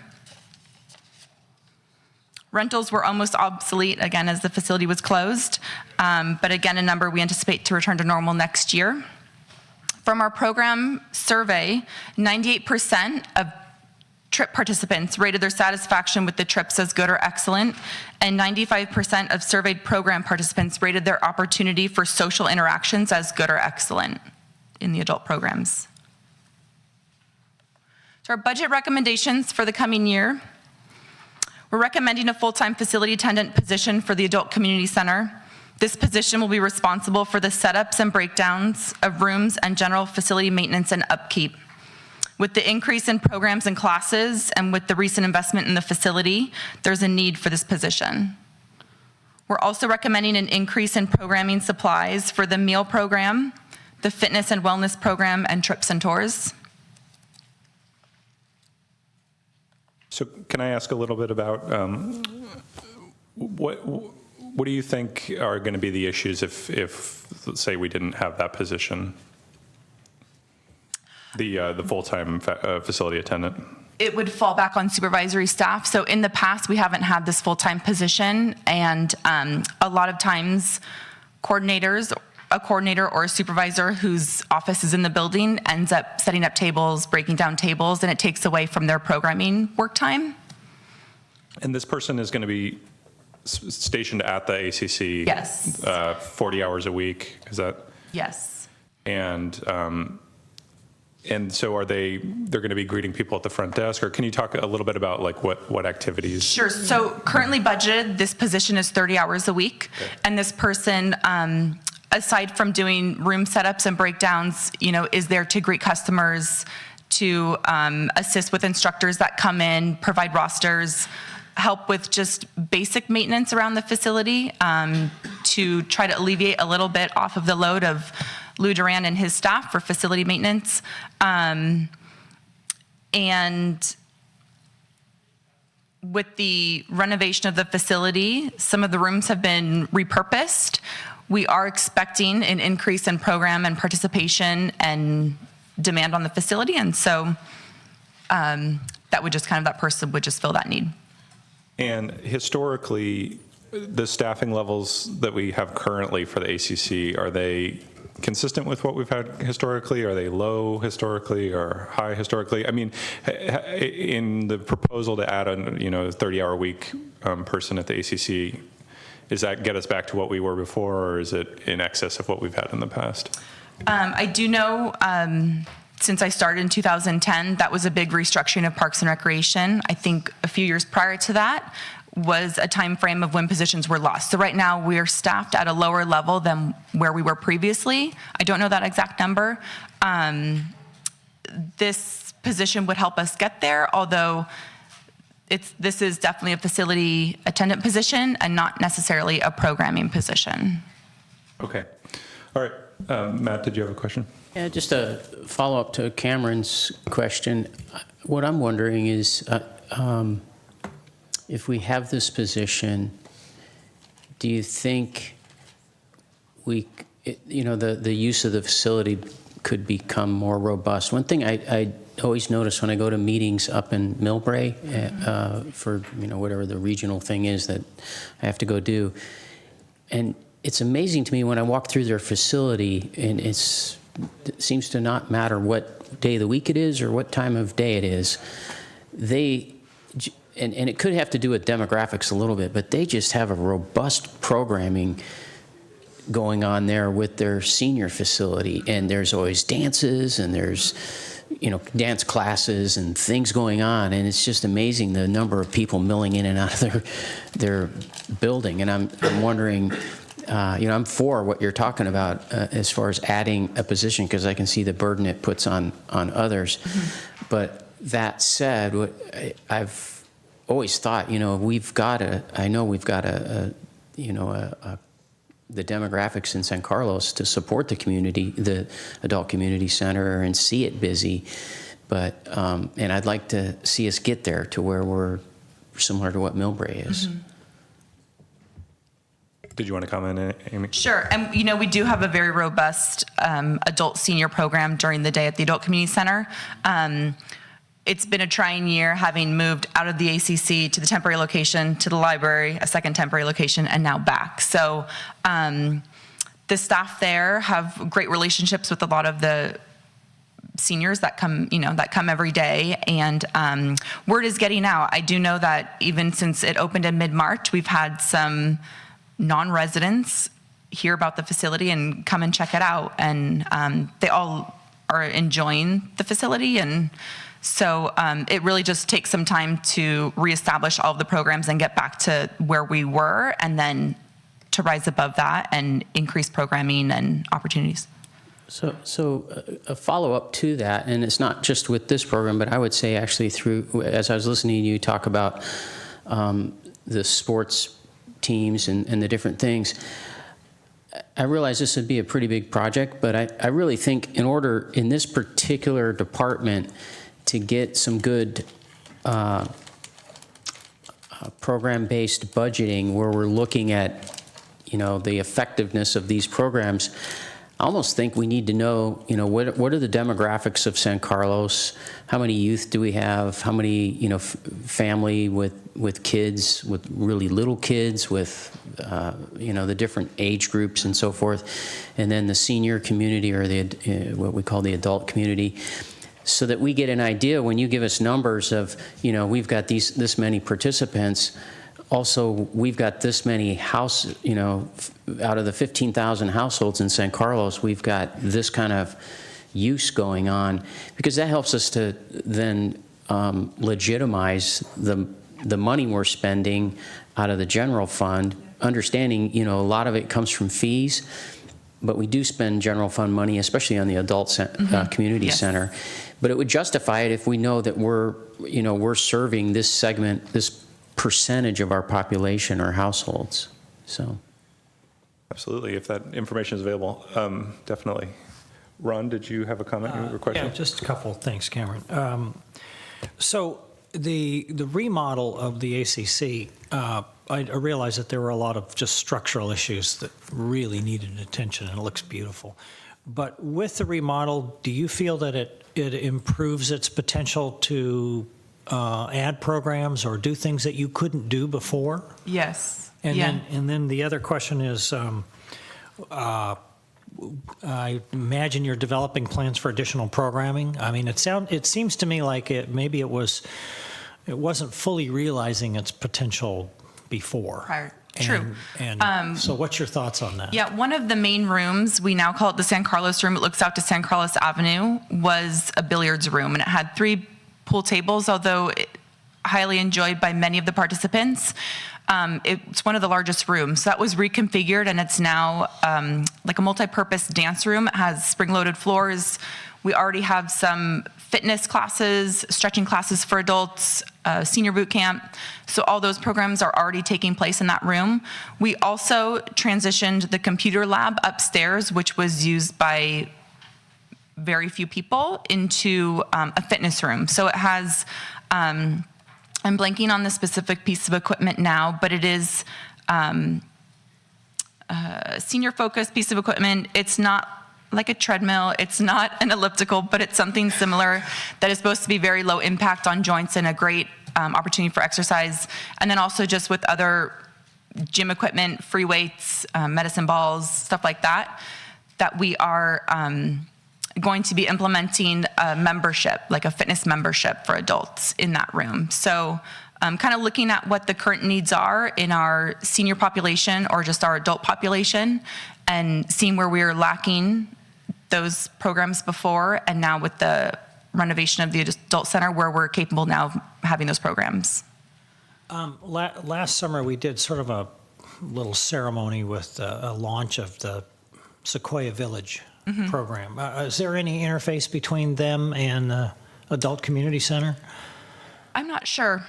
No. I realize they provide a lot of different services. I just didn't know if there's anything that they do. Sequoia Healthcare District? No, it's called Sequoia Village. It's really sort of a senior assistance program. It's an online senior center kind of thing. They come out and they provide transportation services and home services, and I just didn't know if there's any programs that they have that sort of cross over or sort of interact with ACC. Yeah, I'm not sure. I can look into that. A virtual senior community group. Exactly. Yeah. Yes. Anything else, Ron? No, I'm good, thanks. Thank you, Mr. Mayor, and I apologize for stepping out, as I mentioned to the mayor. Did you mention that I had left? I did indeed. Oh, okay. Your absence was noted. Yes, and then as soon as I got back into the garage, I got a message from my contractor saying, oh, we're back. So I had to turn around and go back out and do another trip. So, and Amy, thank you for stepping up to do this. Sure. And anything that I end up asking that if you don't know, we can deal with offline, that's fine, given the timing. I'm going to go back a few slides just to catch up. Under leadership and management, when you were talking about goals for fiscal 16-18, you talked about the funding partnership with Parks and Rec, Youth Center, Friends of the ACC. Does staff have a sense of what the potential is with those relationships to expand those as fundraising sources, to support the programs that are, match their community group interests? Each group is its own entity currently. And I'm not sure if you missed the slides on the Friends of the Adult Community Center. So are you? So in the renovation of the facility, the Friends of the Adult Community Center were great contributors, donating a lot of money. The Parks and Recreation Foundation, has their events throughout the year where they're consistently raising funds for parks. And the Youth Center Foundation currently are fundraising for a potential kitchen remodel at the Youth Center. So yes, it does, but let me maybe recast Okay. my question. Not so much a question as observation a little bit. If there are things that we could do of a seeding type where we would have seeding investments to help those groups do better in their own outreach, assuming we're allowed to do that, that's something I'd be interested in just because, I look at the relationship between the San Carlos School District and the San Carlos Educational Foundation, and they're an enormous fundraising source for them, for particular kinds of programs. And not that I would expect the potential of any of these groups to be like that because the issues aren't the same. You're not talking about your kids' education. Right. Okay, you're talking about their health and well-being. But there still might be opportunity there. And I like staff to be on the lookout for those. Okay. What's the Trail Wayfinding Project? So the Trail Wayfinding Project is at Eaton Park and Big Canyon Park. They obviously are two parks with trails that were not named and were lacking signage. So we've gone ahead and with, I believe, the assistance of a resident, Tom Davids, as you all know him, helped us name all the trails. We're currently just waiting on the approval of a design for the sign, staying consistent with all of our city park signage. Okay. And then just moving forward with the installation of those signs. I think there's a little bit more mapping that needs to be done. And then those two parks will all have trail wayfinding. So you're on this trail, it's certain mileage to the next trail, here's the loop, so that the community and who's ever using the trails will have a better idea. And that's a great addition. I just wasn't aware of it. On athletics, your slide on major services, you talk about develop and promoting fitness classes for adults, and then develop and promoting sports camps and leagues for children 2 to 17 years old and adults. Do we, when we look at what types of programs we offer, do we look at what the private sector might be able to provide instead? In other words, this is a question that's come up before on the dais in different contexts where I would like to see us not be in competition with, if you will, services that can be acquired elsewhere. Right. Now, there are elements of our population who, can't afford that, fine. There are age groups like, brand new mothers with little tiny kids. I remember what that's like. It's not easy to just go out and find services that work. Right. So there are definitely niches that work, but do we consider those types of things when we decide what kinds of programs to offer? Sure, we do. Our model for all of our special interest classes is the partnership with instructors who provide who are in essence the professional and instructing on whatever program they're teaching. We do consistently look at the program attendance, the enrollment, the revenue that's coming in. comparing with the facility, the room that they're provided, and seeing if it's meeting our need and if it's a successful program or not. And so we revisit that at least once a year to determine if we're going to continue the programs or if we're not. Okay. So yeah. All right. Let's see, the next question I had was, that one I'll deal with offline. Do you have a sense of, when I look at the adult center and the services and programs that we offer through there, what proportion of the programs are targeted at seniors versus adults? Meaning, and I'm not talking bright 60, 65-year-old and up versus younger or something like that. I feel we're definitely in this age of the new senior. So a senior isn't just someone who is 62 plus, it's just an adult. And we've really been trying to move away from the senior and just open it up more to adults, and really focusing our programming on anyone who wants to come and take it. I would say the senior focus programming is more from like 9 to 3, where it definitely is that. It's the social environment. A lot of seniors live at home, and so providing this opportunity for them to come and just be social with each other is, offers great health benefits for them and wellness. But as far as the programs that we offer in the evenings are all really focused on just any adult. Okay, maybe I'll get with you offline just to, because I'm almost asking a demographic kind of question, which we may not track that information. I just noticed that most of the services, the major services we cite, actually have the word senior in them. They don't have any other word. Right. And then last question, do you have a sense of roughly what the final cost of the remod for the adult community center was? Or maybe Jeff, you do, or Rebecca, you do? Just a little over $3 million. Just over $3 million. Okay, thank you. Sure.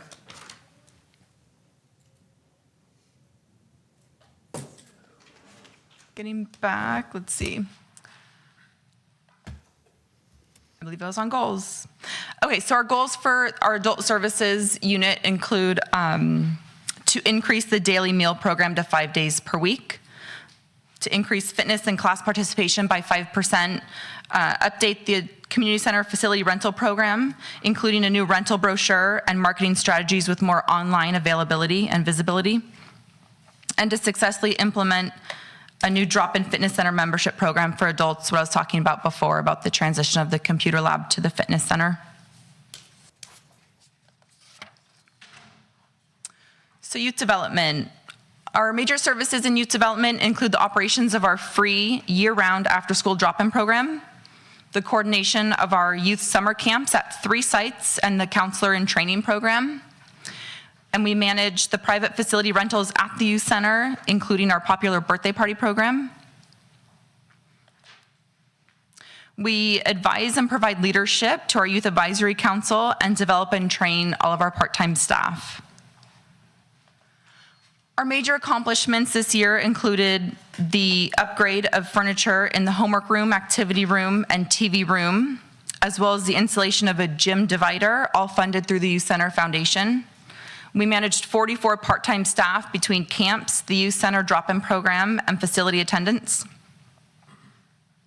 We coordinated 12 successful birthday party events, reaching over 300 youth in that program alone, and continued our relationship with the Youth Center Foundation, which funded, in addition to the furniture, special event and cooking activities for the after-school drop-in program. Mark, you had a question? Yes, thank you. Just a quick question. What was the birthday party event, was that a newly launched program last year?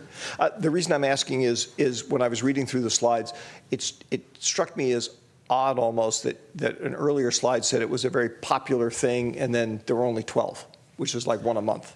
Well, it's or maybe one a I'm month. misreading something. So we get a lot of inquiries about our birthday party program. We have our youth development coordinator who kind of initiates the rental, the party planning with the parents. And we have, staff dedicated who plan these parties, provide games really customized to each family, and Due to our gym availability, sometimes we get more inquiries than we can really accommodate. But again, 12 birthday parties, there's usually about 25 to 30 kids per party, and over the course of a year, reaching over 300 kids in the community. I think something you said in there, what I was misapprehending is that your facility is used extensively for other purposes, so 12 actually could be a pretty significant number just because of the calendar. Yeah. Okay.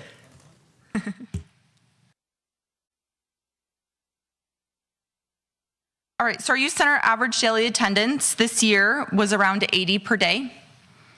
We have begun tracking our homework room participants, and as you can see, staff provides homework support to about 25 kids per day between the hours of 3 to 6 p.m. With the additional program and special event funding from the foundation, we've had the opportunity to bring more special event programming opportunities to the youth center, and as you see here, the increase in special event participants. Our summer camp enrollment took a slight dip this year, dropping from 1,391 to 1,277. Factors contributing to this decline include the school district summer programming and the just ebbs and flows of the market.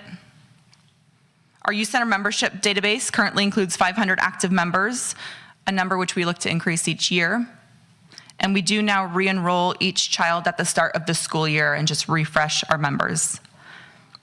And as you can see here, our survey results are strong, with 90% of participants rating youth programs as good or excellent through our department survey, and 93% of residents who are satisfied with recreational opportunities for youth through the community survey. Our budget recommendations for this year include increasing part-time staff budget for expanded programming and hours and trainings, as well as an increase in field and program supplies for the youth center. Amy, so for increasing part-time staff, these are current city employees and we're just giving them more hours?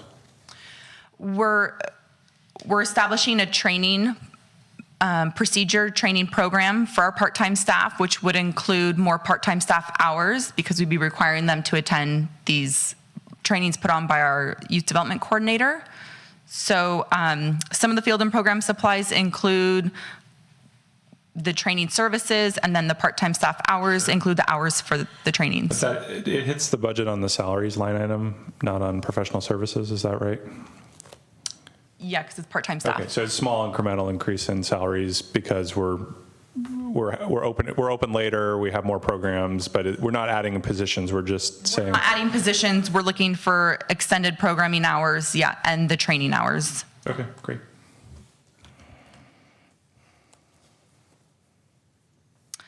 Our goals for the next 2 years are to expand our staff development, training, and recruitment of quality part-time staff, to increase youth center active members, and to recruit more teen members, and to continue collaborations with the school district, working together to offer complementary programs.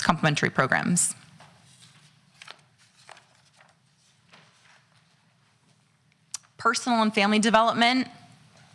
For those of you that don't understand, it's mainly just our special interest classes and preschool. So our major services and personal and family development include the coordination of recreation classes for all ages, as well as our summer club ed camp programs where we partner with the school district on facility space. We also produce 3 seasonal activity guides per year and mail to all residential households, and we also coordinate the Smart Tots program. So this is part of our major services. Our major accomplishments this year, really to just reiterate, it's not on a slide, include the restructuring of our preschool program, and now all classes are held at Loyola Park. This freed up the dance studio at the youth center where we're able to provide more classes throughout the week during the day. We also registered over 9,600 participants in special interest classes and close to 2,000 youth in our Club Ed summer camp program. Breaking down the numbers even more, we registered 6,433 youth and over 2,300 adults in our programs, and we offered 93 new programs. In our participant survey, 93.5% of participants surveyed rated the social and/or recreational experience as good or excellent. Our number of picnics that we've reserved this year has increased to 215, with the addition of the Crestview picnic site, as well as an additional picnic site at Burton Park. and rentals were just down a little bit. For this unit, we're not requesting any budget changes. And our goals, any questions? Our goals for this year include increased enrollment in the Smart Top program and successfully implementing our new online registration software, which will begin this summer. As a result, with our new registration system software, looking for an increase in the percent of registrations processed online, in addition to more efficient business practices, including processing refunds in a more timely manner, allowing the ability for customers to reserve picnic sites online, more capabilities for viewing available facilities online, and online calendars of our fields, overall providing enhanced customer service to our community. Great. Matt?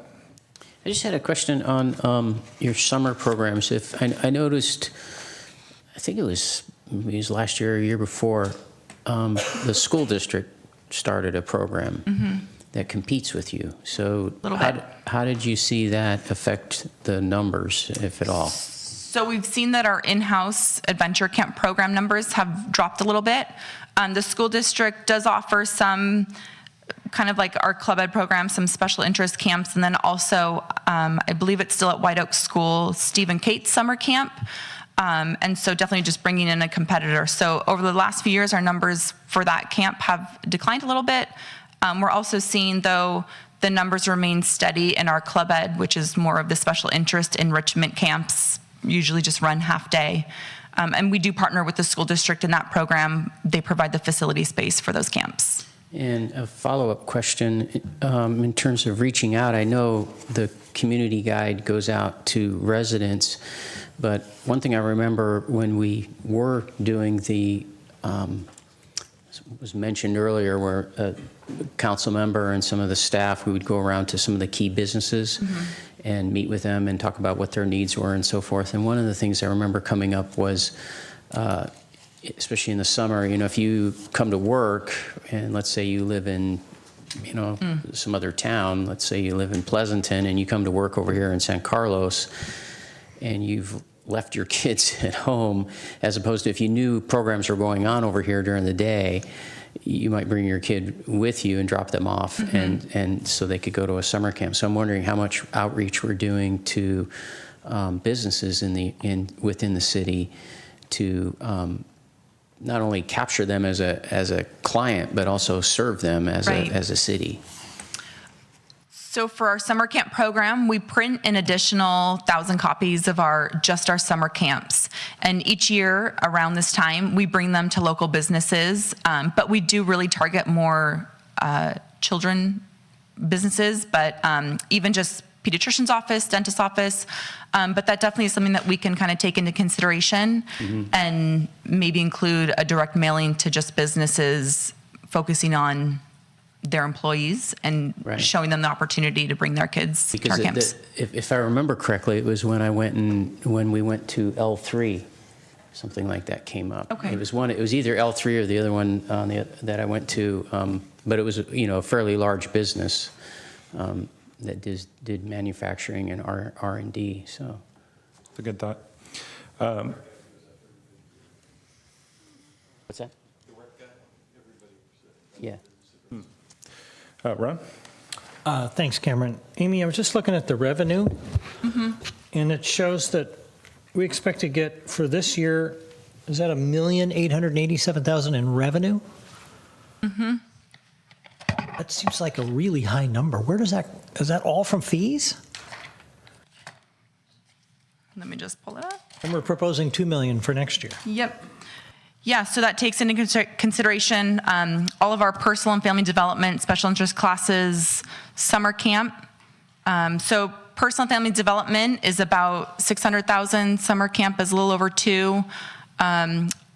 The adult programs that we do charge for, we do have some leases of our buildings and that counts the leases? That does. The leases are a little over $200,000. All right, so let's call it say $1.6 million. And how many participants total would you say that is from? I don't expect a hard number. I'm just a wild guess would do. I'm 9,600. Yeah, 9,600 registrations. Okay. All right. All right. I realize it's a rough number. I'm just curious. It just seemed like a lot of money in fees. I mean, I'm happy about it. I was just trying to get my head around it. Thank you. A lot of programs. Okay. Thanks, Ron. Mark? Thank you, Mr. Mayor. Amy, when you and I think Matt were talking a little bit about the impact of the San Carlos School District summer programs, it suddenly hit me, given some of the other collaborative things we're doing with the district, we've been doing a little bit more over the last few years. Have we ever sat down with them to try and look at creating, kind of integrating our youth services with what they do? Because they do have some after-school related things, mostly during the summer, but they do. So we ever looked into that, like what a partnership might be able to do? Yeah, just this year, Kristen Earps, our youth development coordinator, and myself have been meeting with the new principal for the Arroyo School and the coordinator of the Smarty program. And we've been trying to meet on a regular basis to just work together on offering the complementary programs and not trying to compete with each other, but that's more of the school, looking at the school year and not necessarily summer.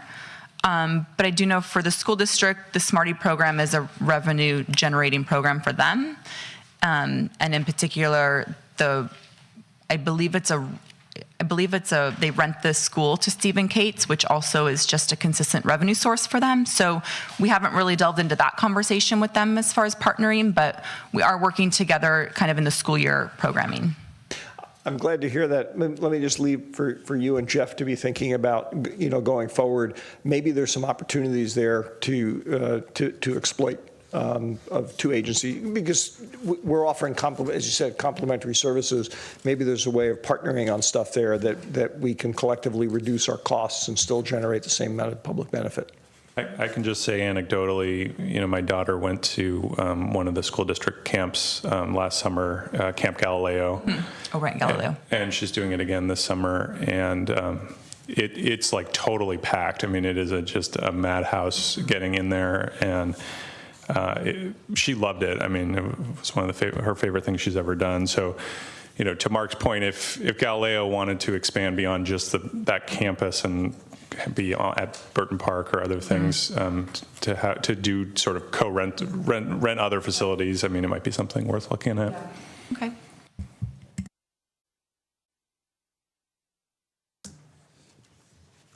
Community events. This is the last program I'm going to share with you guys today. So our major services and community events include the organizing and promoting city special events, partnering with outside agencies for enhancements and sponsorships, and facilitating all nonprofit special event permits, including Art and Wine, Hometown Days, Farmers Market, youth sport tournaments, and neighborhood block parties. Our major accomplishments this year include the Goblin Walk, which we held downtown, as well as the annual Night of Holiday Lights, expanding the event features of this event. We coordinated 6 Music in the Park summer concerts and also planned 2 family-oriented concerts. And lastly, we continued our partnership with the San Mateo County Sheriff's Activity League to host 2 community movie nights and a children's Play Streets event at Burton Park. Matt, you had a question? Oh, when she's done. Sorry.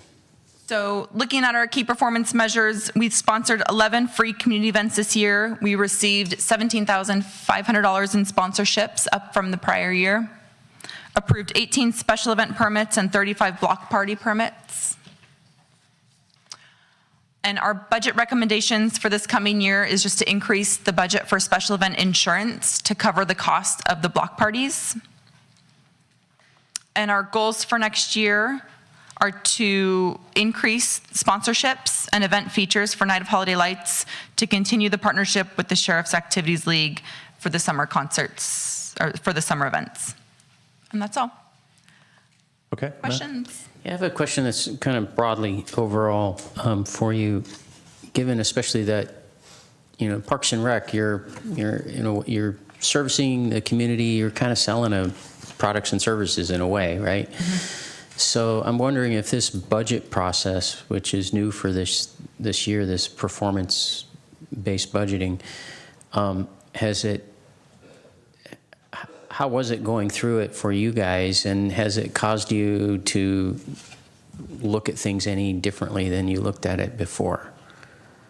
It was an interesting process. I will say a little bit skewed just with the renovation of the Adult Community Center definitely affected that programming, which is a big part of our, more of the services for that facility and those customers.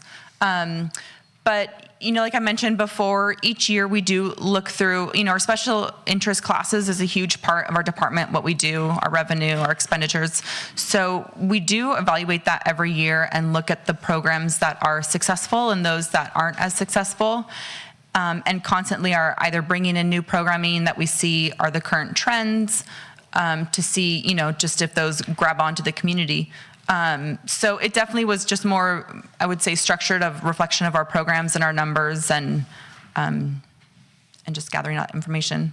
I would just say, sitting here at the dais, especially when we look at Parks and Rec and all we're looking at is budget numbers, this is far different because it gives you an idea of, the customers you're serving and yeah. So I like, especially for your program, I like this approach. It's great to hear. I had a couple questions. Are there any other questions for Amy on special events? So you said we did 9 events in 2015, and we're going to do 11 events in 2016. What are the two? Are those the two movie Add on nights? the two children's concerts. 2 children's concerts. Okay. One kind of in partnership with Earth Day this past weekend, and then one coming up in June. Okay.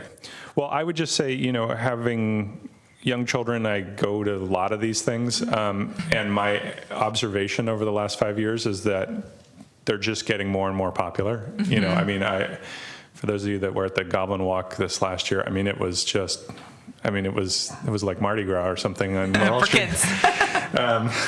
So I go too far. No, in terms of the number of people there is what I'm trying to say. But when I anecdotally talk to people, particularly younger parents in town, and they talk about, San Carlos and why they love living here, things like Hometown Days, the Goblin Walk, Night of Holiday Lights, people talk about those things a lot, and I think they're great brand for our town. People get a lot of value. It's a way to connect with the city and be part of community events. So it's an area where I think we have to have very high quality events that draw people out, but I would like to see us do more incrementally as we go. Look for new opportunities. I don't think they're that expensive to do. In the past we had proposed an on-street dining event on Laurel Street, which we kind of couldn't get exactly to work, but maybe there's something there as we do the farmers market on Sundays. But if there's just other kind of family, come out with your family activities where people, it's not a policy thing, it's not an advocacy thing, it's just a community enjoyment thing. I want to just keep investing there. So if you have good ideas, I would love to talk about them and support them. So Mark, did you have any? Yeah, thank you, Mr. Mayor. Actually, your comments there, which I agree with, reminded me of a question I forgot to ask, which is, have we looked at the amount of money we spend on those family and child-oriented events over time versus the demographics of the town? And what I'm getting at specifically is, the school district has been struggling is kind of the wrong word. They've been dealing with the consequences of success because so many people want to go to the San Carlos Public Schools. They have to build new schools. They have bigger class sizes because that age group is expanding significantly. The enrollment growth is very high. And in fact, they might be a source of data on just how many kids there are in town. I don't know if we get that from them. But do we track our expenditures on that kind of level? Because, to the extent that the youth population is growing, then to the extent the council is paying for services to support youth, we actually need to be thinking of potentially spending more money over time on that rather than less or the same. True. Are you talking for events in particular? Mostly for events. Yeah. We're not going to go build another youth center, just on the fly, even if we, but I'm thinking more of event type things. We've never compared our event costs to households or to, registered school district youth. We haven't done that comparison. We can. To see what, you know. There's always analyses you can do in your, you know, when one has spare time, which you don't. But it might be something worth looking at. And again, in the context of talking with the district, they're keenly aware of those numbers because for them, it's a real issue every year. Yeah. Matt? Yeah, just, I don't think Mark was here when I brought up a similar issue, Mark, that if we had numbers on the data on the demographics, not just of youth, but of all different age groups, so that when we do this performance-based budgeting, one of the things that they could give us as a number is, you know, we did these programs, it served this many households or this % of the population of youth or adult or whatever, so that we have an idea of, like, similar to what you're saying, you know, where we're serving and where we're spending money. Does it match up? Is there an area where we need to beef up our programming because we're missing this population? I think I had asked a similar, but more narrowly focused question about, you know, I think that's a great kind of thing. You know, we can spend tons of money on gathering data, but if there are cheap sources of data we can use to keep track of this stuff, I agree with Matt, it would be really helpful to know that. Yep. When Matt said it before, I was trying to think, you know, where do you get this data? And they do the census every 10 years. And then the question is there anything intervening? But actually, your point that you have a number of, the total number of school enrollees is probably a good, you know, at least proxy for the youth population. And beyond that, I'm not quite sure. But, okay. Did you have anything else, Matt? Any other questions, comments, direction for staff as it relates to the parks budget? May I just say that, again, given that Amy had to step into this particular role here at the last minute, thank you very much for doing that, and you did a great job. Oh, no problem. Thank you. Well done. Thank you. Amy. Any public wishing to speak on this particular item?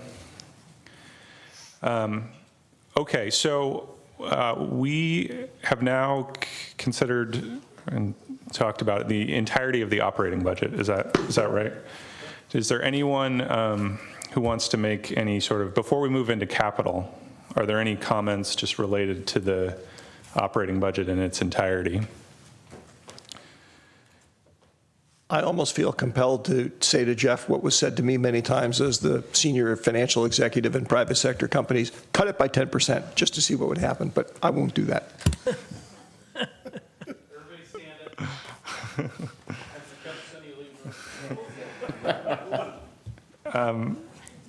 So I wanted to just take a step back and say, first and foremost, like, I really appreciate the process. I really appreciate the performance metrics. I think my high-level feedback is that this is a great start.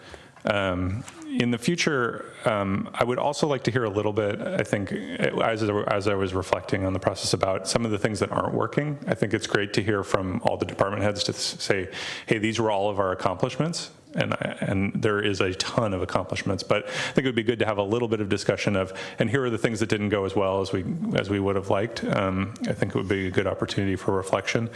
And then, you know, the comment that I made last time, which is, you know, just look for opportunities to tie the metrics that you're reporting directly to the budget line items, so that, you know, there's an understanding that, hey, we're trying to serve these people, accomplish these specific goals, and our ability to do that is directly tied to whether or not we're going to spend the money.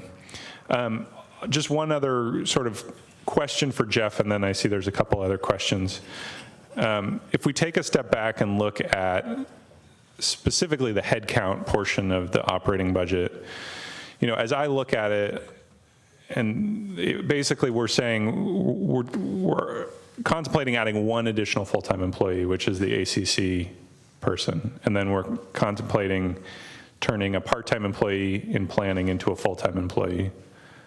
And then the other sort of adjustments are really just up-leveling specific roles for the purposes of career development, staff retention, and is that a good, accurate reflection of what we're trying to do? Can you just talk about, I just want to talk philosophically, because I think we know times the budget is looking good, but we all want to be hesitant about adding long-term legacy operating costs that we continue to fund when maybe the economy won't be so good. And so your thoughts on that? Is this a prudent thing to go? Do you think everything here is justified? And I do, yeah. I think there's a very measured approach that's been taken by the staff, particularly as it addresses the need for full-time employees. So the FTE count is, you're correct in how you're describing it. There's 2 new FTEs. The part-time upgrade in community development, which is really an admin support position, and the facility attendant, which is actually also a part-time upgrade. So there's a, it's not a completely, there's some part-time money behind it that'll go towards funding that. But those are 2 new full-time Perzival type positions that we're very sensitive to adding. But the budget's growing, and in fact, in the long run, when you take a historical look, the budget here has always grown. The community's growing. There's an increased service demand. I'm comfortable with this approach, particularly the position upgrades. The 3 or 4 position upgrades that were talked about over the course of the 2 days. Are very appropriate, and that's something that we've seen before. And we're not increasing what we would call executive management, department head level positions, which once upon a time the city did a great deal of many years ago. We don't do that really at all anymore. But the mid-level manager positions is where we see this type of fluctuation, and it actually works both ways. A couple of years ago when our economic development manager left for a promotion, a department head position in another city, we actually downgraded that. We hired somebody a little lower. And the philosophy here, and one that I really like to embrace and the department heads really like to embrace, is we like to hire people who are maybe a little bit younger in a little lower level position, but then provide them that promotional opportunity down the road. That way we actually get to keep people a little bit longer.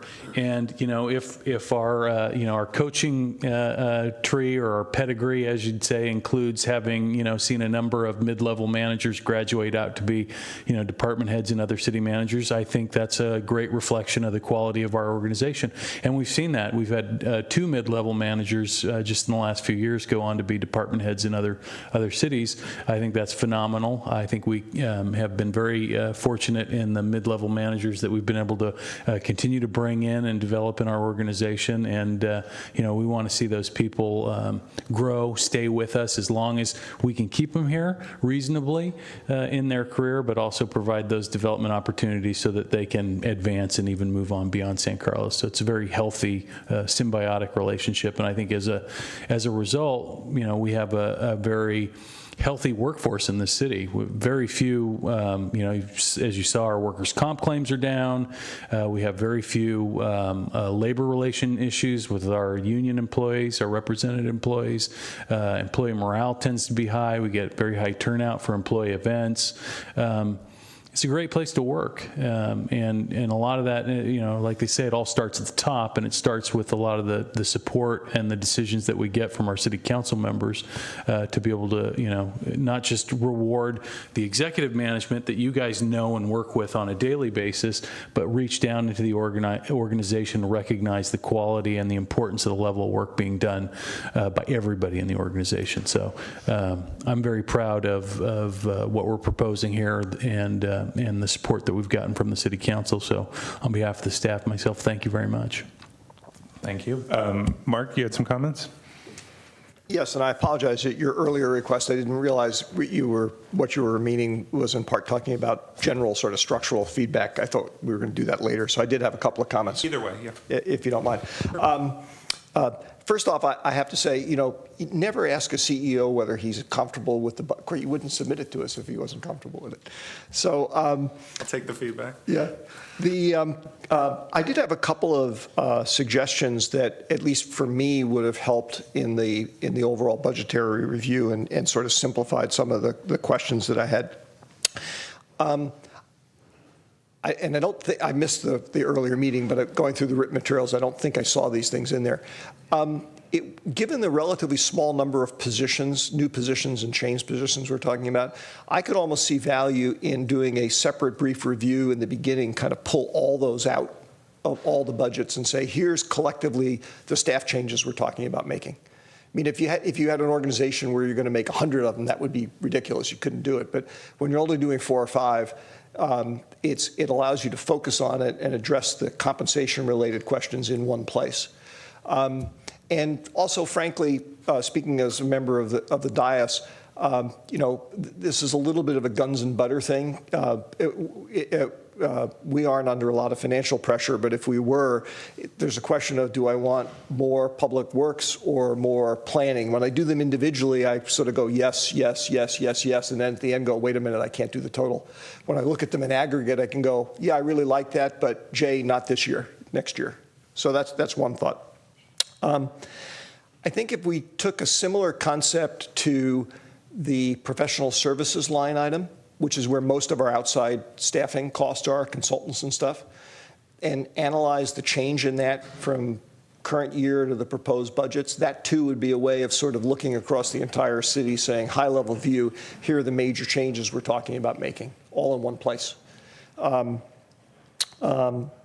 And then lastly, the thing I was going to mention, which is, Jeff, you and I have talked about this a couple of times before, and this sounds like a harsh criticism, and I don't mean it to be. I like this budget process better than the ones we've been through before, but I continually have a problem going into them of understanding the overall financial context. So for example, when I'm looking at an individual department saying we want to spend X dollars more here or Y dollars more there, in the private sector, what I was used to is starting out with almost, here's how much money I have to play with, okay? In other words, if I did everything that I'm doing this year, next year, here's what we think it would look like, but given what we think revenues are going to look like, that's what you get to play with. Now, obviously, the stuff from the prior year is not fixed because you can change that, but it's a way of looking at it that, at least for me, helps put things in context like, okay, do I need to be concerned about when Jay's asked, I keep picking on Jay, I don't mean to be, when Jay's asking for X dollars, how does that relate to what I have to play with? And I'm not exactly sure how you do that, but I pass that along as some feedback too. Okay, thanks, Mark. Matt? First off, I think what Jeff talked about the hiring practices and mid-level and so forth, I think for a city of our size, that's a real sweet spot to be.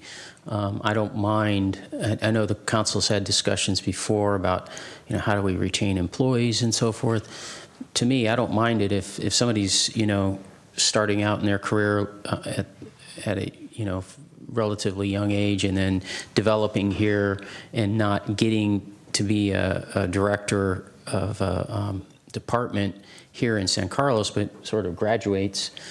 I think we've gotten a lot of use out of that employee and a lot of cost benefit. And it's kind of a win-win because that employee has been able to develop within an organization. We're a small city, so we can do that kind of thing. And they get to develop within the organization. And then when they're ready to go off and go to a bigger city with their career, they can do so. So I think that's a very good place to be.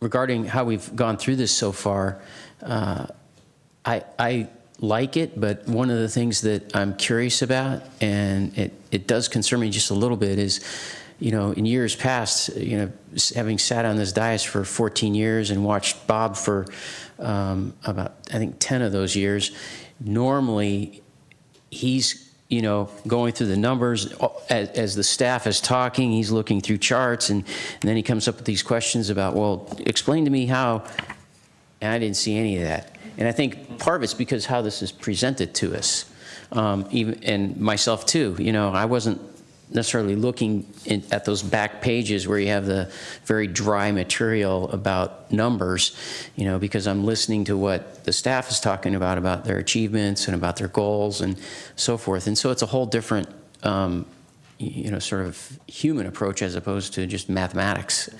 But it does concern me a little bit that there hasn't been the focus from us to you on the mathematics, except at the very beginning, and you know, Jeff heard me say this many years ago. The biggest thing that I was concerned about was we had, revenue growth going like this, and we had expenses going like this every year. And that's what, I know there was a downturn in the economy, but we were still, a good economy or not, that's what was going on with San Carlos. And we just couldn't sustain that. And, my big thing at the time was just looking at the big picture. We've got to bring expenses in line with our revenues or even go below it. And, right at the start, you said, here's our revenues at about 7%, I think it was, and our growth is at about 3%. Another sweet spot to be in, where we can add to our reserves and then even think about doing extra programs and things as we go on. Mark? Yeah, just wanted to, I agree with a lot of what Matt said, and part of, Matt, my comment about me personally not understanding, kind of having as good an insight into the context was, I think, your sort of like your point about the number side of things, okay? I just wanted to mention that one of the fascinating conundrums in my experience of being an elected official over quite a number of years is the challenge in government is you never want to spend more, at least local government, you never want to spend more dollars than you have, but you actually don't want to spend less dollars than you have either, because if you spend less dollars than you have, there's some public need out there that you didn't meet, okay, or didn't meet as well as you could. And so you're always on the knife edge. I definitely, I'm not trying to say we should be we should be conservative in our budgeting and whatnot, but I also want to just remind my colleagues, currently, until we do something in the capital budget, we're sitting on what, $23 million in reserves? That's a lot of money. That's a lot of general fund reserve. We could almost, not that I'm saying we should do this, we could almost tell people for the next 6 months, don't bother sending in any taxes or fees or anything, because we're okay. And we need to keep that in mind too, because there are public needs that we need to serve. Thanks, Mark. Jeff, did you want to say anything? Yeah. Just wanted to react a little bit to, all the great feedback. This has been a kind of a fun budget process for us because it's been a new process. The council knows that for a number of years we've been working towards the program performance-based budgeting that you're seeing today, but this is actually the first iteration of it. So, again, like the mayor said, I think this is a great first cut. There's certainly things, even at the staff level as we went through it, we've got a lot of notes about things that we want to change and new ideas about measurements and how we present that and sort of getting the council's feedback. The other thing too that I just want to remind the council, I know you know this, but it's easy to forget too as we plow through this, that this is the first year where we've really tied our strategic planning process to our budget process, and I think that's been enormous benefit, not only for the city council, but for the city staff. And that, by the time we're actually developing the budget, we really have a pretty solid handle on what the council priorities are at the time. And we're able to reflect that in our budget recommendations to you right out of the gate, which has, allowed us not to have to really do a lot of rejiggering at this meeting and really take the opportunity to talk about the services we're providing and the accomplishments and the goals that we've got for the future, which I think is a great benefit for the council and the staff, but also a great opportunity for the community to really see, what do you get for $38 million a year? And, they get quite a bit. And, so I think it's been a great process, a lot of great feedback. So we'll look forward to, fleshing out this document in front of you. Isn't the final budget. There'll be a lot of more text and performance measures and things that are reflected in the budget and more numbers to really round it out, as well as kind of a detailed management overview summary. So thank you very much. All right. Well, let's just take 4-minute quick break, come back at 2:30 and do capital.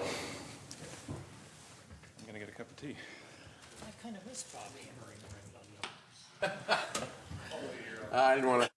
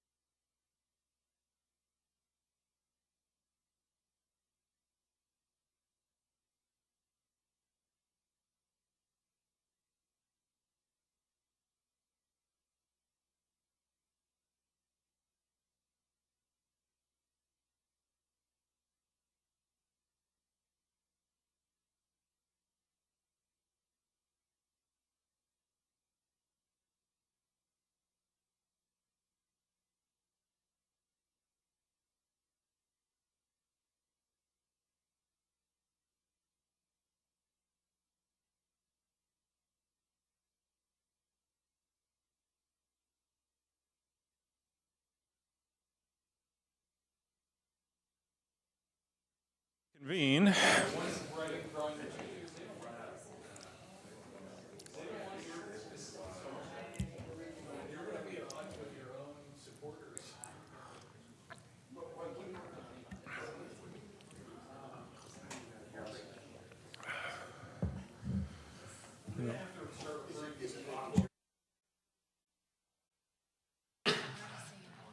Oh, okay, one of those. Well, did I tell you about my conversation with Dragonfly? You guys said, well, how do you guys react if you don't give me these and stuff? If I offered to do a pool, and I laughed and said, well, give me these. Okay. We are now ready to proceed with our final item of the afternoon, and that is our capital improvement program, which will be presented by the three. Jeff. Mr. Mayor? Oh, okay. Yes, Mark. Yeah, just a context-setting question for me. I want to make sure I've got this straight. My understanding is the way the capital budget process works, it's, I don't want to say purely notional, but it's almost a little bit notional in the sense that we're not approving anything in the capital budget per se. Those mostly come back to us later on saying, this is in the budget, do you now want to approve it? Yes and no. Okay. In terms of, let's say you're doing a big facility improvement, that's going to come back to you many times. But by approving it in the budget, there will likely at least be a significant amount of staff work in getting a project started.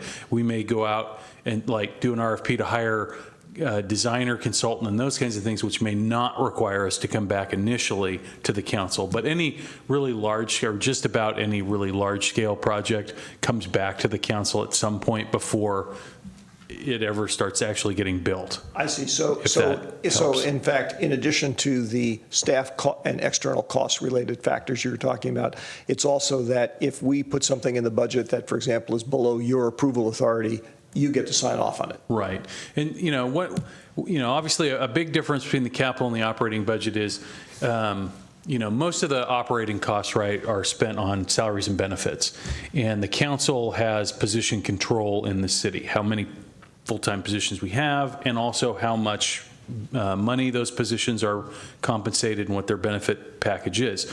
So we have a very high degree of accuracy, in predicting what those costs will be, as opposed to a capital project where, we're going to have to go out to bid, we're going to have to get a third party to give us, their cost. And while our engineers are very good, market conditions can change very quickly when you're dealing with contractors in construction and even, street projects where you're buying a high quantity of some material. And so, oftentimes we may have got it right at the time we did the budgeting, but not at the time we did the project. And so that's why you got to come back and touch the council in addition to our purchasing policies and that kind of thing. So. Thanks, Mark. It's all yours. Okay. So Rebecca's going to do most of the introductory presentation here before we get into the projects, but just wanted to talk a little bit about the setup on the capital, because it is different, obviously, than the operating budget that we spent most of the last 2 days talking about. In some ways, it's more straightforward than the operating budget to understand, but because there are funds and funding sources behind this, there is some complexity there. And so we've tried to present the budget to you in kind of two different ways. First, we've got it presented in sort of the traditional way that we've presented it to you, which is sort of based on fund, right?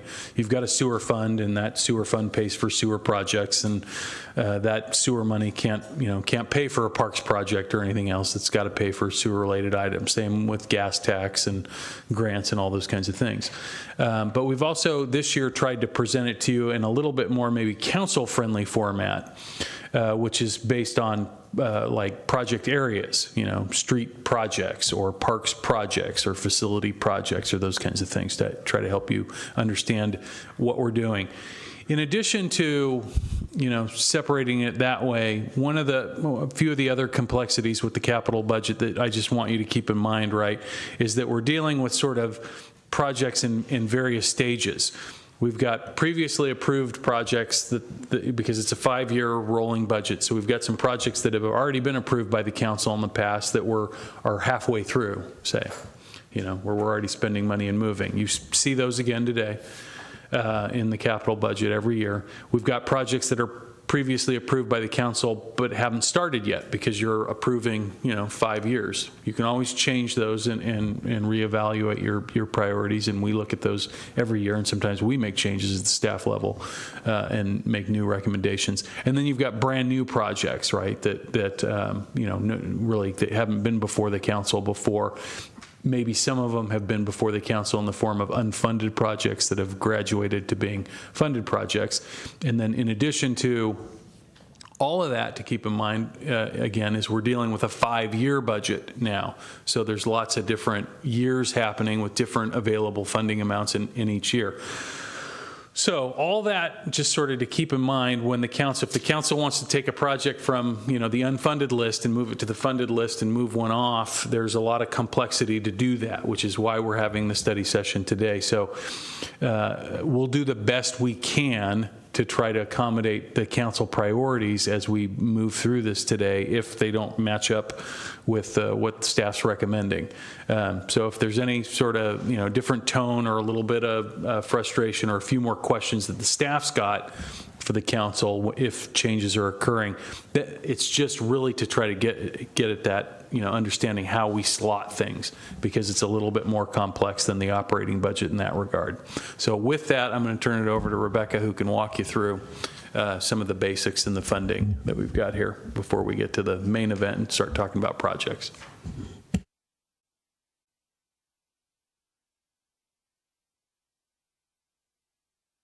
Okay, Rebecca Mendenhall, Administrative Services Director. I'm going to cover the funding sources and the fund balances, assuming that all the projects that are recommended go forward in the timeline that have been recommended. And then Jay's going to get up and talk about all of the specifics of each and every project, or the highlighted projects. Let me correct that. So this chart depicts the proposed capital spending over the next 5 years. The majority of the proposed capital spending comes from what we call Fund 25, which is our general capital fund. This is made possible by a $3 million transfer from the general fund this year.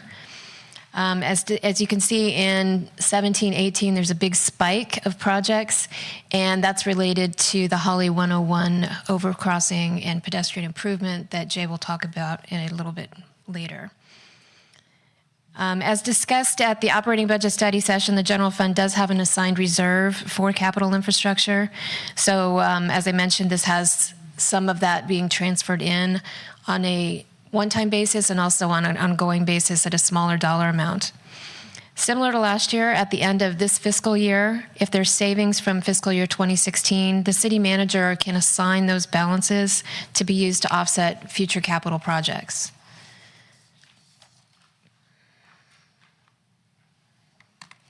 So this slide reflects the projected ending fund balances for each capital project fund. As Jeff mentioned, capital projects are different, or capital budgets are different from the operating budget for two main reasons: expansion and replacement. These projects go over a period of time. They may not fall within one fiscal year. They may roll over from year to year. So it does allow for the overlapping of years, unlike our operating funds. Although the wastewater fund appears to be growing, the expenses in future years may be much higher due to additional capital projects planned at the sewage treatment plant. And this will be discussed more when we do the rate setting study session, which I think is on Monday night. Yeah. The gas tax fund, this is funding used for just our streets and our sidewalks. And as you can see, the balance is very low in the out years because we're projecting to use all available funding toward our street resurfacing projects. And with the projected decline in revenues, the funding available for construction is also declined. And I think Jay will go into the details of what the true amount we need per year is. I have a question. Yeah. I'm sorry. That's all right. So you've got this up here, projected ending fund balances. Is this Is this as though we just sat and didn't do any projects, and so the revenues come in, but we do very little with the money, or after projects are done that?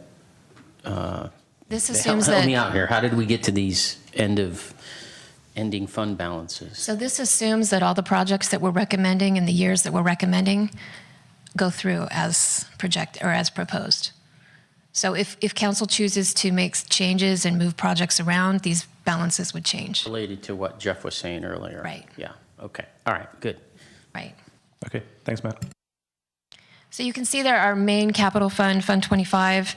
As I mentioned, this is funded from transfers from the general fund as well as revenues received from the Shoreway Transfer Station. Included in here is our ERAF rebate, or the Educational Revenue Augmentation Fund rebate. That totals between $700,000 and $1 million annually. And we keep when we do our budgeting, we keep about a $2 million or $2 to $2.5 million budget balance in there in case unanticipated projects come up that we need to find funding for quickly. The housing funds, these are restricted to finance affordable housing, and included in these funds is a proposed project to design a new building at the property at 817 Walnut Street. As Al mentioned earlier today, there are plans to redevelop this property as well as the Cherry Street location, which will use up this entire fund balance. And the library fund's main revenue source is the tenant rents, and those funds are used to pay for those facility improvements. And there's a couple of projects that are recommended for the next fiscal year.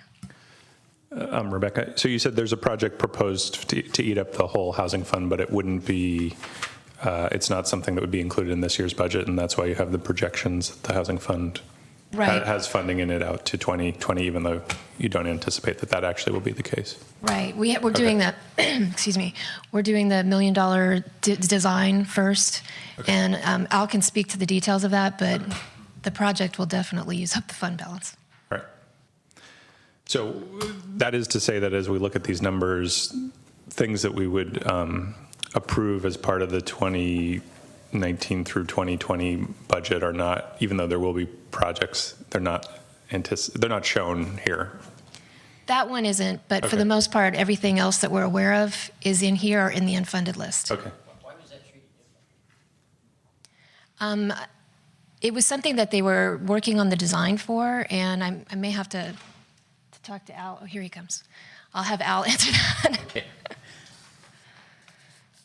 As you're walking up, Al, we're wondering why the housing project was treated differently and not removed, the expense of it wasn't removed from this $8 million that we see here by fiscal year 2021, because everything else. It's not on the unfunded list. You don't know, huh? See, I guess partly what set this up is I had asked earlier, the title of this is Project Ending Fund Balances, and I asked, does this mean because the revenues came in and this is where we would be if we didn't spend any of the money, didn't do any projects? And the answer was no. Any projects that we've already approved or that are ongoing right now, those are all accounted for in these numbers. And then we got to the housing fund, and Rebecca said that, well, that $8 million kind of isn't there because we've got a project that's being designed and it's going to spend all that money, plus or minus. And so my question was, why is that project being treated differently than all the other ones? So the answer to that question through the mayor and council is we've asked for just $1 million of it to spend, and we haven't spent that either yet. So we're on the way to design the project, and we will be spending that $1 million over the next 6 months to a year as we design the project. In addition, we probably won't, we are looking at 2 separate projects over the next couple of years. One is 817, which is the 20 units that we're shooting for. And the other is on Cherry Street, which is next to Wheeler Plaza. We'll be getting $3.5 million from that project to help pay for that. So we haven't asked for any money yet to spend on that project or for construction of 817. All we need at this today is $1 million to get it started. If things go well, we'll bring the project back to the council. You like it, it's going well. then we'll ask you for more funding as we go forward. In addition, while we may end up spending, let's say, $8–10 million of our housing funds on these two projects, we also anticipate getting project funding from outside sources like federal tax grants and other maybe some partnerships and things like that. So that's why right now it's just $1 million. If you allow that $1 million to be spent, then we'll take that out of that $8 million that you see. Yeah. Mark? I thought I understood this, and now I'm more confused. So, Rebecca, bear with me, and maybe I'm just comparing apples and oranges, but if I take what you currently have up on the screen, and let's say look at Fund 6, wastewater, and I look at this schedule from the capital projects by category, and the very first page says sewer wastewater projects. Funding next 2 years shows a subtotal of $8.64 million, and yet the wastewater fund is $3.5 million bucks, oscillates around there. So is that 8.6 already coming out of these numbers somehow? Yes. Okay. Yes. And that's because that's... Everything with the exception of the unfunded portion. Oh, I see. So both the funding next 2 years and the funding next 3 to 5 years is in here, It's included in these balances. in those balances. Okay. That makes more sense. Thank you. Thanks, Mark. Ron, did you have a question? I did. Thanks. I heard a comment about funds being restricted. Are all of these funds restricted funds within their categories? Or are there some that if we have a project in one that we need to move money around, we can do that? I may have missed that. The Fund 25 is not restricted. So Is that that's the what we only use one? for, yeah, that's what we use Okay. for any Everything else is- project that doesn't fit anywhere else or that doesn't find a funding source. So there's been times where we've used general fund money to pay for the storm drainage projects since the funding source isn't there for that. Thanks. Okay. Okay. So at this time, I'm going to turn it over to Jay, and he's going to go through some of the projects.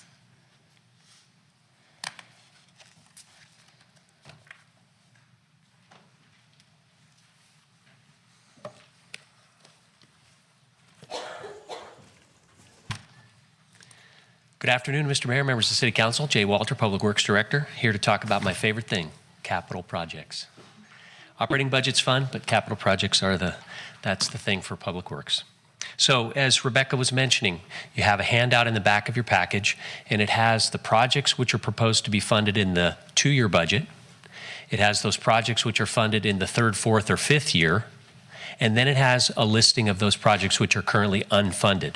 So those projects, they won't have slides that we'll go through, but just so you know, those are the ones that essentially were below the cutoff line as we prepared the 5-year CIP for this particular budget.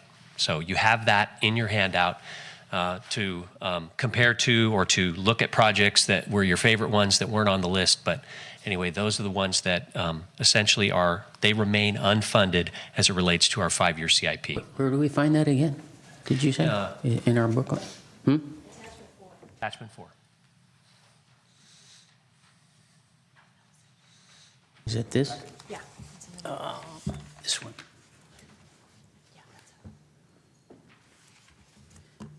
Okay. Oh, it's this. I see. Okay. So that way it's sort of you can keep track of these things. Okay, I heard my favorite project, but where did it land? Is it in the first 2 years, or is it in the 3rd, 4th, or 5th, or did it not make the cut? It's remaining on the unfunded list. That just as a reference for you as we go into this. So the first thing we wanted to talk about were completed projects, and that's the projects that we were working on and completed prior to our budget process getting started. And of course, one of the big ones was the Crestview Park renovation.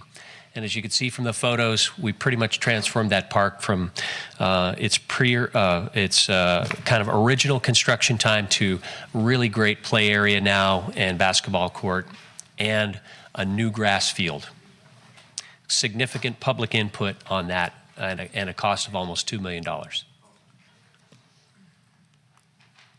The other project that we completed in the last year was our East Side Connect project. another great project with streetscapes, bicycle path between Belmont and Redwood City, a great bicycle boulevard down East San Carlos Avenue, a connection to the train station, a really significant community improvement, and one piece of what we'll continue to do as we install a traffic signal at industrial East San Carlos Avenue, and as we go forward with the Holly Interchange project to continue the ability for bikes and peds to move eastward and cross the freeway.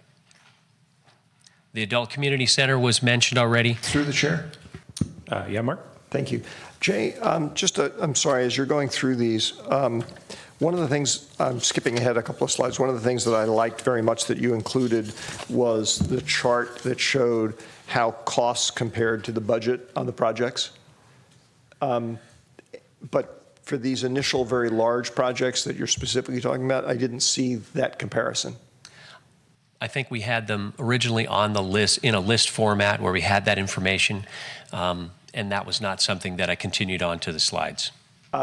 In general, do you recall offhand as you're going through these, which ones came in above or below budget? Well, right off the top, I know we came back to the council on the Adult Community Center when we changed the scope of that project and added some additional things. So as far as original budget goes, this project came in over what was originally programmed for it. But we increased the budget, so. We did. We increased the budget, yeah. I'm really looking for sort of, right. These projects all came in under the budget that we had programmed for. Okay, thank you. So the Adult Community Center, just a little over $3 million.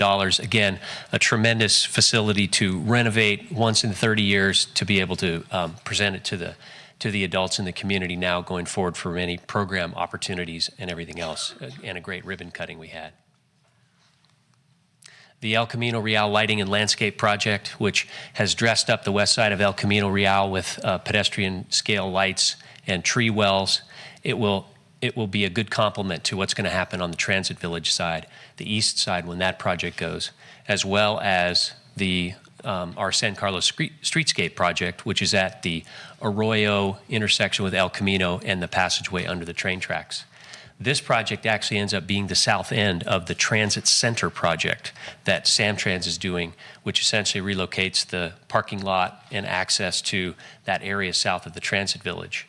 And it'll connect up with frontage improvements, as well as that parking area will kind of be right at the edge of it. So, Jay, since we're talking about that project, I just wanted to ask the question. You know, I've noticed, and other people have remarked that there's like 6 or 8 park benches there, and it's off in the middle of nowhere, and I've never seen anyone sitting there. Is the reason that there were the park benches there because that's where the parking lot's going to be?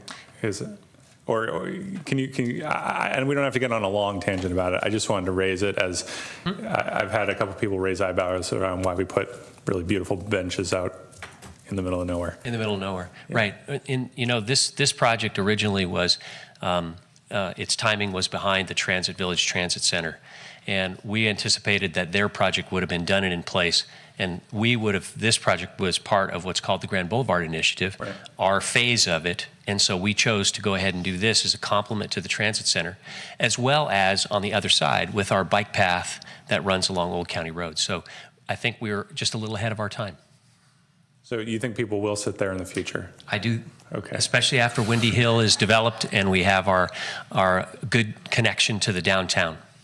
Through the chair, also, Jay, because of this being part of the Grand Boulevard Initiative, wasn't there some external funding contributed to this? Yes, a significant amount of external funding for it. So in a sense, the financial impact on us was minimal, which doesn't necessarily mean we should or shouldn't have spent it. Your question's still valid. I'm not objecting to that. It just, that's another element. We can talk about it offline. It's just, it just seems like it's a seating area that should go somewhere else. But did you have anything you want to say? I wanted to add something because as I recall, part of the approval of the Transit Village was for Legacy to pay for all the improvements all the way down to the Redwood City line. Now, was this like a carve out of that, or did we remove that from the agreement? I thought Legacy had to put in the sidewalk and they had to put in landscaping and all that on the east side of El Camino. Grace is nodding her head. Maybe I have one person who remembers that. And was this sort of a carve out and not included in that? It wasn't included, and what so a little bit of a history. The Grand Boulevard Initiative, if the council's familiar with, Right. is essentially El Camino, kind of the north end to the south end.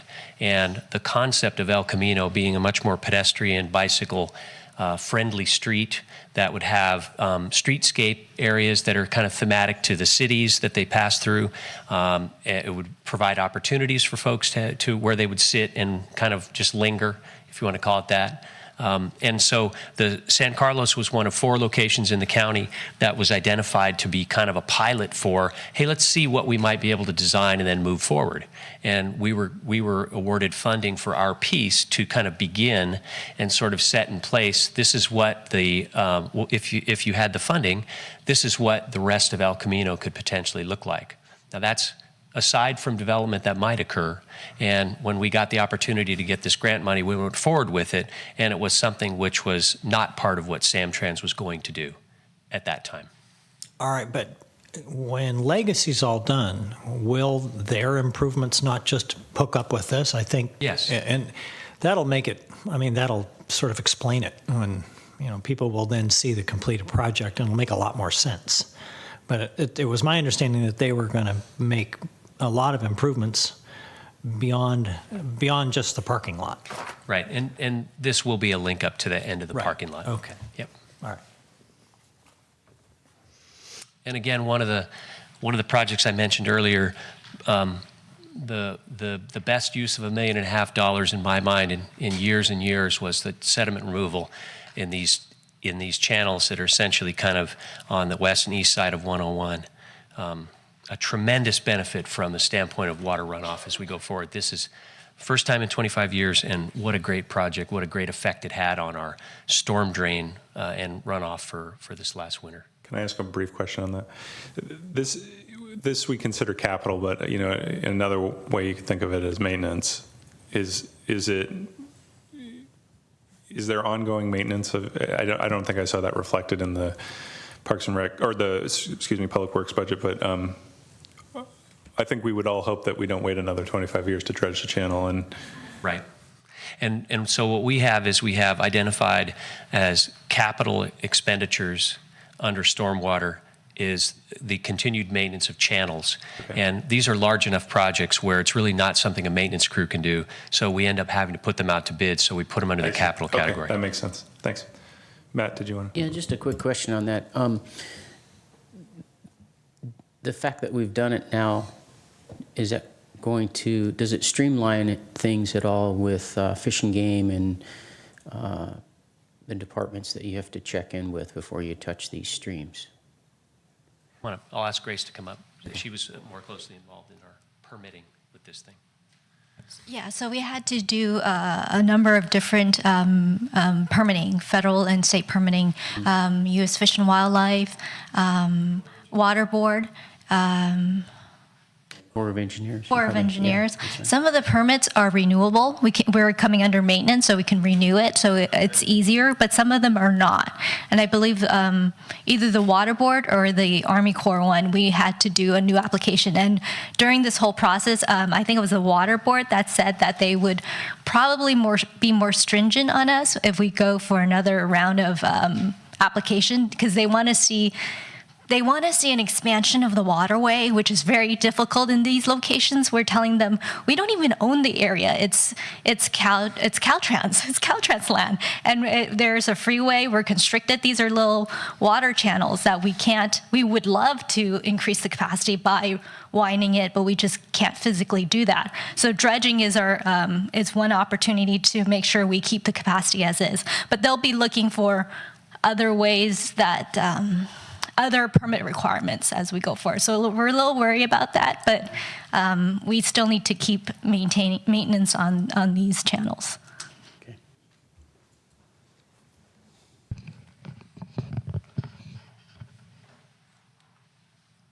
And then another completed project for us was the Storm Drain Master Plan, which is something that we've finally put in place now to identify other drainage improvements around the city that we'll want to be able to find funding for, ultimately to help alleviate some of the flooding issues that we see in the city.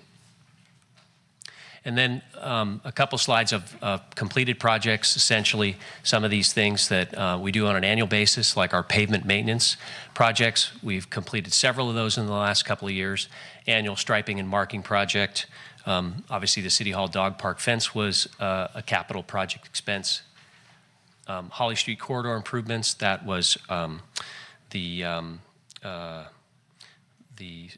truck restriction signage, the speed zones surveys, that kind of thing that we did, our annual sidewalk project, and then we had 2 utility undergrounding projects that were related, one down off Industrial Road and the other one on Old County Road. And again, storm drain improvements, an important component as we modify inlets and create ways for water to be flowing under the street rather than along the street as much. And then we completed sewer rate study update, several sewer projects, the lateral replacement project and the sewer system rehab park restroom study that has been completed that will lead us into some of our capital projects in this upcoming budget. And then one of the things that the geeky engineers like is the citywide benchmark update, which are survey monuments that give elevations for us around the city. It's fun stuff. So current projects, and these are ones that Jeff mentioned that we may have started but not quite finished. The Industrial Road Parallel Sewer Project, the biggest one of the capacity assurance projects that is now essentially complete. We have wastewater flowing in it. We've repaved Industrial Road, and essentially we're into the final throes of that project. A huge undertaking, and yet the keystone on that consent decree list of projects for capacity assurance. We have increased our sewer capacity tremendously and really, I think, safeguarded us from the capacity type sewer overflows that had been plaguing the city prior to the consent decree. And we're in the middle of our facility energy conservation project, which I mentioned before, has HVAC systems being upgraded and lights being changed out with more energy efficient types. We're also in the middle of the design phase for the final sewer capacity assurance project. We expect that to go out to bid this summer and start construction. That's several locations as the final piece of that capacity assurance project or that program, which we needed to be finished up with by 2017. You had a question? Yeah, we've moved to a different topic, but when you were talking about the stormwater improvements that we made, I noticed we've been through a fairly wet winter and we didn't have any flooding incidents, especially along the El Camino like we've had in the past. So do we attribute it to these improvements that have been done? And can we tell at all what the capacity difference is and what we can expect risk-wise for flooding in areas where we've had problems? We still have, we consider to what we just experienced was a normal rainfall year. So the storm drain master plan that we created, it was based on what we consider to be a design storm, which is a 10-year recurrence storm. So that's a significant storm to hit at any point. And so the flooding that would occur based on a storm like that is what has determined the priority and the different projects that are part of that master plan. What we were able to do this last winter, or this last summer and on into the winter, was the channel dredging, which really gave us back the capacity that we currently have, which is not something that protects us much from a flood, say a 10-year storm that we would be hoping to be able to be protected from. The inlet improvements that we implemented were more of nuisance flooding relief. And so a lot of the stuff that we would get complaints about, that we would have ponding and flooding in and around some of these inlets because the grate was blocked, we've now been able to make some modifications. So we feel like we prepared ourselves and we're made ready for a really good regular year of rainfall. But there's the other notch up, which is the storm drain master plan projects that we would be wanting to fund. Bob? Jay, I was curious, this sewer capacity assurance project 3 and 4, where physically are those going to be, or is that going to be? Is it in industrial or? No, it's not. There's like 3 or 4 streets around the city where we have a section of Main that we have to upsize. It's all over the city? Yes, is it below the Alameda? It's all below the Alameda. All below, okay, just curious. Yes. Okay, thank you. Yeah. Thanks, Bob. So one of the things that I wanted to talk to the council about today was on the screen before you is a citywide map, and it's color-coded. And what you've got there are the different sewer basins within the city. These are the flow basins that we have that our sewer master plan has identified as areas where wastewater is collected, flows to a certain point, and then into another basin or into another main line further before it finally goes to the pump station and heads off to Silicon Valley Clean Water. One of the things that we had talked to the council about a couple of years ago was trying to organize underground related projects so that we could do that work and then come in and either pave or seal a street and not the vice versa. We don't want to pave and seal a street and then turn right around and come back with a sewer project, digs the whole thing up, or a storm project digs the whole thing up, and we wasted that money on that paving or sealing project. So what Grace and her staff have done is they've organized projects by year and by color on these maps, which it's hard to obviously tell the detail, but as I go to the second map, it shows the paving plan. And these are the streets that would be paved, and the year is color-coded. And then the following one for storm improvements, these ones have been organized so the underground work is first, and the paving work is going to follow that. So we just wanted to let you know that from an engineering standpoint, we've organized this work in such a way to maximize the investment we make, getting that work done early. We're coordinating with utility companies like Cal Water and PG&E to find out when they have underground work to do, and we're getting that done first, and then we're doing paving and sealing after that. So a great effort by Grace and her staff to get that organized. So now we'll look at project recommendations by category, and I've got kind of one slide with a sort of a larger type project, and then I've got a slide that shows some of the other projects in the category. So in the wastewater category, we will continue down the path in the next 2 years with our sewer system rehabilitation. About $3 to $3.5 million per year will go into those projects so that we can continue on our sewer master plan schedule in these various basins of repairing, relining, or replacing our sewer mains. And that's been essentially paid for by the rates the council has approved on the sewer program over the last several years. We have new projects in the 2-year budget. We're looking at we've started our discussion with the Regional Water Board on establishing a recycled water station at our city courtyard. So that's something where we had to prepare an engineer's report and then submit that, and we expect to get a permit so that we can essentially buy recycled water from Redwood City, bring it to our corporation yard where residents would be able to come, and after essentially passing a class, signing a waiver, sort of training them about recycled water, be able to take that home and use it for supplemental irrigation around their homes. So that's something we're working on and trying to have that come online this summer. We will have our on-call sewer repair contract, about $1 million per year, and then we'll do another wastewater rate study, planning for it in a couple of years because we know that that's likely to come up. Mark, did you have a question? Yes, thank you. Jay, a couple of things about the recycled water station, and I presume this is the time we should be asking about specific projects, right? We're not going to come back at a different, okay. That's fine. Is the recycled water available already out at SVCW's site? It's not currently available. They're talking about the idea that they might make some sort of public access for recycled water there, but the public can't go there and get any kind of recycled water at this time. So we would be trucking it into whatever facility we build? Actually, it's the Redwood City Recycled Water Program has put purple pipe in the ground from SVCW to essentially a couple of points just on the east side of 101 where there are hydrants. And so we would then go to a hydrant with a meter, fill up the truck, bring it back over to the courtyard, and then fill up our portable tank that would be able to be dispensed for residents. Okay.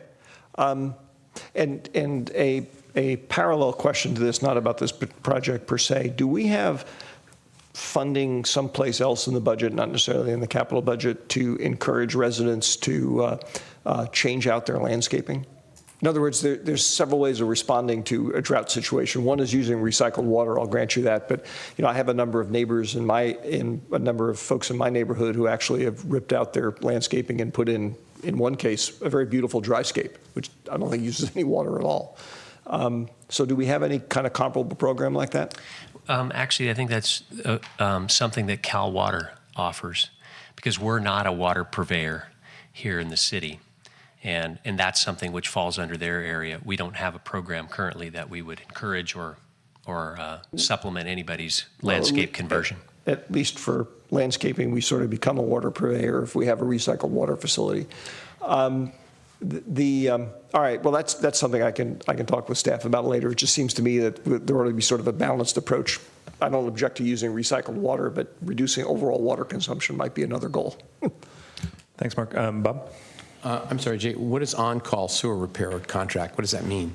We hire a contractor that is essentially, he has a price list of repair strategies that he would make. Okay. And so when we identify a broken sewer line or lateral that we would repair, we give it to the on-call contractor to go out and fix it right then.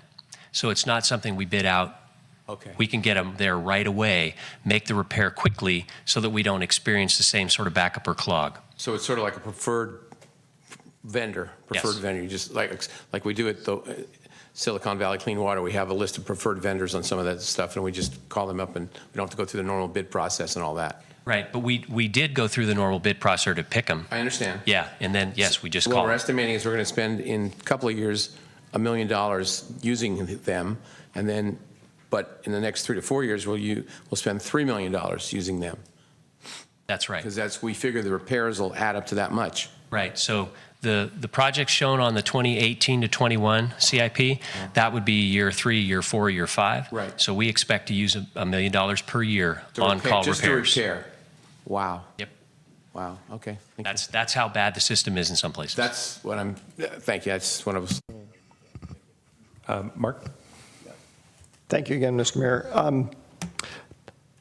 This may be more of a process question and hence a Rebecca question, but I'm having a little difficulty understanding as we go through this review. Let's say that I had an idea for a wastewater or sewer project, however unlikely that might be, that I'd like to suggest we consider. What do I look at to see whether or not there's funding capacity available in this? In other words, I saw the chart that Rebecca had of what the balances, the year-end balances look like. Maybe I could go off of that. I see this list of staff recommended projects, but how do I know if there's room to accommodate something else? Well, I think the ending fund balances would be your best bet, because that's showing you, after all the projects that we're recommending, how much available money is in that fund for any given year. Okay. And through the chair, if you look back, let's say at wastewater, see Fund 6 wastewater, the detail? Fund 6? Which is its own separate tab. Separate tab way back? I mean, I'm sorry, toward the back of the folder. Right. You see that detail there? Right. So you could just wipe out the approveds or whatever or spents and just stick in whatever number you want, I guess. And that's where the balances come in. Right, Well, Rebecca? that's another, thank you, Bob. That's another way of saying, that's another way of saying, look at what Jeff was saying, look at the ending fund balances. Well, to some extent, yeah. Yeah. I mean, but there's money coming into it too, so. But just as a point of clarification, as we look through these tabs in the back, it's the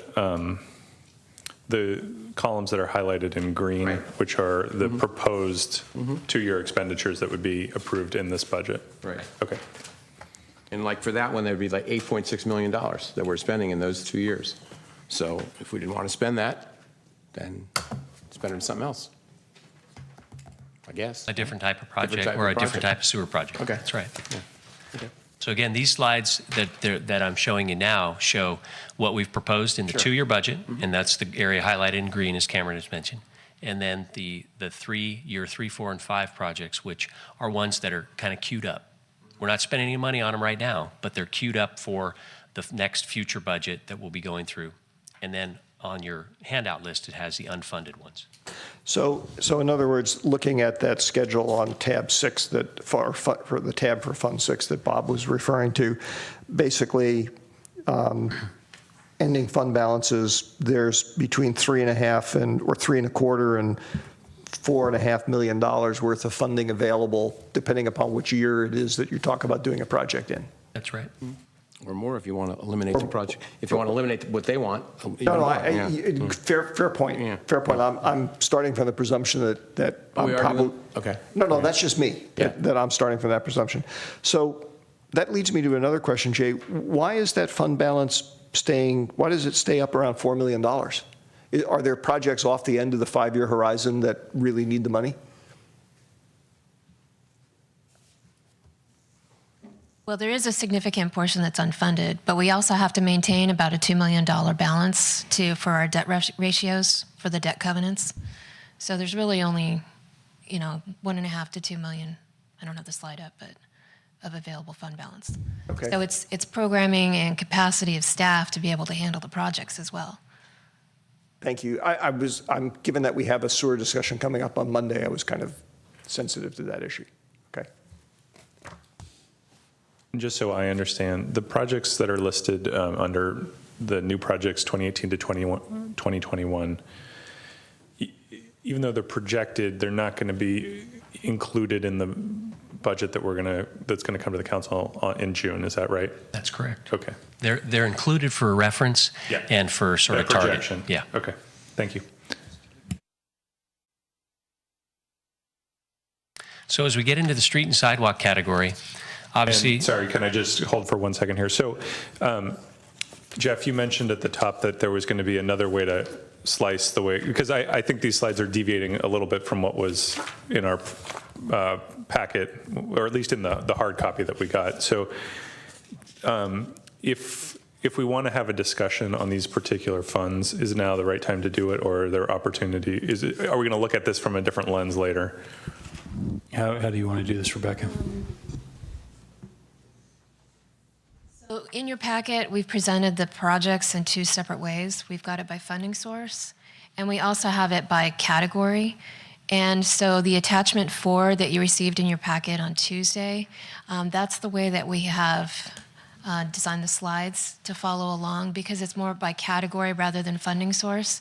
So as Jeff mentioned earlier, if we start moving things around, we're not necessarily going to be able to do the quick math on the fly, because there's some of these projects are coming from many different funding sources and different funds. So I'm just asking for the flow of the discussion, whether it's better to have the discussion on wastewater. If there is discussion on wastewater, is it better to do it now, or is it better to wait? I think now. Okay. So I'll just then say, if there's any comments, staff direction, additional questions on the wastewater fund, now would be the time. And seeing none, we can go on to streets and sidewalks. So with our street and sidewalk project category, the main project that we'll be working on in the next couple of years is our annual street resurfacing project, where we're proposed to spend $2.3 million in the city. And as we look at the other projects that are in the budget, the 2-year budget proposed, we have our sidewalk repair project, which we had some discussion about earlier today, and we have it budgeted at $200,000 per year. We will be replacing the internally illuminated street name signs at our traffic signal locations, which are constantly burning out and breaking, with regular reflective 2-way metal signs at a cost of $65,000. And then we have proposed along San Carlos Avenue, the area between Alameda de los Pogas and Cordilleras Avenue, removal of several large eucalyptus trees and reworking the pedestrian path that's on that essentially south side of the roadway. That's something which we had identified that we felt was important to have council consider approving.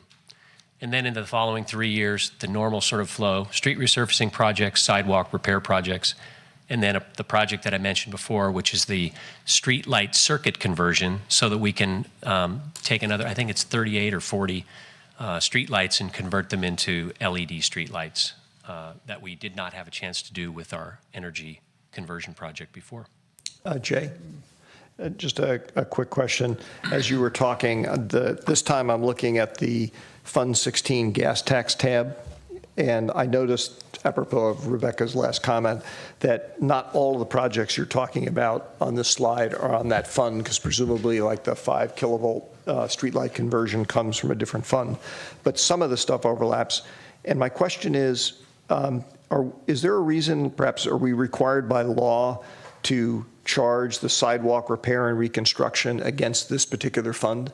Or is that just a choice that we've made? So we can use the gas tax funds to pay for streets and sidewalks, and so that's why in the historically we've always charged them to gas tax. Oh, I see. It's because we can do it that we do it. And it's a funding source. It's a funding source that we can use to fund those. So that's okay. Thanks, Mark. Matt? You mentioned the removal of the eucalyptus trees. Is that the full scope of that project, is just removing those trees, or? No, we would be improving the pedestrian pathway that's adjacent to the road there. Okay. Because right now it sits behind an AC dike, and it's got a lot of sort of failed asphalt. Yes. And sort of bulging asphalt. So we would be replacing that with a new pedestrian pathway. Okay. What just, off a reaction to that is, while the trees are enormous and cumbersome and in the way, at the same time, they sort of give you, maybe it's a false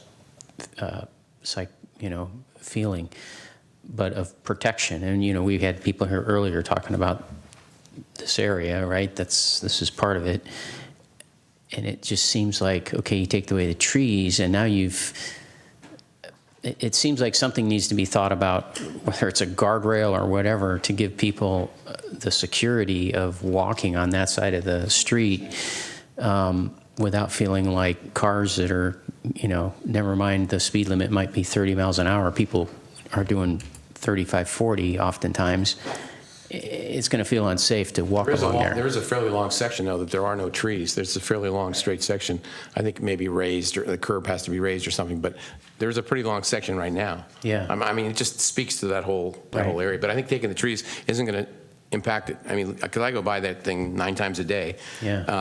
I don't personally. I mean, I don't think the trees are protecting so much, especially because there is a long stretch there. Right after you pass the corner, there's probably about 100, 200, 150 yards. It's dead straight before you come to the next tree. So. If I just may, I agree with you. They don't protect you. It's a false sense of security that they give you. And then the other thing that they do is, because they're so large and everything, I remember Parviz used to talk about this, that if you have trees set up in a certain way, your visual when you're driving, it can tend to slow down traffic a little bit. And if they're gone, it's going to feel like, so. Well, these trees, it's not a proposal to remove all the trees. It's really to remove the ones that are messing up the sidewalk and pathway now. That was the key to this thing. Now, the eucalyptus trees too, some of those are getting really old and they're breaking and falling. PG&E has expressed an interest in being able to maybe help out with some of the trimming of those, because they're constantly playing havoc with power lines and things like that too. So this is one which, in the context of, say, studying along San Carlos Avenue, we could certainly look at the idea of a guardrail, but at least at this point, the project proposed was simply to create that sidewalk along the edge and remove some of those trees. If I can add too, I mean, this is one of the projects we expected there to be some council discussion of, even in, and we see Ron perked right up, removing all the trees, even though, the ones on private property. Just the eucalyptus. Just the eucalyptus, right. They are currently designated as historic trees, but we've already had a study done kind of rolling that back, and we've already had them taken a look at. I mean, they are getting close to the end of their lifespan anyway. And, as we know, because we've had plenty of eucalyptus trees around this community, that as they get near the end of their lifespan, they get more and more dangerous. So. May I build on some comments that Matt made just a bit? Please do. Because I actually had wanted to bring up a somewhat different project, which is not included in this list, but it's something that has been kicking around for me. We obviously have heard from a number of community members about concerns over pedestrian safety on San Carlos Avenue. As a practical matter, having had some conversations with Jay about this, even things like guardrails and whatnot, I was surprised to find out are not as foolproof, I guess I would say, or providing quite as much protection unless they are put in precisely the right area with enough space and whatnot. But the general point is, I think for a variety of reasons, we need to allocate some money someplace for the possibility of doing some street type of safety improvements, not only along San Carlos Avenue, but also, and this is where I had initially come to thinking about it, the Holly Street corridor, okay? There are relatively few major roads in San Carlos where the pedestrian walkway is right next to the traffic flow, where there isn't a parking lane in between that and the pedestrian pathway. The Holly Street corridor is one, San Carlos Avenue for a lot of its stretch is the other, I was almost going to say El Camino, but actually El Camino is not, because there is a parking lane. There is a parking. And Cordilleras is probably the other one. There's enough concern about this stuff that I don't know, I'm not trying to say we absolutely should do something, but I think we are likely to want to do something, and someplace we ought to make sure there's money to do that kind of stuff. And I don't see that anywhere here yet. No, as far as San Carlos Avenue goes, the project I just referenced was the only one that we had thought through in terms of the budget process to put here. The other improvements along San Carlos Avenue are ones which we would need to be looking into and determining maybe what we want to do. But as council would set aside traffic safety money, maybe that's the right way to do it. You just set aside, say it's $500,000 for traffic safety improvements on city streets, and then that's something that staff has to work with for making some of those project improvements. Because I wouldn't be able to tell you here today what we should do and how much that might cost on any one street.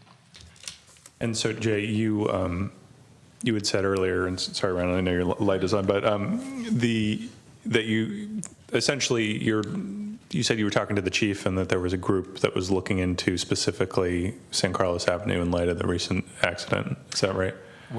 Between the sheriff's office and my engineering staff, we're going to be talking about that corridor. And one of the first things we'll be doing is putting out our speed counters to collect data.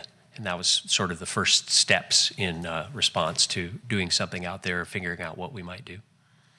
And so the question is whether we wanted to set aside money ahead of time for capital improvement versus waiting till you guys do your study, come back and see if there's a recommendation about some kind of capital improvement. Is that the way to think about it? Mm-hmm. Okay.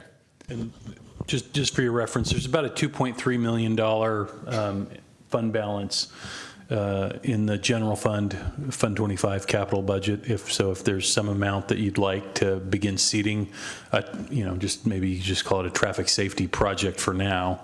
I think staff has enough direction to kind of know how we'd begin trying to flesh that out for you, and then we'd come back with project specifics at a later date. But you could set some money aside if you wanted to. Having brought up the idea, I'm actually. If we have that much money available, kind of in reserve, if you will, then well, there still may be some value in specifically identifying a line item as you just described, Jeff. I definitely don't want to actually commit to spending any money without all the studies being done, because based on my conversations with Jay, there are things that we can do, there are things that we can't do. That there are just inherent risks of some of the layouts of the roads that you're just going to have to live with. But I guess I could go either. On balance, I'd probably prefer to put a line item in there, but if the rest of the council doesn't want to do that, I'm okay with not doing that.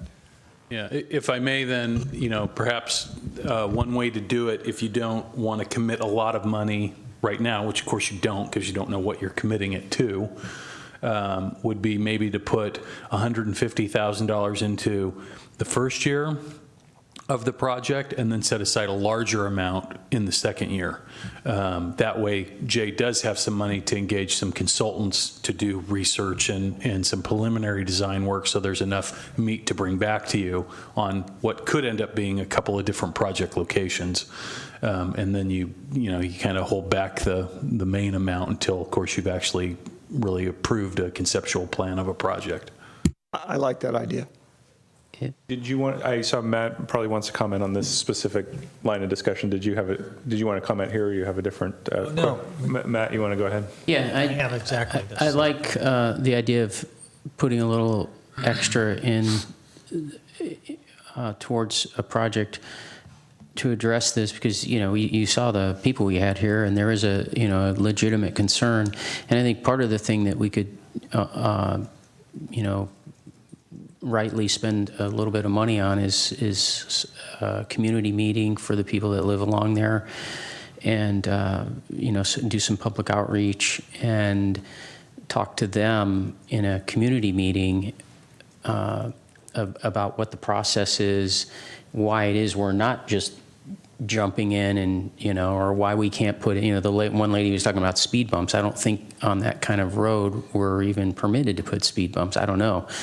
But to have a meeting where you're there, or a consultant or whatever, and get those neighbors involved in the process, let them give some of their ideas, and, you know, let there be some discourse that couldn't hurt by any means. Right. Yeah. And I'll be a third voice that says, yeah, I think it's a good idea to set something aside. Ron, did you want to? Yeah, I just wanted to add a couple of questions, and I also wanted to add my thoughts to this. The question I had, though, was on this particular tree removal project. How many trees are we talking about taking out? There's 12 trees. 12 trees, and is there a plan to put replacement trees in there? We hadn't gotten that far at this point in time. We haven't gotten that far. They would not be eucalyptus trees. Thank you. Really? As you can tell, I'd never get elected to the Burlingame City Council. I thought you liked eucalyptus trees. Yeah, black bark eucalyptus. Or Belmont, for that matter. There was a comment made earlier by this woman, Sandy Ehrenberg, I think early this morning. She made the comment that San Carlos Avenue was the second most accident-prone street in San Carlos. Is that true? I don't have that number with me, but Sergeant Steve Pettit and I and Tara Peterson met with her yesterday to kind of briefly go over some of the concerns that she had and some of the information that she was sharing with her petition and everything else. And essentially, we did confirm that that San Carlos Avenue, essentially from El Camino on up, is the second highest volume street in the city. Correspondingly, there are going to be a higher number of accidents on a street like that. So I don't know particularly if I took it street by street, which one would have maybe the higher concentrations. Yeah. But it's probably one of the top, say, 3 or 4 streets. Well, I can think of 3 fatalities in my lifetime. I mean, one was in 1956 at Arundel Road and San Carlos Avenue. The other was Tatiana Gard in 1991. She was a 13-year-old student at Central School. That was on Halloween. And then the one last month. Now, somebody said there's been others. I suppose there are, because there was a period of time I wasn't in town. But when you think about it, the most dangerous part of San Carlos Avenue is really probably from Arundel Road. I suppose you could stretch it to Devonshire, to Cordilleras. Now, I just, in my own observation, that's probably the most critical area. I like Jeff's idea about maybe allocating money, like in increments. But that road is essentially unchanged for 60 years. I mean, there's been some marginal cosmetic improvements, but it's still a dangerous road. I completely agree. Although I will say, I think everybody would agree that no matter what you did to the street, that the most recent event probably would have happened anyway. But what I'm thinking of is that if we truly want to make it safer, and maybe we do put together some sort of a fund for it. Maybe in addition to sidewalks, I don't really like the idea of speed bumps. I think they might make the problem worse. But maybe creating a planting strip, and if you put some trees in a planting strip between the sidewalk and the street, trees that would grow to be big and strong, that type of configuration may possibly have saved that man's life. Of course, it might have destroyed a tree, but anyway, I'm just wondering if that's something that we can have a discussion about it. But I'm in favor of what we've been talking about. We'll definitely bring back concepts that we believe would make an improvement there. Again, remembering the street itself, it's been unchanged for 60 plus years. It's It has undeveloped front yard areas as it relates to the city's infrastructure of curb, gutter, and sidewalk, and any kind of planting strip. It's not a perfectly flat street. It's higher on one side, lower on the other. The potential costs for, say, widening, putting sidewalks, creating walls, and other things that allow you to do that, it's not infeasible from an engineering standpoint. You could do it, but it definitely impacts all those yards, and it's a project that would be quite expensive. So I don't want to foreclose that, but it's just sort of preparing that if you got to the point where you wanted to try to create a sort of a normal street section for it, that would be a significant investment by the council to do that. And it would, I admit, it would be, I know it would be expensive. I'd like to know what the number is, and maybe we could set up some sort of strategic plan to do it in pieces. Jeff, did you want to weigh in here? I was just going to make a suggestion for the council in terms of numbers moving forward, because I think there is, probably significant need, and I think there's need beyond San Carlos Avenue. So if you were to set aside, say, $150,000 in the first year of the capital budget and $750,000 in the second year, you'd be making a very significant start towards funding some sort of project. I think, to the degree that we're getting into even larger scale projects in the acquisition of right-of-way and the widening of roads and that kind of thing, we will exceed the ability of the city's capital budget to ever fund such a project. But we know from past surveys of the community and the outreach and what we're hearing from the community now that perhaps this is a future tax measure. Once you've identified a specific project, that you go to the community and rather than just go to the community and ask them to flip the bill for the whole nut, you are budgeting some money, and the city's picking up a significant portion of the cost of the project as well. So something to keep in mind moving forward. Obviously, we're just kind of spitballing here today. We don't know what we've got, but I think if you set aside that kind of money, we can certainly make a start on getting you a lot of answers to these questions. Works for me. Okay. Any objections or modifications? Okay. I had, on a different topic, one other question on this, on street resurfacing. And I note from the table in the back that we're proposing to spend, where is it? 1.4 million this year, 900,000 next year, and then dropping to $750,000 a year. That's a little concerning. Is that because of the concern about the availability of gas tax with the, or is it about need, or? It's really being sensitive to a budget that you're not taking an action on right now. So if we would hope to have at least 1.4 or 1.5 million per year for street resurfacing. We do everything we can to seek outside grants as well. So we felt that that within the 2-year time frame that we're in a reasonable condition moving forward with that. I'm going to come back to you in 2 years, and those numbers won't be 750 anymore. But we did that essentially with the idea that that's not a budget you're approving this year. Okay. Sort of a placeholder. Yes. Okay. Thank you.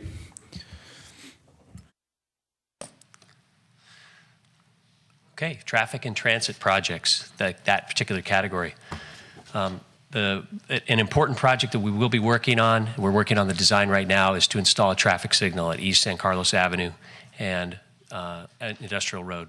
It will facilitate the bicycle boulevard and the pedestrian traffic that will want to go crossing at Holly and 101, and it'll also facilitate the access to the Landmark Hotel. Oh, I'm sorry, the TIF stands for Traffic Improvement Fund. So we collect traffic improvement fees, and then we put them into a fund and then use those for traffic improvement projects. It's not a separate fund in that regard. It goes into the general fund, and it's sort of, we earmark it that way. Ron, you had a question? Just one quick question. This East San Carlos and Industrial, isn't this being paid for by the hotel? It's not actually. It's really? The net traffic impact from the hotel was actually fewer trips than the previous use, and so this is one which, when we looked at our traffic impact fee program, there are other projects which would contribute fees that would be able to help fund this project. So this is one which we know we need, and it's a TIF eligible project, so that's why we're moving forward with it. Thanks. Other traffic projects that we're working on, obviously the annual traffic and marking and striping, and the St. Francis Way traffic calming project. We'll be bringing that to you in another month or so, talk about the permanent improvements that we want to make there. We will be looking to start the design and install a traffic signal at Alameda and Eaton. And the reason for that is because it would pair well with the signal at Edgewood and Alameda. And Alameda at Eaton right now is simply a four-way stop that just dribbles traffic out of it and has significant delay. So this is one we think would be a big improvement. We have money set aside for or proposed for the area along El Camino between Duncan Motors and Howard Avenue on the east side to help create an employee parking lot for the South Laurel area. And that's something we're working on the agreement with Samtrans right now to get permission to do so. And then on Beverly Drive, we have a couple of improvements that we want to make based on some of the traffic study that we've done there, and we're proposing to move those forward. And then in the 3 years out, we have traffic marking and striping, and then we'll be looking to upgrade our pedestrian signal heads to all consistent type of all countdown timer heads, and that's something we have in one of the out years. Questions, comments on traffic? Just quickly, the traffic calming temporary measures on St. Francis of Way have been in place for what, about 4 months now? That's right. What's your feedback? What's your sense of the feedback that you get? Working, not working, change it? We had basically a download at the last TNC meeting, and we had a room full of folks from the neighborhood, very much in favor of what's happened at the intersection of Walnut and St. Francis Park and St. Francis, and then where the speed humps are located between Elm and Cedar, I think it is. Elm and Chestnut. Yeah. Elm and Chestnut. And the traffic circle that we created up at Emerald was not nearly as favorably received. And I think, quite honestly, that's because it was a temporary one, which I don't think you can really do a temporary installation. I think to do a roundabout in a way that will affect the traffic, you really have to install it, and it can't really be that type of temporary installation that we picked. So we're still thinking about what we want to do there, but we'll be formulating our final plan to come back to you guys in, I think it's June. But you had a lot of public input at the last meeting. A lot of public input, a lot of good feedback, and a lot of folks very happy with the results of things in the corridor itself. Okay. Could, through the chair, could one approach be to do the dividers and leave the traffic circle out of it and see how calm the traffic has become from that? We're thinking about what we can do as far as strategies, because the other locations worked pretty well. Mm-hmm. So it may be that we try another strategy up there, and we just look at that one as, it didn't particularly work well in that location, but we've got some other tools we can try. Thanks, Matt. Mark? Yes, thank you, Mr. Mayor. Jay, I mean, you and Jeff and I talked briefly about the data that came back from the latest traffic survey on St. Francis. And as I recall, and this is only one dimension of it, but the impact on the average speeds was actually pretty minimal. Is that correct? Actually, in the area where the speed humps were, that was where we had the most minimal impact on speed reduction. Right. The other locations were in the range of 5 to 6 to 7 miles per hour. The speed hump one was only 3. So. And the 5 to 6. So the other area would have been what? That was the traffic circle, or? Yeah, actually, we had reduction in speeds there. We had reduction in speeds at our little median calming device that we put in at Park, and we had traffic speed reductions at that little bulb out we put in at Walnut. Okay. I look forward to when you bring this back in June, because frankly, when I saw the price tag here, $500,000 for, if it was only 2 or 3 miles an hour speed reduction, for me, that's getting a little odd. I'm glad to see the numbers are at least a little higher for perhaps some of the other areas. I did have another question, though. Isn't this the section where the Four Corners project would go? That's already programmed. So a city contribution for that we would use as a potential match for a grant is already programmed the previous year. Okay. Thanks. That was it. Quick question. So are these all Fund 25 projects? Yes. Okay. Is there any additional parking projects that are either unfunded, or I didn't really see them. I know there's been some discussion about some potential, additional funding for a downtown parking garage that might be contributed to a development project, or or we've looked also at, potentially acquiring land in South Laurel for a public parking lot or a parking garage, other things like that. Where do we stand on those things with respect to the budget? Is it too early to tell, and therefore we're not programming any money towards them? That's correct. Okay. Too early to tell what? Too early to tell what specific projects where we would be spending the money. But I mean, I think given the degree to which this is a strategic priority and the discussion, I think we should anticipate that some resources are going to be spent. That's correct, and we have a few strategies in mind. The capital budget isn't the only game in town to fund things, so. Okay. I have a question, given what you've just asked. I had a conversation with Jeff the other day about Holly Street and possibly taking a look again at the study that was done about realignment and so forth. Where would that be funded if we were to make any moves on that? Where would it be funded? Well, that would be a traffic project, so, but likely we'd be funding that out of the general fund if we were going to do a new study. Or I don't think the study's really that old, so it's really probably more a matter of just reviewing it again as opposed to having to do more analysis or hire more consultants or anything. Should I bring that up right now, though? It doesn't hurt if you want to bring it up just to see if there's a desire on the council to have that discussion again. Okay.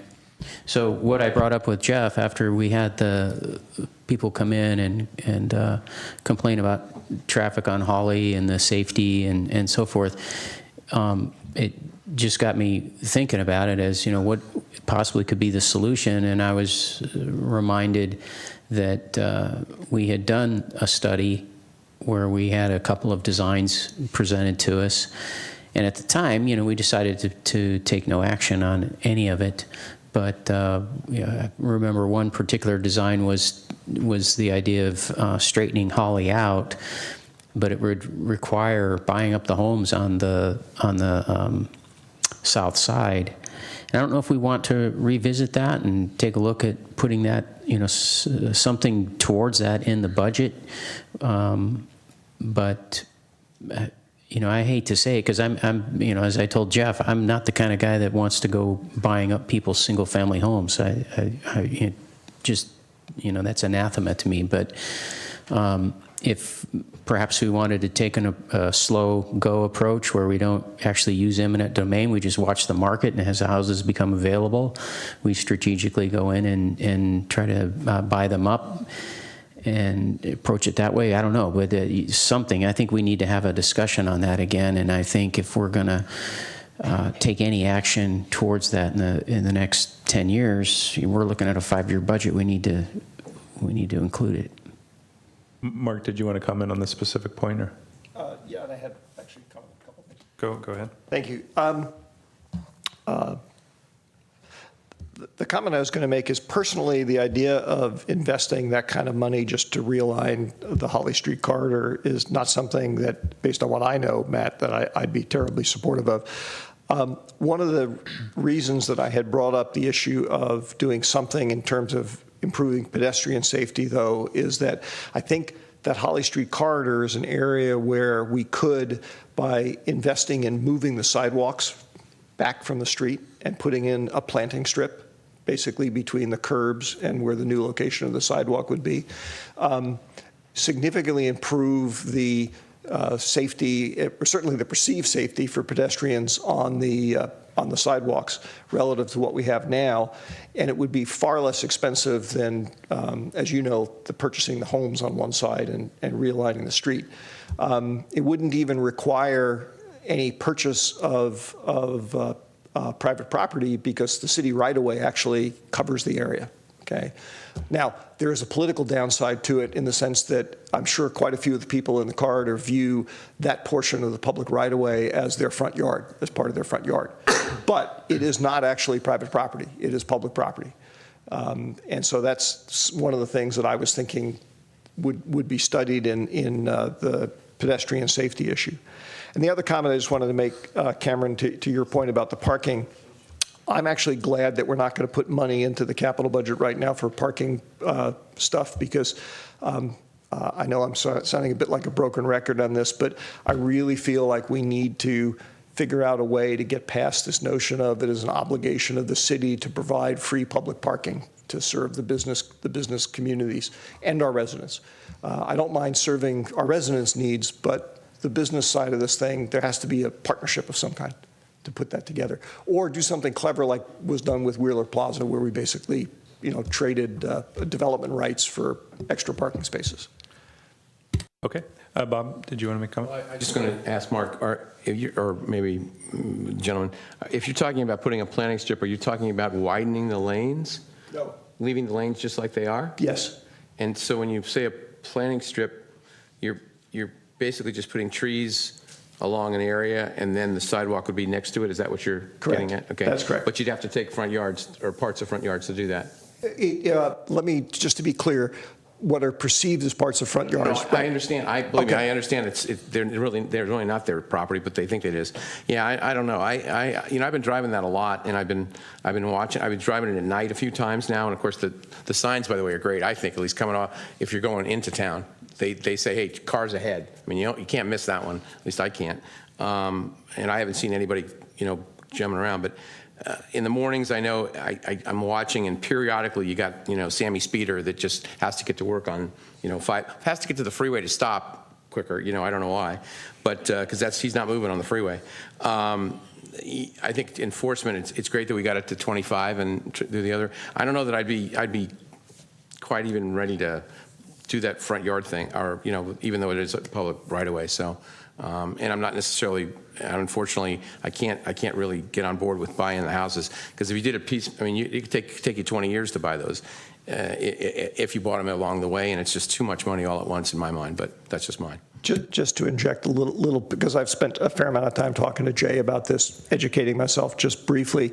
And I initially started with the idea of putting in some kind of barrier system, guardrail or whatnot.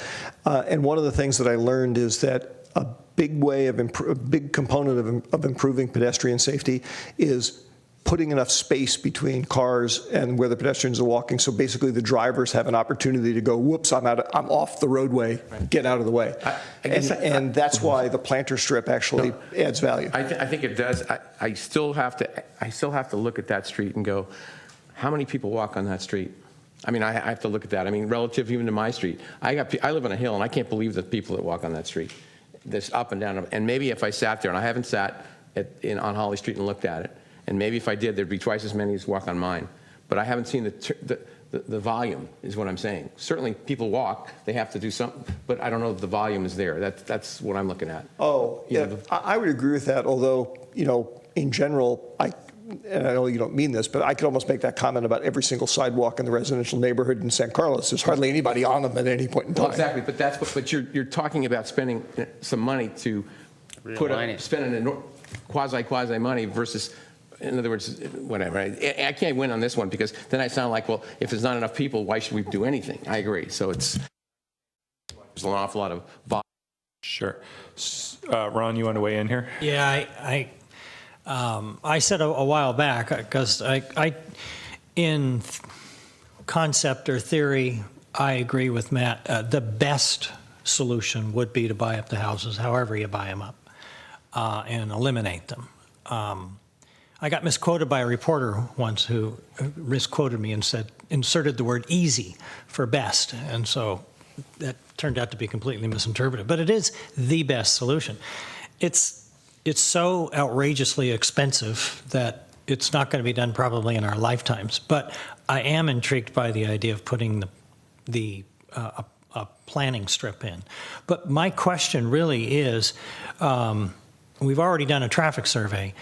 Would there be any component of moving forward of this that would involve surveying the residents along there to find out what their level of interest is? I would really like to know what those 38 homeowners, how they would feel about losing 3 to 5 feet of their front yard. I think that'd be an important thing to find out. I agree. I do agree. Yeah.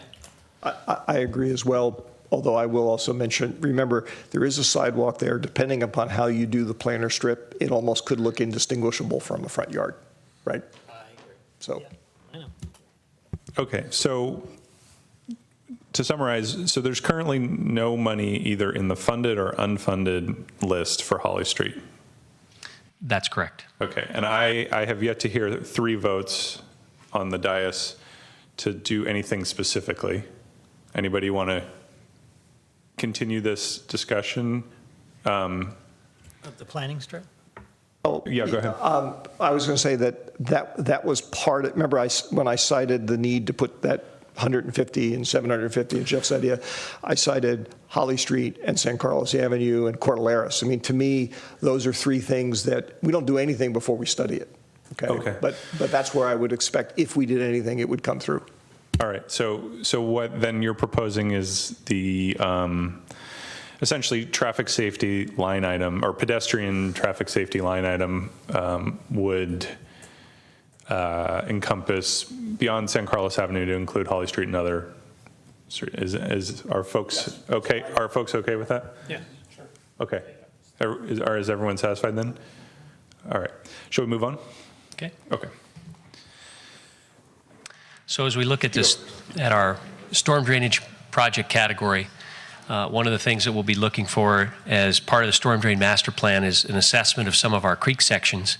And we have some creek walls that are on the approaches where the creeks go under the streets or come out on the other side. And we'd be looking at essentially stabilizing banks to prevent erosion from occurring in the future. So we're asking to prioritize $250,000 for that as essentially as we finish the study and then make a recommendation on the locations where we would perform the stabilization. Whoa, stop. Back up. Go ahead. Go ahead and mark me down. So on this, with a different council years ago, there was actually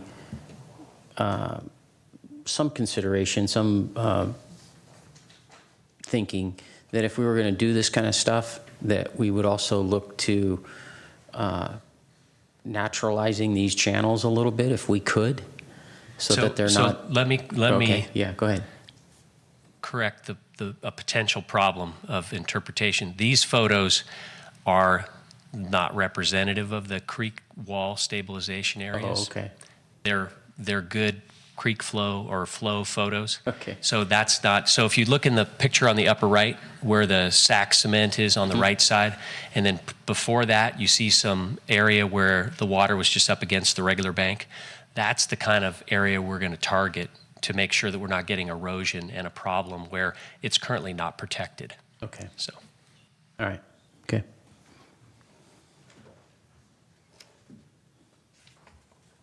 Okay, so projects we're looking at in the upcoming 2-year budget. We want to be able to begin to make some of our storm drainage improvements that have been prioritized in the master plan.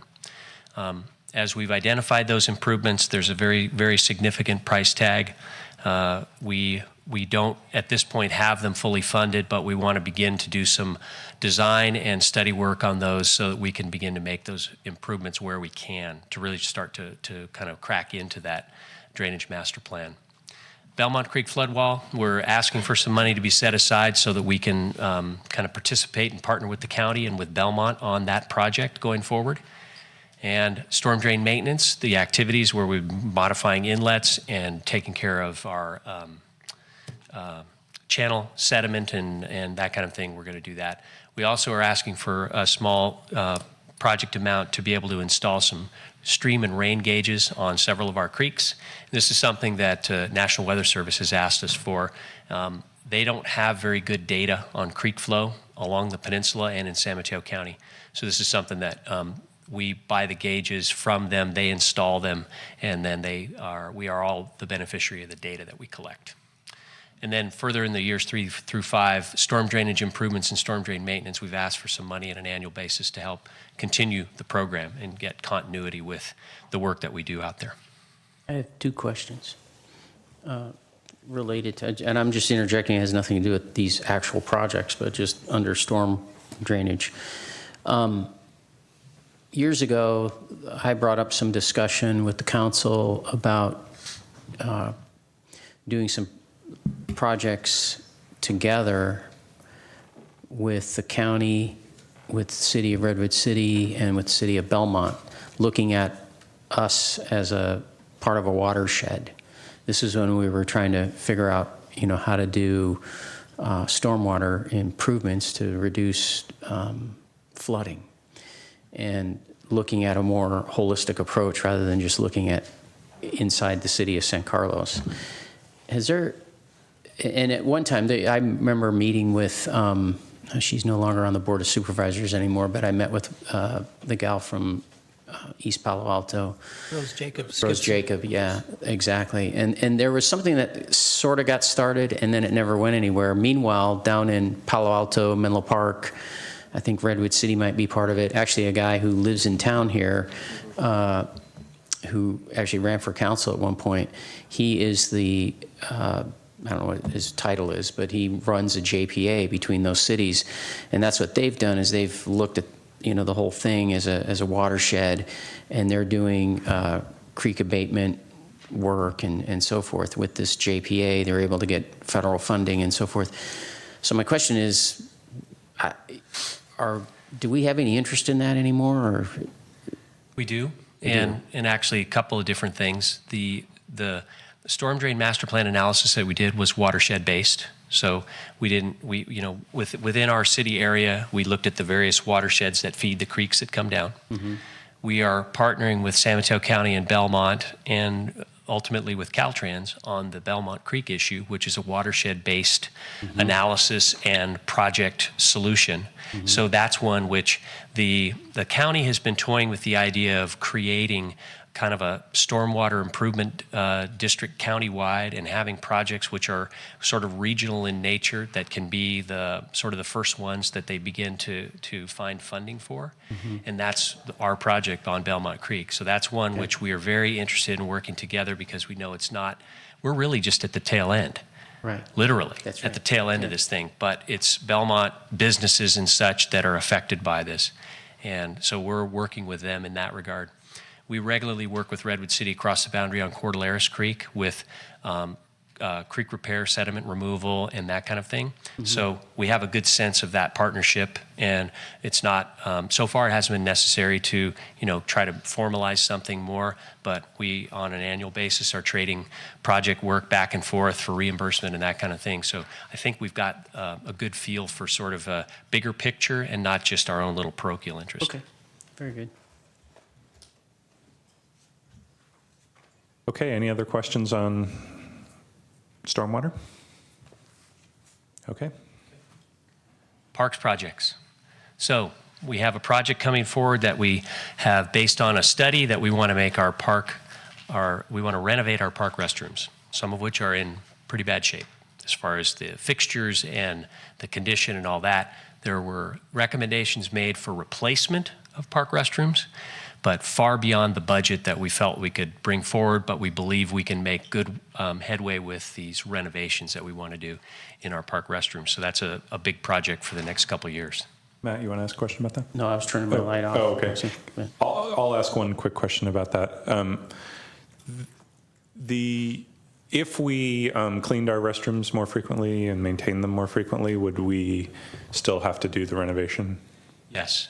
And can you explain why? And it's a good portion of our problem, as sad as it sounds, is vandalism, and purposeful vandalism, where fixtures are being broken, where fixtures are being filled with sand and other debris and rags and other kinds of things like that. So as hard as that is to believe, we have folks that, for whatever reason, that have anything better to do, or they've got a problem with this. And so that's a big part of our problem.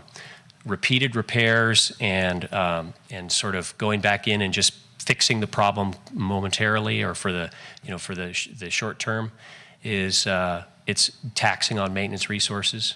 And so we'd rather have some fixtures and some things in place that are a little bit better and more resistant to those problems. Thanks. Matt? Yeah, with some of these projects that we're doing, I don't know if the council would have any interest in this or not, but I'll throw it out there. It seems like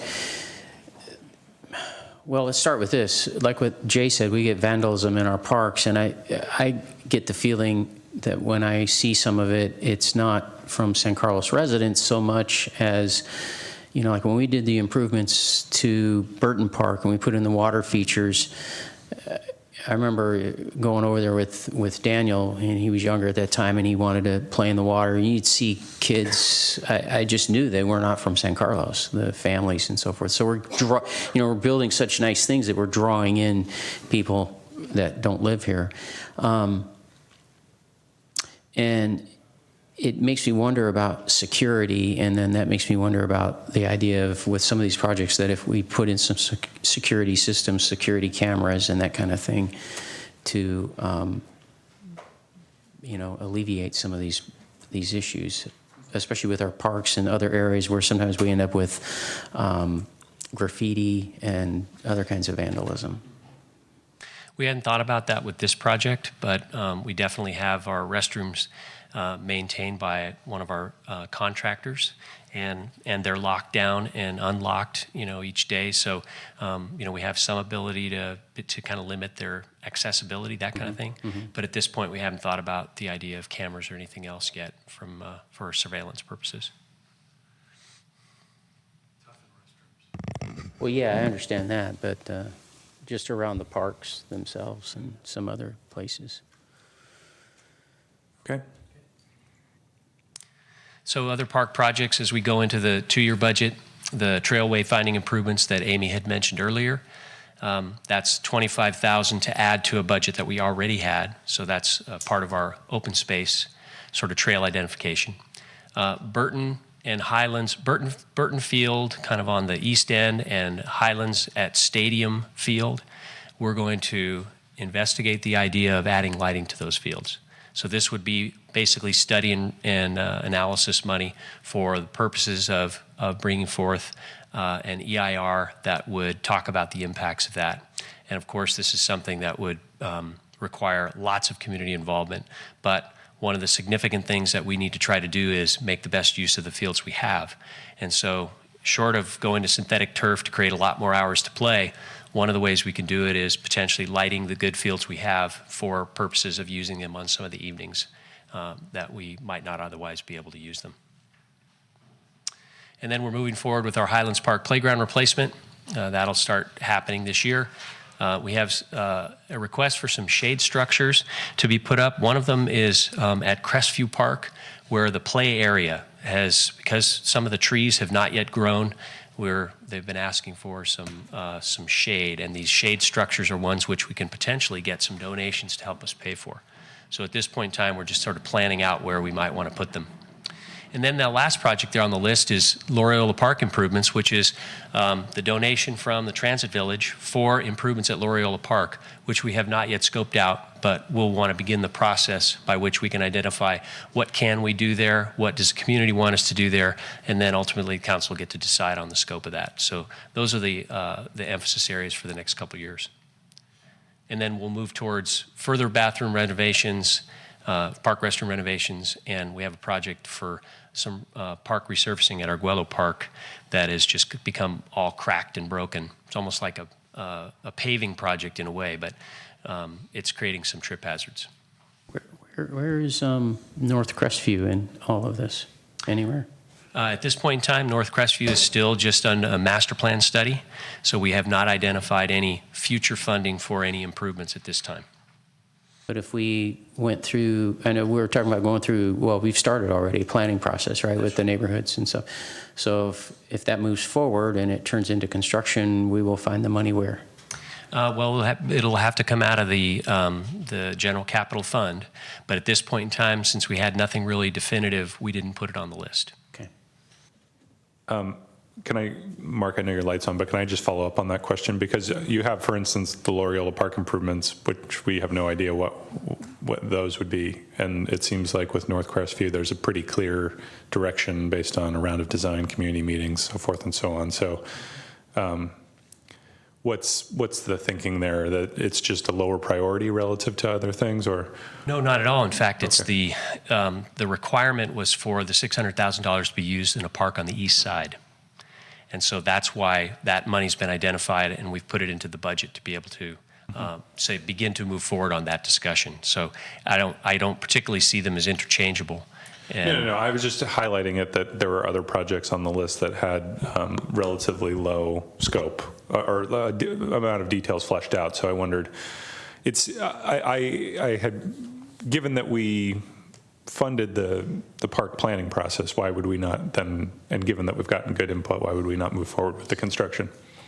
Yeah, I see this as actually an oversight on our part, so it's a good catch. Okay. We'll build something in before it comes back to you for final approval in June. There should be some money set aside for North Crestview, even though it doesn't sound like the council wants to make many improvements there. It won't be Doesn't sound like the particular- community want to make some improvements. Yeah, based on the community's desire, right. we'll add that in. Mark? Couple of things. I'll start off by saying that I don't necessarily share that opinion about doing minimal stuff at North Crestview, and I also would not necessarily agree that the community doesn't want us to see. I think the neighbors don't necessarily want us to see it do much, but that's not necessarily the same thing as the community. But happy to have some funding of some kind in there for that. I guess the question I have to start with, Jay, on the Loyola Park improvements, that money is earmarked for, because that's the Transit Village Park in lieu fee, correct? Whether it's a park in lieu fee or not, it was identified for park on the east side, yeah. Do we need to assign it to a line item in the capital budget in order to keep it sequestered? I mean, we're not going to accidentally spend the $600,000 someplace if it's not in the budget, correct? I don't think so. Yeah, Okay. Yeah. Personally, until we've scoped out what we want to do there, I would almost rather not have it as a line item in the budget, because apropos of something Matt said when we were talking about traffic issues involving Holly Street, the one area where I have thought I wouldn't necessarily, I might be supportive of being an occasional buyer of homes along Holly Street is if we could do that in a fashion that would allow us to expand Loyola Park. And so, if we had, and $600,000 is not going to buy even one home on the Holly corridor, but it might be a significant portion of it if we were to do that. So that's why if we haven't defined it, I just soon leave it aside. One item that's in the currently also that's in the currently unfunded list that I wanted to chat about a little bit is Chilton Park, and specifically whether or not there's some, based on the community meetings that have happened and the neighborhood feedback up there, and given that it's more of a neighborhood park than anything else, if there isn't some small amount of money that we ought to put in the capital budget to do some of the types of modest improvements that the neighbors up there seem to be asking for. Was that considered in putting the budget together, or is it? In just in terms of looking at the number of park projects that we're kind of currently involved with, we left Chilton Park off because it kind of didn't, at least in my mind and talking with Christine, it wasn't something that we had as a real high priority. We had a few people up there that were expressing concern about making some improvement, but it was not something that we felt like, if we had to make a choice between a North Crestview Park Master Plan and Chilton Park Master Plan, we felt like North Crestview had the priority to go with that one first. So that's the reason we just made a choice on that. I see. I guess I'm almost saying something a little different, which is, given the scope of what's been discussed about possibly doing in Chilton, why would we even do a master plan as opposed to just making some investment? And I think their discussions, they want to put some trees in, and there would have to be some irrigation provided for that. And I know there has to be a plan developed for that, but we're not talking about building an entire park.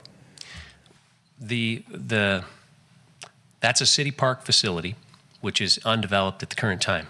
So ultimately, I think the city would do a master plan to decide what do we want for that park, whether it's remains undeveloped, or whether it ends up with some other greater use, similar to what we're trying to decide on for North Crestview Park. The tree planting issue is one which I believe Lou's got that on his radar to plant those trees here now in the spring as we've gotten away from the rainy season. I hadn't heard that. Because that was kind of in response to some trees that got removed that were problematic. So we felt like, okay, well, we can go ahead and plant some trees. But I think there was not a real clear consensus on, yeah, absolutely, we want to bring this forward, right now from a master plan standpoint, except for a couple of voices in the neighborhood. So again, it was just simply we can do a couple things now, but we had not decided to bring that one forward as a master plan candidate. Okay, I was not aware that the couple of things you were referring to were actually moving forward. I thought nothing was happening there.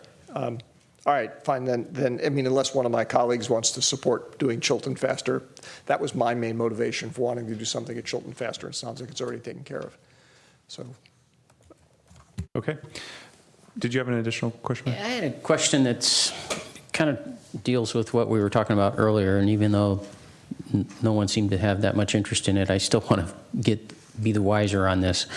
When we talk about buying houses, if that were to happen, or even like Mark talked about, if there was a house adjacent to Loyola Park, maybe we buy that, and so we can expand the park. Is there any reason the city wouldn't sort of act like most homeowners would, where you just you put down $20,000 or whatever, and then you make payments to the bank on it?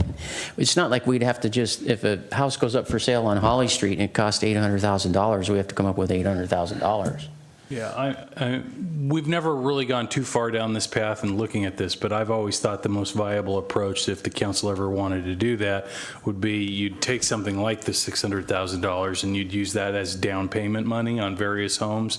You'd debt finance them, and then you'd rent them out until you were actually in a position to do a project. Because if you only own 4 or 5 homes and you anticipate you need 15 or 20 and it's going to take you 10 years, why not rent them out? Since you're, But don't you have to can we do debt without voting? that was going to be my question, but I figured you were sitting next to the city attorney and probably he wouldn't have let you say it. I mean, it's hypothetical. I'm not trying to. I'm not criticizing you. No, comment. it's it's not as easy as a homeowner doing a loan, Yeah, but that's the point. there are debt financing mechanisms that we could look into. Yes. Okay, all right. That's the only thing I'd say, because certainly debt is you can use it right. I agree with you. That's what you do. You could well cash out. Greg, did you say? I'm sorry. It's always a matter of price. I was just going to say it has to be structured similar to the way the Landmark Hotel might have been done. Well, and I'm not sure if it qualifies. I'm just saying it would have to be that mechanism. I withdraw my comment about I think I was using that as a basis for saying take it out of the capital budget because it's too far away. But if we actually might be able to do something like that, at least discuss it, I'd be happy to do that.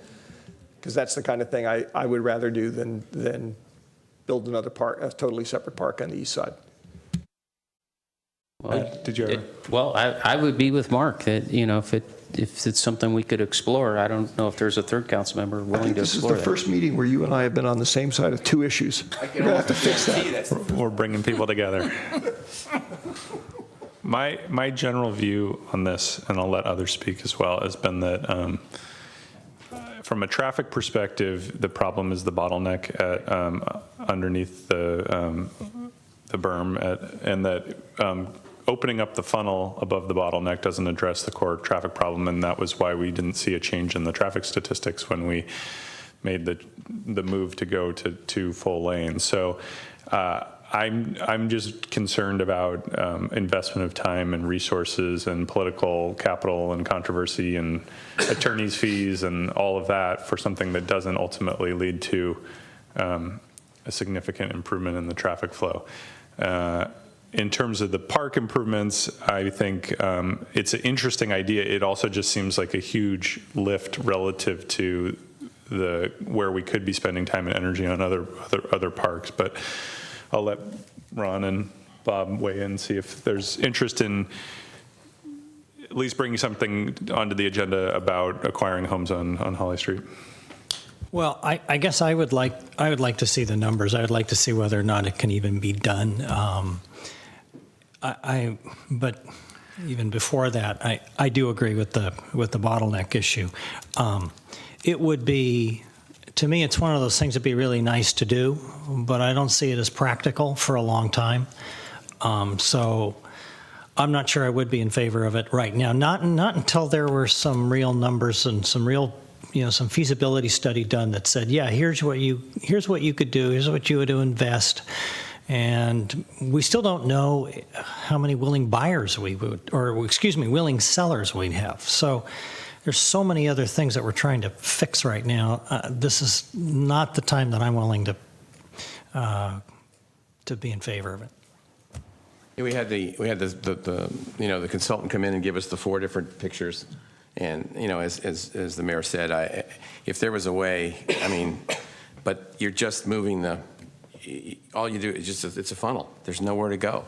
I just don't, and like Ron just said, I think there's a lot of things that we're working on that are just positive that we can spend money on, and they're going to just, again, you're looking at the whole community.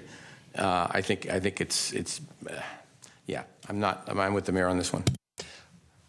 Just to be, because I want to make sure I understand, what we have decided not to move forward with is the idea of buying properties along one side of Holly Street to reconfigure the road.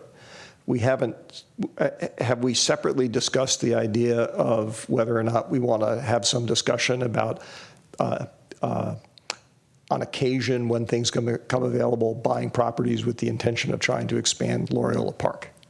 I think we can, and I may have led to, we sort of conflated two different things. Through the chair, partly what I would like to have some staff recommendation on or study of that they could bring to us is just the mechanism. Just the idea of, okay, we figured out this way that we can make down payments on and not buy a house in whole. You make a down payment, you rent it out, and you just what that mechanism is so that we know if that's available to us at all, and how that might work if it were available to us. And it wouldn't be limited to Holly Street. If the same thing happened, where you're turning up towards Shelford and that area there's homes that are next to Arguello Park. What if something like that became available to us? So I think it's a tool that we could use, and it would be nice to know. Well, my point would be, if you could, as the city manager said, to rent it out.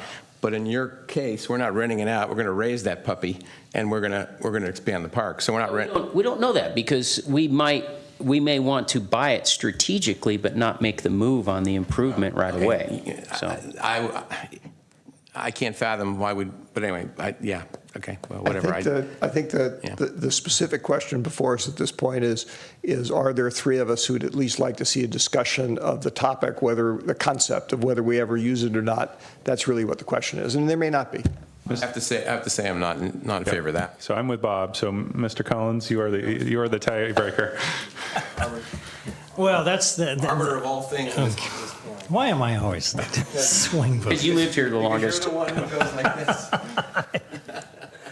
That's why. Okay. Not And criticizing what Mark is saying, when we confine it to the discussion of buying some homes for the purpose of expanding Loyola Park, I don't mind looking at that. Whether or not it ultimately makes any sense is another story. But as far as looking at that for the purpose of expanding the park, I don't see why we shouldn't All right. So explore that. what you're asking is that staff do some research, put together a presentation for the council on that particular topic. On that particular topic, yes, on that particular topic. All right. The majority prevails. So, Mr. Mayor, if I could ask the question, does that mean that council at this point wants us to not move forward with any sort of new study research on Loyola Park improvements until that occurs? You want to pause on Mark, go ahead and say. Yeah, what I was going to say is I'd rather that gets back to taking the line item out of the budget. Don't do anything regarding that $600,000 until we've had this other discussion, which I'm presuming takes time to put together, but it's not like it's going to be a year-long effort. Right. Through the chair, I think we should put it in there and then have that discussion, and we can always take it out. Because then how do we put it back in? Let me just maybe you just can do add it, that the thought about putting it in there is simply that the Transit Village project obviously is going to be happening this year, and the fee will have been paid. And the optics, because the council had made a promise to the east side that money would be there, we wanted to have a tangible item that we could point to, even though the project isn't defined, just be able to say, see, there's your money. Yeah. Maybe you guys decide Loyola isn't where you want to spend it at all. Something else comes up on the east side that they want and you want and whatever. But for the time being, we could at least point to something and say, see, they paid the money and there it is. Yeah, I'm not in favor of taking the money out. Okay. Okay. Right. Just want to clarify. Other questions, comments on park capital projects? I had one or two, but anybody else? If I look at the Fund 25 detail in the back, I don't see Highlands Park, the 750,000, and I don't know if I'm just missing it or. It's actually in Fund 27. Oh, it's in Fund 27. Yes. There you go. The construction component of it is in Fund 27. Yeah, perfect. Okay. And then earlier this year, I raised a very small idea for a project of putting a seating area up at the top of Eaton Park, where there's a nice vista area. Basically, you have a flat area where you walk up the hill and you're there, and it's just complete dirt. And I was suggesting we at least put a bench or something up there, and other folks seem to think that that was a fine idea. So I didn't see that reflected here. I don't know if that's too small of a line item for it to be reflected here, or I wanted to inquire as to the status. At this point, I don't know, and it may be something that Christine had on the radar, but I wouldn't consider the installation of a bench to be something we'd put in the capital program. Right. That's exactly right. Yeah, this is one that I think we just need to pick up again that Christine and I were talking about that was too small for a capital project. Cool. Okay. Anything else? Other questions? Matt? Did you have a... No, you clear me out. Turn your light off. Okay. All right, I think we're ready to move on. All right, facility projects. One of the things that I know Amy and her staff are really looking forward to is a youth center remodel project that will be beginning this year, and it will help make some needed improvements at the youth center.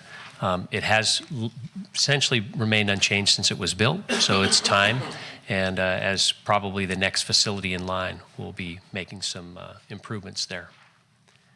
Other facility type improvements, we're going to be working in the library area. There's a number of things that we want to do and utilize the library maintenance fund for that purpose. Painting the exterior, some community room improvements, some furniture, some things like that we'll be doing. We have some fire station repairs that have kind of accumulated over time that we'll be making primarily at Fire Station 13, and we'll end up with some kitchen improvements, the balcony outside, which has been closed for a long time, being able to retrofit and improve that. So it's time. We grouped them all together to kind of give ourselves sort of a little better scope for a design professional to help us out with. Roof repairs we're going to be doing, as I mentioned before, then these will be repairs that will help the facilities folks not have to respond to quite as many leaks in the past at several facilities. We will be looking to remodel the IT division, which is downstairs near the sheriff's office. They currently are all crammed into a very small space, and so we're going to be making do some remodeling work there to help accommodate them. We have some window problems at the courtyard, old facility, leaky windows that we'll be making repairs on. And then one of the things that has come up from a city safety evaluation a number of times is the exit ramp out of the library garage onto Cherry Street. It has a very steep up ramp and limited visibility for pedestrians on the top on either side. So we have scoped a project where we can create a little bit more visibility with the end of that, and that's we expect to be a very big improvement from a pedestrian standpoint. And then projects in years 3 through 5, we have some problems here at City Hall with some wall cracks that need to be sealed and filled. And then Fire Station 16, we've got in the budget essentially a placeholder at this time. As we've been discussing with the fire chief, we're not exactly sure where they're going to go on fire station consolidation or replacement, but we felt like we needed to have something in the budget that was, kind of indicative of the city's participation in that. And again, we don't have any sort of a decision or selection or direction on where we're going to go yet, but we'll be working with the fire department on that. Okay. Questions, Mark? Thank you. And I'm going to start by going back to parks, and I apologize for that. I have to admit I've gotten confused between what shows up on facilities and what shows up on parks, because I had a question about the $100,000 project for the Adult Community Center Phase 2, which I thought was going to show up under facilities with youth center, but it didn't. It's under the park schedule. That's my oversight for not listing it on the screen. Oh, well, no worries. I was more explaining why I'm taking us backwards. So my question is, we just got finished spending over $3 million modifying this and upgrading this facility, which $3 million was a substantial increase over what we had initially thought it was going to cost, in part because a number of additional add-ons were requested, and we were kind of like, well, you know, as long as we're doing this, we'll do, as long as we're doing X, we might as well do Y, and we'll do Z. And so I have to admit, I'm a little bit taken aback that, you know, we barely had the ribbon cutting ceremony, and now we're back for another $100,000. What's going on? Well, part of that is as the project was working its way through construction and getting into its final phase, there were some things identified by the staff that would be nice to have. So these are things now which are not, they weren't left out of the project. They were never really part of the project, but they're things that need to get, that at least as far as staff goes, would be nice things to have for the ACC now that it's up and running. And so we have a list of those things that can be prioritized, but that was kind of our sense to come back to council and say, hey, here's some things which we would like to have, but they didn't take away from the project's construction or the remodel that we did, but there's some things that they just weren't originally included in that scope. Well, I guess let me propose it as there may be no interest in this, but for me, I would like to take a hiatus for a year or so on investing money in the ACC at that level, on the capital project level. If nobody else is concerned about that, then it dies for lack of support. I tend to agree with Mark. What are the things that are the nice to haves? What's the list?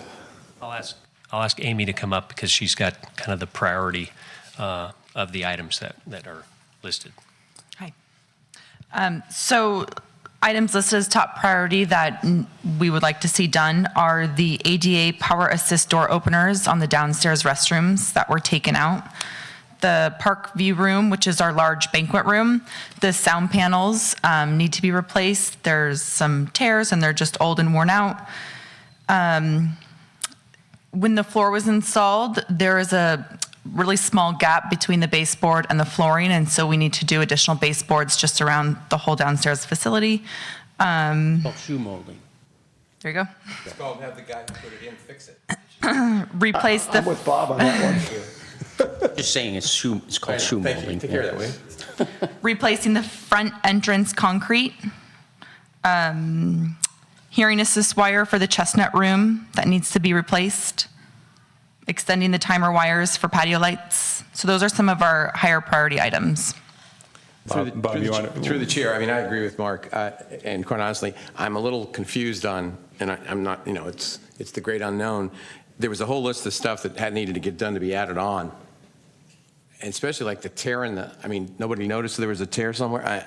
That's beyond me, but the only one that you mentioned that we shouldn't have to pay for, in my opinion, if there's a gap in the friggin' floor, then that's a punch list item. Mr. City Attorney, go get him.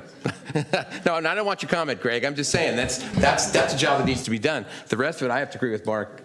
I'm done for at least a year with the Adult Community Center. I'll come back and see you another time. I don't know how it all got missed. I'm not pointing fingers. It happens. But there was all kinds of stuff.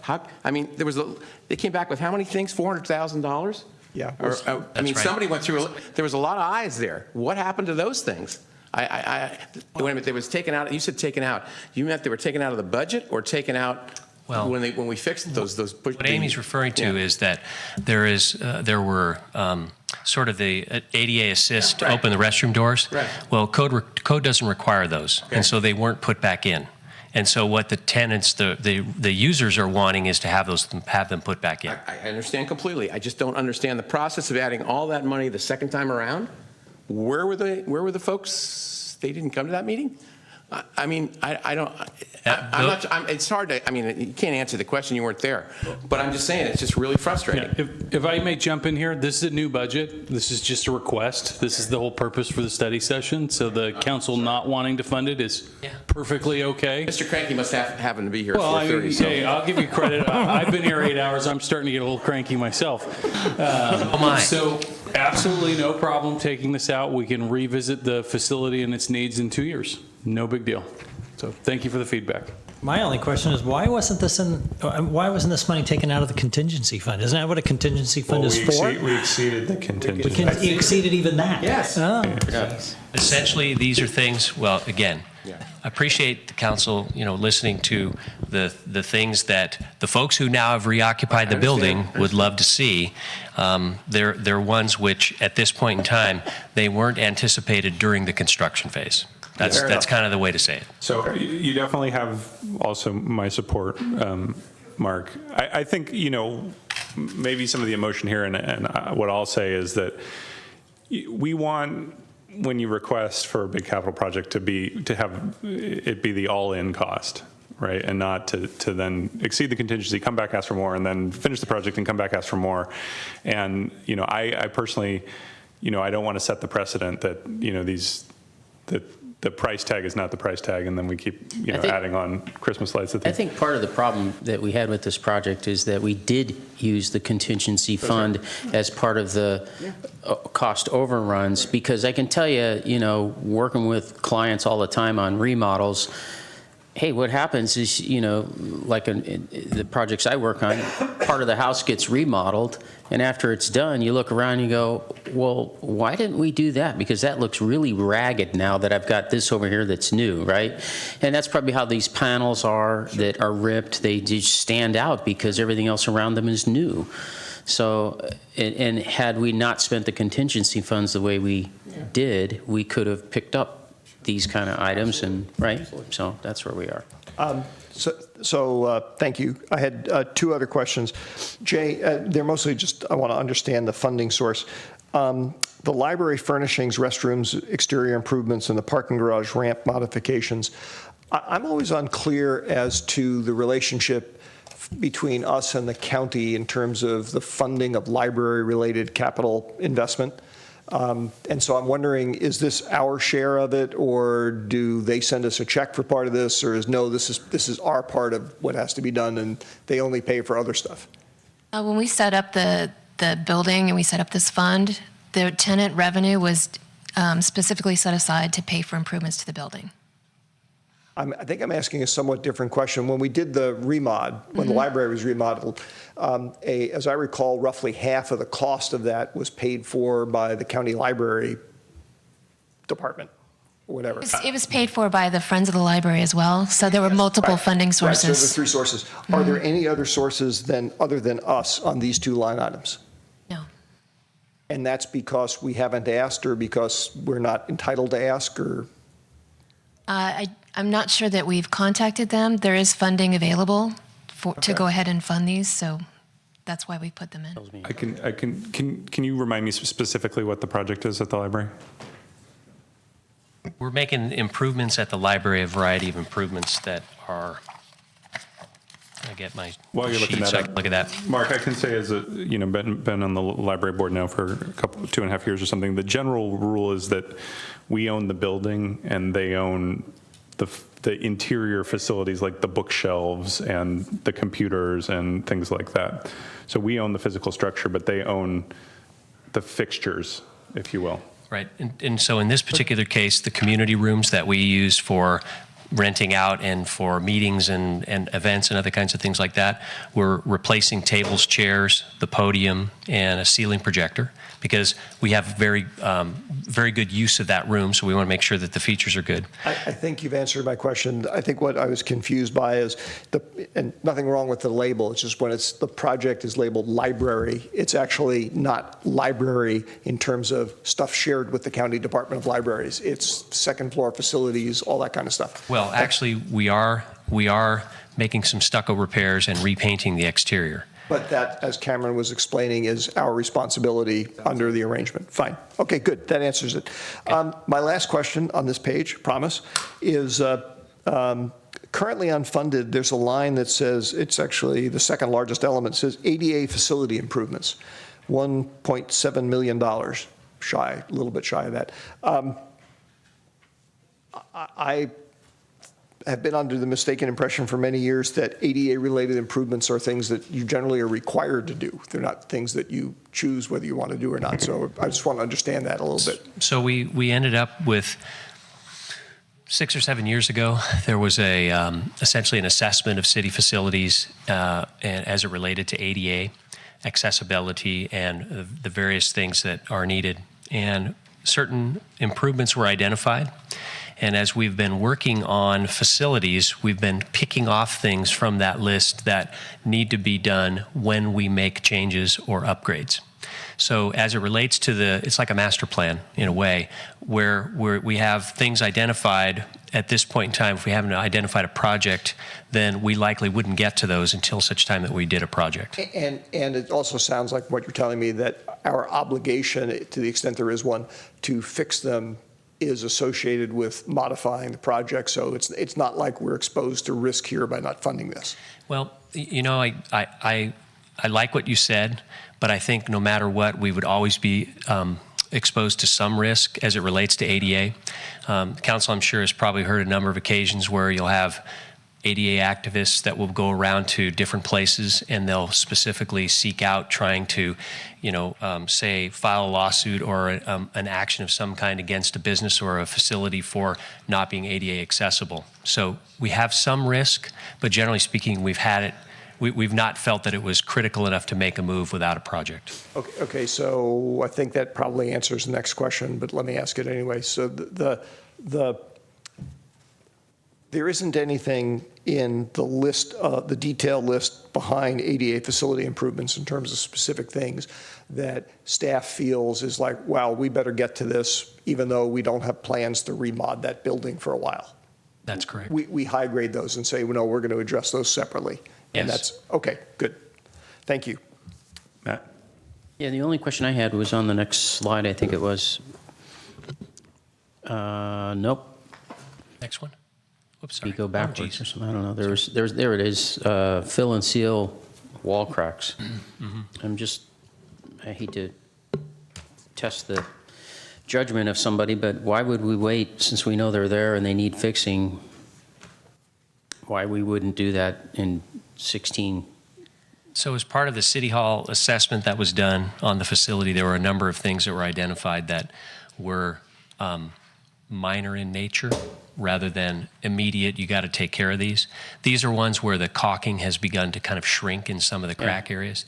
So we have not experienced significant problem with that. So we've sort of had it on, you know, sort of a third year type of a program for a number of years. And we felt like we finally need to kind of now focus it and then bring it forward into the next, we'll bring it forward at the next budget. Still, is there not any, I mean, it's only $59,000 and yet, you know, potentially you could create a bigger problem by waiting if you get water intrusion or something like that. We weigh it, and as far as facility improvements go, it wasn't one that we felt was a high enough priority to bring into the two-year budget. The Loyola Park building, is that on the list of city facilities? I didn't see it on the unfunded list. Or is that under parks, or how do you think about that? Sorry, where is it? Right. It's right here. It's under facilities, reconstruction of Loyola Park building. It's unfunded right now. Oh, the building itself, yeah. Yeah. Right, it's unfunded. Okay. Oh, there it is. Okay. Got it. 2.2 million. Okay. And then I know there's a plan to put electric vehicle charging stations in the library garage. Is that just too small to be on this list? It's not funded by the city. Oh, it's not funded? It's being funded by the vendor. I see. The I see, because you got to pay electric for them. Yeah. Okay, great. Other questions on facilities? Okay. Okay, information technology projects. Rebecca can help me out here, but essentially the project we're highlighting is the city website redesign, and that's a pretty significant project and something that the council has set as a priority. So staff will be, we're asking for money to begin working on that. And then as it relates to data cabling throughout the building, we want to upgrade that cabling to the latest standard cabling, and that's something which is, I guess we've got a variety of different types in the building. We want to make them consistent. We're looking at a project for network security and monitoring, and the clerk is asking for money for a project for a new agenda and record management system. So those are the projects in the two-year budget for the IT category. And then we have one that's in the third through fifth years, which is the geographic information system upgrade. Okay, Mark? Thank you, Mr. Mayor. One question, but let me just start off with a comment. I think it's great that we're going to, and I certainly support designing a content management system for the city website. But one of the first things that I recall acting on when I was elected back in 2011, so it must have been early 2012, was paying the bills on the last redesign of the website, which were like, I don't know, $75,000 or $150,000. It wasn't that many years ago. So I really hope that when the design process is being pursued, that we make sure that whatever we end up with is both somewhat more accessible for people trying to find information, and more importantly, that it's integrated into the staff workflow so that it's kept updated, because there are quite a few elements of the existing website that are out of date or erroneous, or people who no longer work here. And I'm not criticizing anybody for that. It's a sign to me that the system, as it was built, is not readily accessible or easily accessible by staff members to keep updated. So I just hope that that becomes a priority. Tara Peterson, Assistant City Manager. Absolutely, that's one of the intents. You weren't here for the last meeting, so just to update you, our intent is to work for a year to upgrade the website and then hire a content manager going forward, a part-time content manager who will keep it up to date.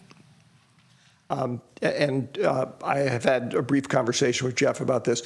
I support all of that, including the content manager position, but it also, there's some changes that you have to make sure happen and get incorporated in the workflow of basically every senior person in the city, because otherwise the content manager will be driven nuts trying to keep this thing updated. Absolutely. So my question, I just wanted to make sure I understood on the new records and new agenda record management system, $150,000. Is that going to be for more than the stuff that we use? And I know it's not just us, the public has access to it too, but is this broader than that? Does this provide a facility for citizens to do what used to have to be done through Public Records Act requests? I'll let Crystal or Rebecca respond to that one. So in other words, are you asking what other new features are going to be in the system for the public to access? Yeah, maybe another way of putting it is we already have an agenda management system which we download stuff from. Mm-hmm. Are we talking about just replacing that, or are we talking about doing something that will also extend functionality?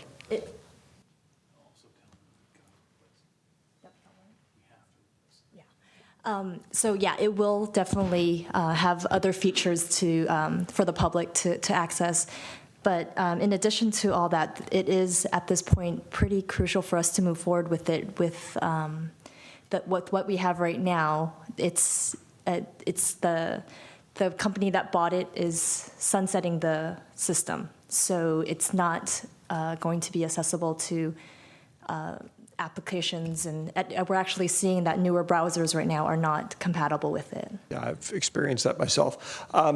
That's fine, and I certainly support doing this. I'm almost saying that I just want to make sure that if there's a way to add on to that, or maybe it's already there, the idea of making our records more easily accessible so that we can cut down the amount of time that Mr. Rubens et al. Have to do to answer things, that would be great too. Right, and that was something I actually touched at the last meeting. Okay, sorry that I missed. Great. Can I ask briefly about data cabling? So are we stringing new cable through City Hall? Is that? We have to upgrade our cable. We're at the low end, and we want to upgrade to, and I don't have the number in front of me, but I think it's 5. Cat 5, isn't it? Actually, the report said you have a bunch of Cat 3 stuff. Right, that we're trying. We need to pull out and replace, and we also need to make sure everything's labeled. So, as we've been doing small remodel projects, we're doing the cabling at the same time. So over at the ACC, we did all the cabling. But if you go up in the ceiling, it's kind of a mess. So we want to get everything labeled and upgraded to the best stuff. Okay, and you can't do that over Wi-Fi. You need to run new cable. Yes. Okay. All right, any other questions on IT projects? What's IT? IT? Information technology, I think is what it stands for. Like computers and stuff. In the housing project category, Al had previously talked about the 817 Walnut project. where $1 million will be used to begin the process to convert that from a 6-unit apartment complex that the city rents right now to affordable housing. Now we're getting to the end. We saved the biggest one for last. So one of our current projects, I thought I'd give you an update on the Holly Street US 101 interchange and pedestrian overcrossing project. We're currently, we have completed the environmental phase for the interchange and the pedestrian overcrossing project with Caltrans, and we're in the design phase. And the design phase is funded by a couple of different grants through the Transportation Authority, and we have city funding that's taking care of that. So we're proceeding to complete design with the target of being complete by December of 2016, which means we would be ready to list the project for construction around that time. That means we'd be going out to bid. The plan is that the city will administer the contract and will be essentially hiring the contractor to do the work and oversighting the work as well.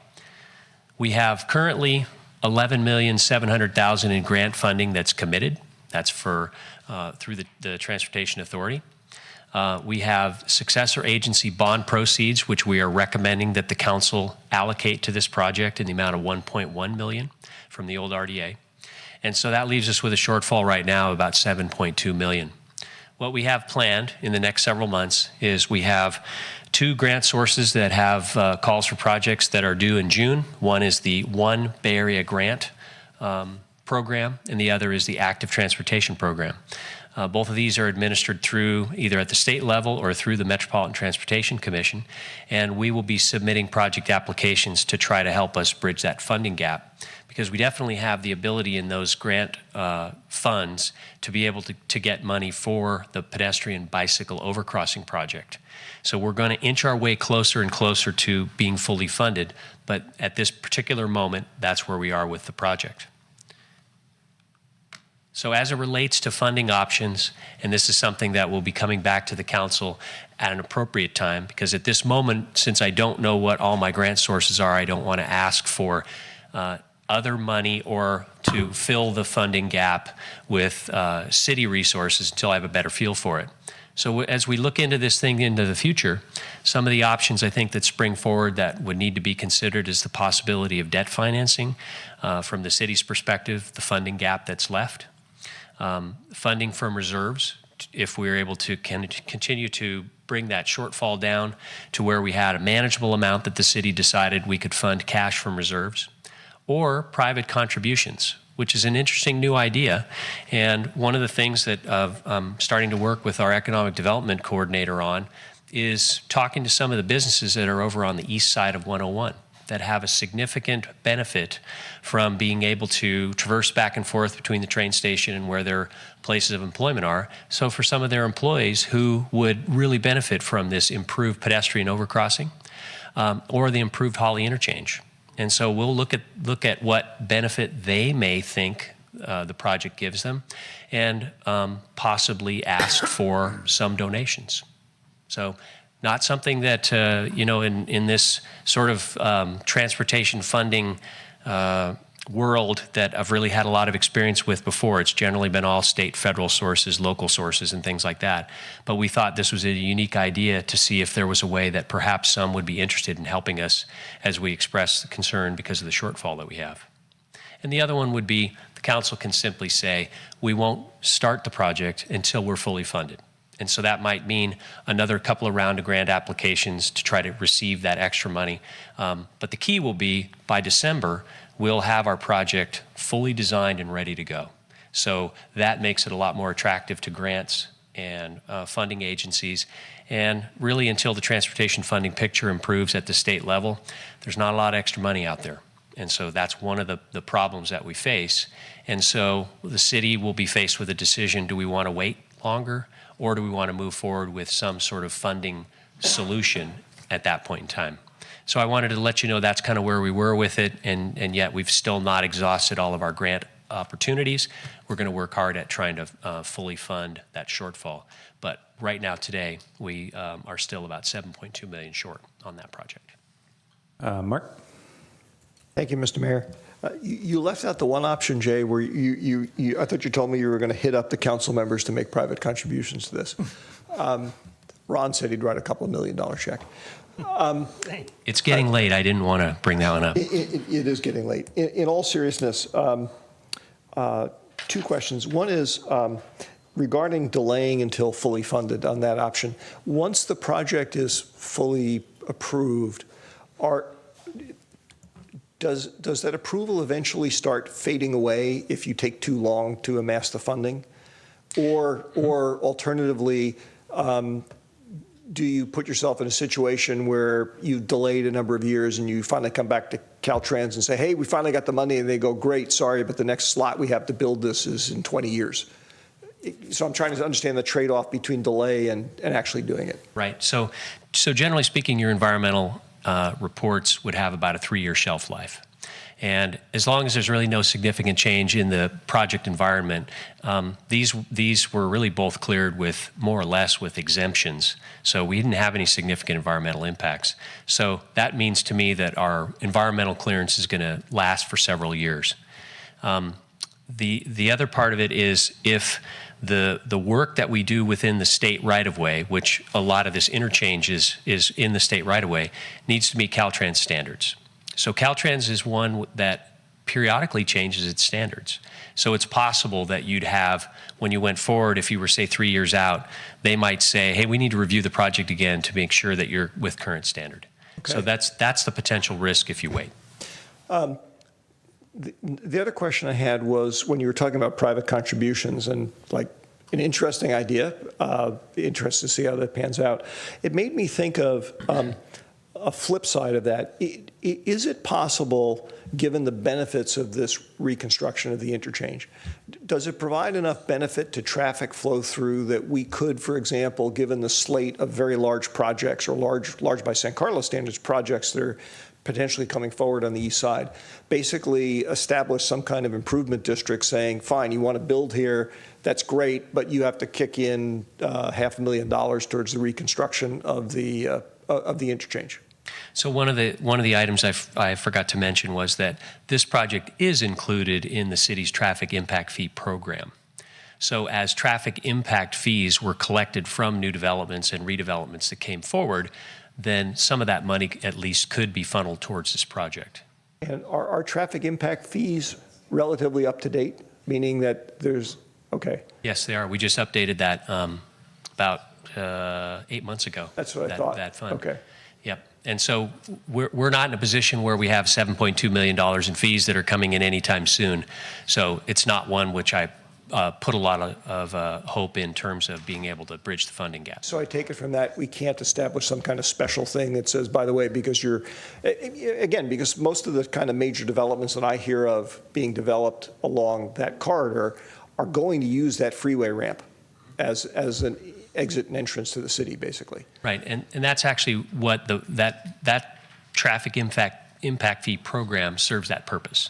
So it's basically a citywide district, if you will, that collects traffic impact fees that can be used for any number of the projects that we have currently on the list. And we have like 7 or 8 projects that would be eligible to put money into from that fund. And a more focused, narrower approach you're saying you couldn't really do? I think it would be, I'm not sure we would yield very much out of that. Okay. I may follow up with you on that separately, but thank you. Okay. Ron?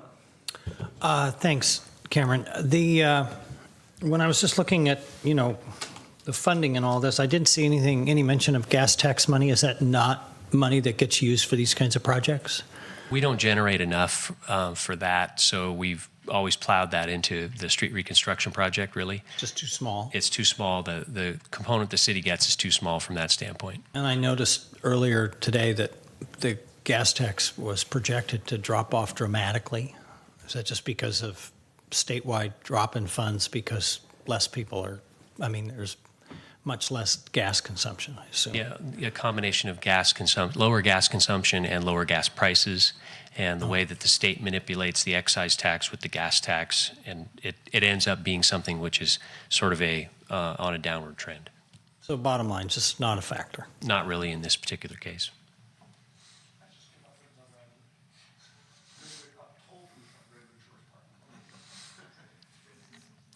So I'm not sure we can establish a toll road, but I can put that one on the list, definitely. So maybe if I could add just a little bit of color, kind of responding to both Mark and Ron's questions, since I sit on the TA is the primary funder of this project. We look at this project and we think of it as a San Carlos project, but the people who are funding it look at it and see it as a Highway 101 project. And so from the perspective of the state and the county and other folks, the real benefit is about reducing interchanges that cause traffic on 101, and Holly Street is seen as one of them. So our best, I believe there's probably continues to be a strong argument to be made that we have a project that's nearly fully funded, that would alleviate significant traffic on Highway 101, and that we're addressing a short funding gap, and that we should continue to pursue money beyond. We shouldn't be paying $7 million of our own city money, given that the majority of the beneficiaries of these projects are actually going to be people who are traveling along 101, and it's about giving them a faster commute, and the companies up and down the 101 corridor who benefit from getting people to work faster. The other thing I was going to say, Mark, to your question about the delay, and Ron, on your question about gas taxes. So the state's big highway construction fund is called the STIP, or the State Infrastructure Transportation, or State Transportation Infrastructure Program, which in the last few months, there's been a lot of conversation because they significantly reduced the amount of money that's available precisely because gas tax revenues are down.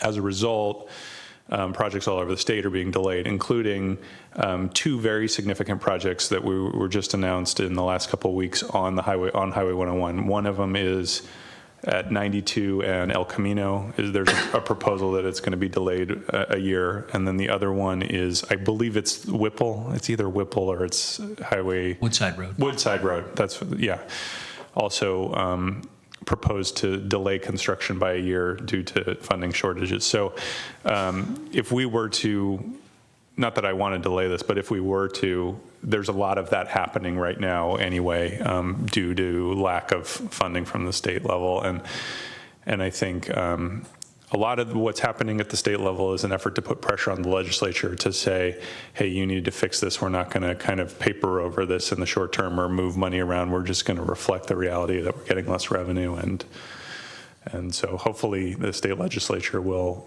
see, as we say, hey, our projects aren't getting done, traffic isn't being addressed, that they'll find an answer to it. So. And again, a key thing to mention is that we have design fully funded, so we can complete the design. That's right. As attractive a project as you can find for funding. I wanted to ask Jay, you said, you mentioned two grant funding sources. Those are specifically for the pedestrian overcrossing, is that right? That's right. They would be helping us fund the POC component. And on your time horizon, do you see any sources of money for the interchange specifically that you're aware of, any calls for projects?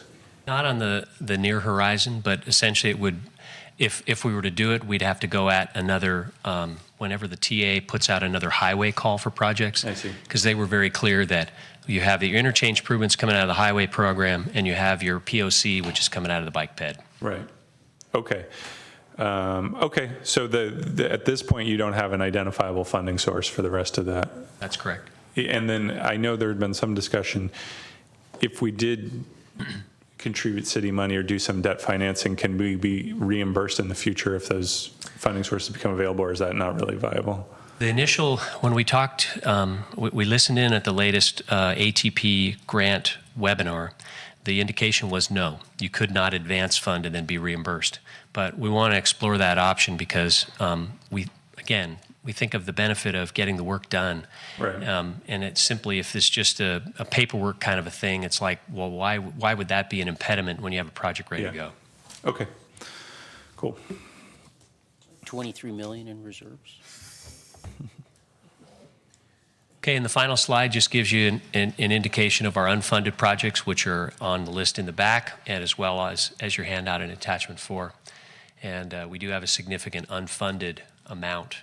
We've taken some off that list because we've included some as it relates to street reconstruction, storm drain improvements, sewer rehabilitation projects, things like that, that we had master plan amounts in the old unfunded list.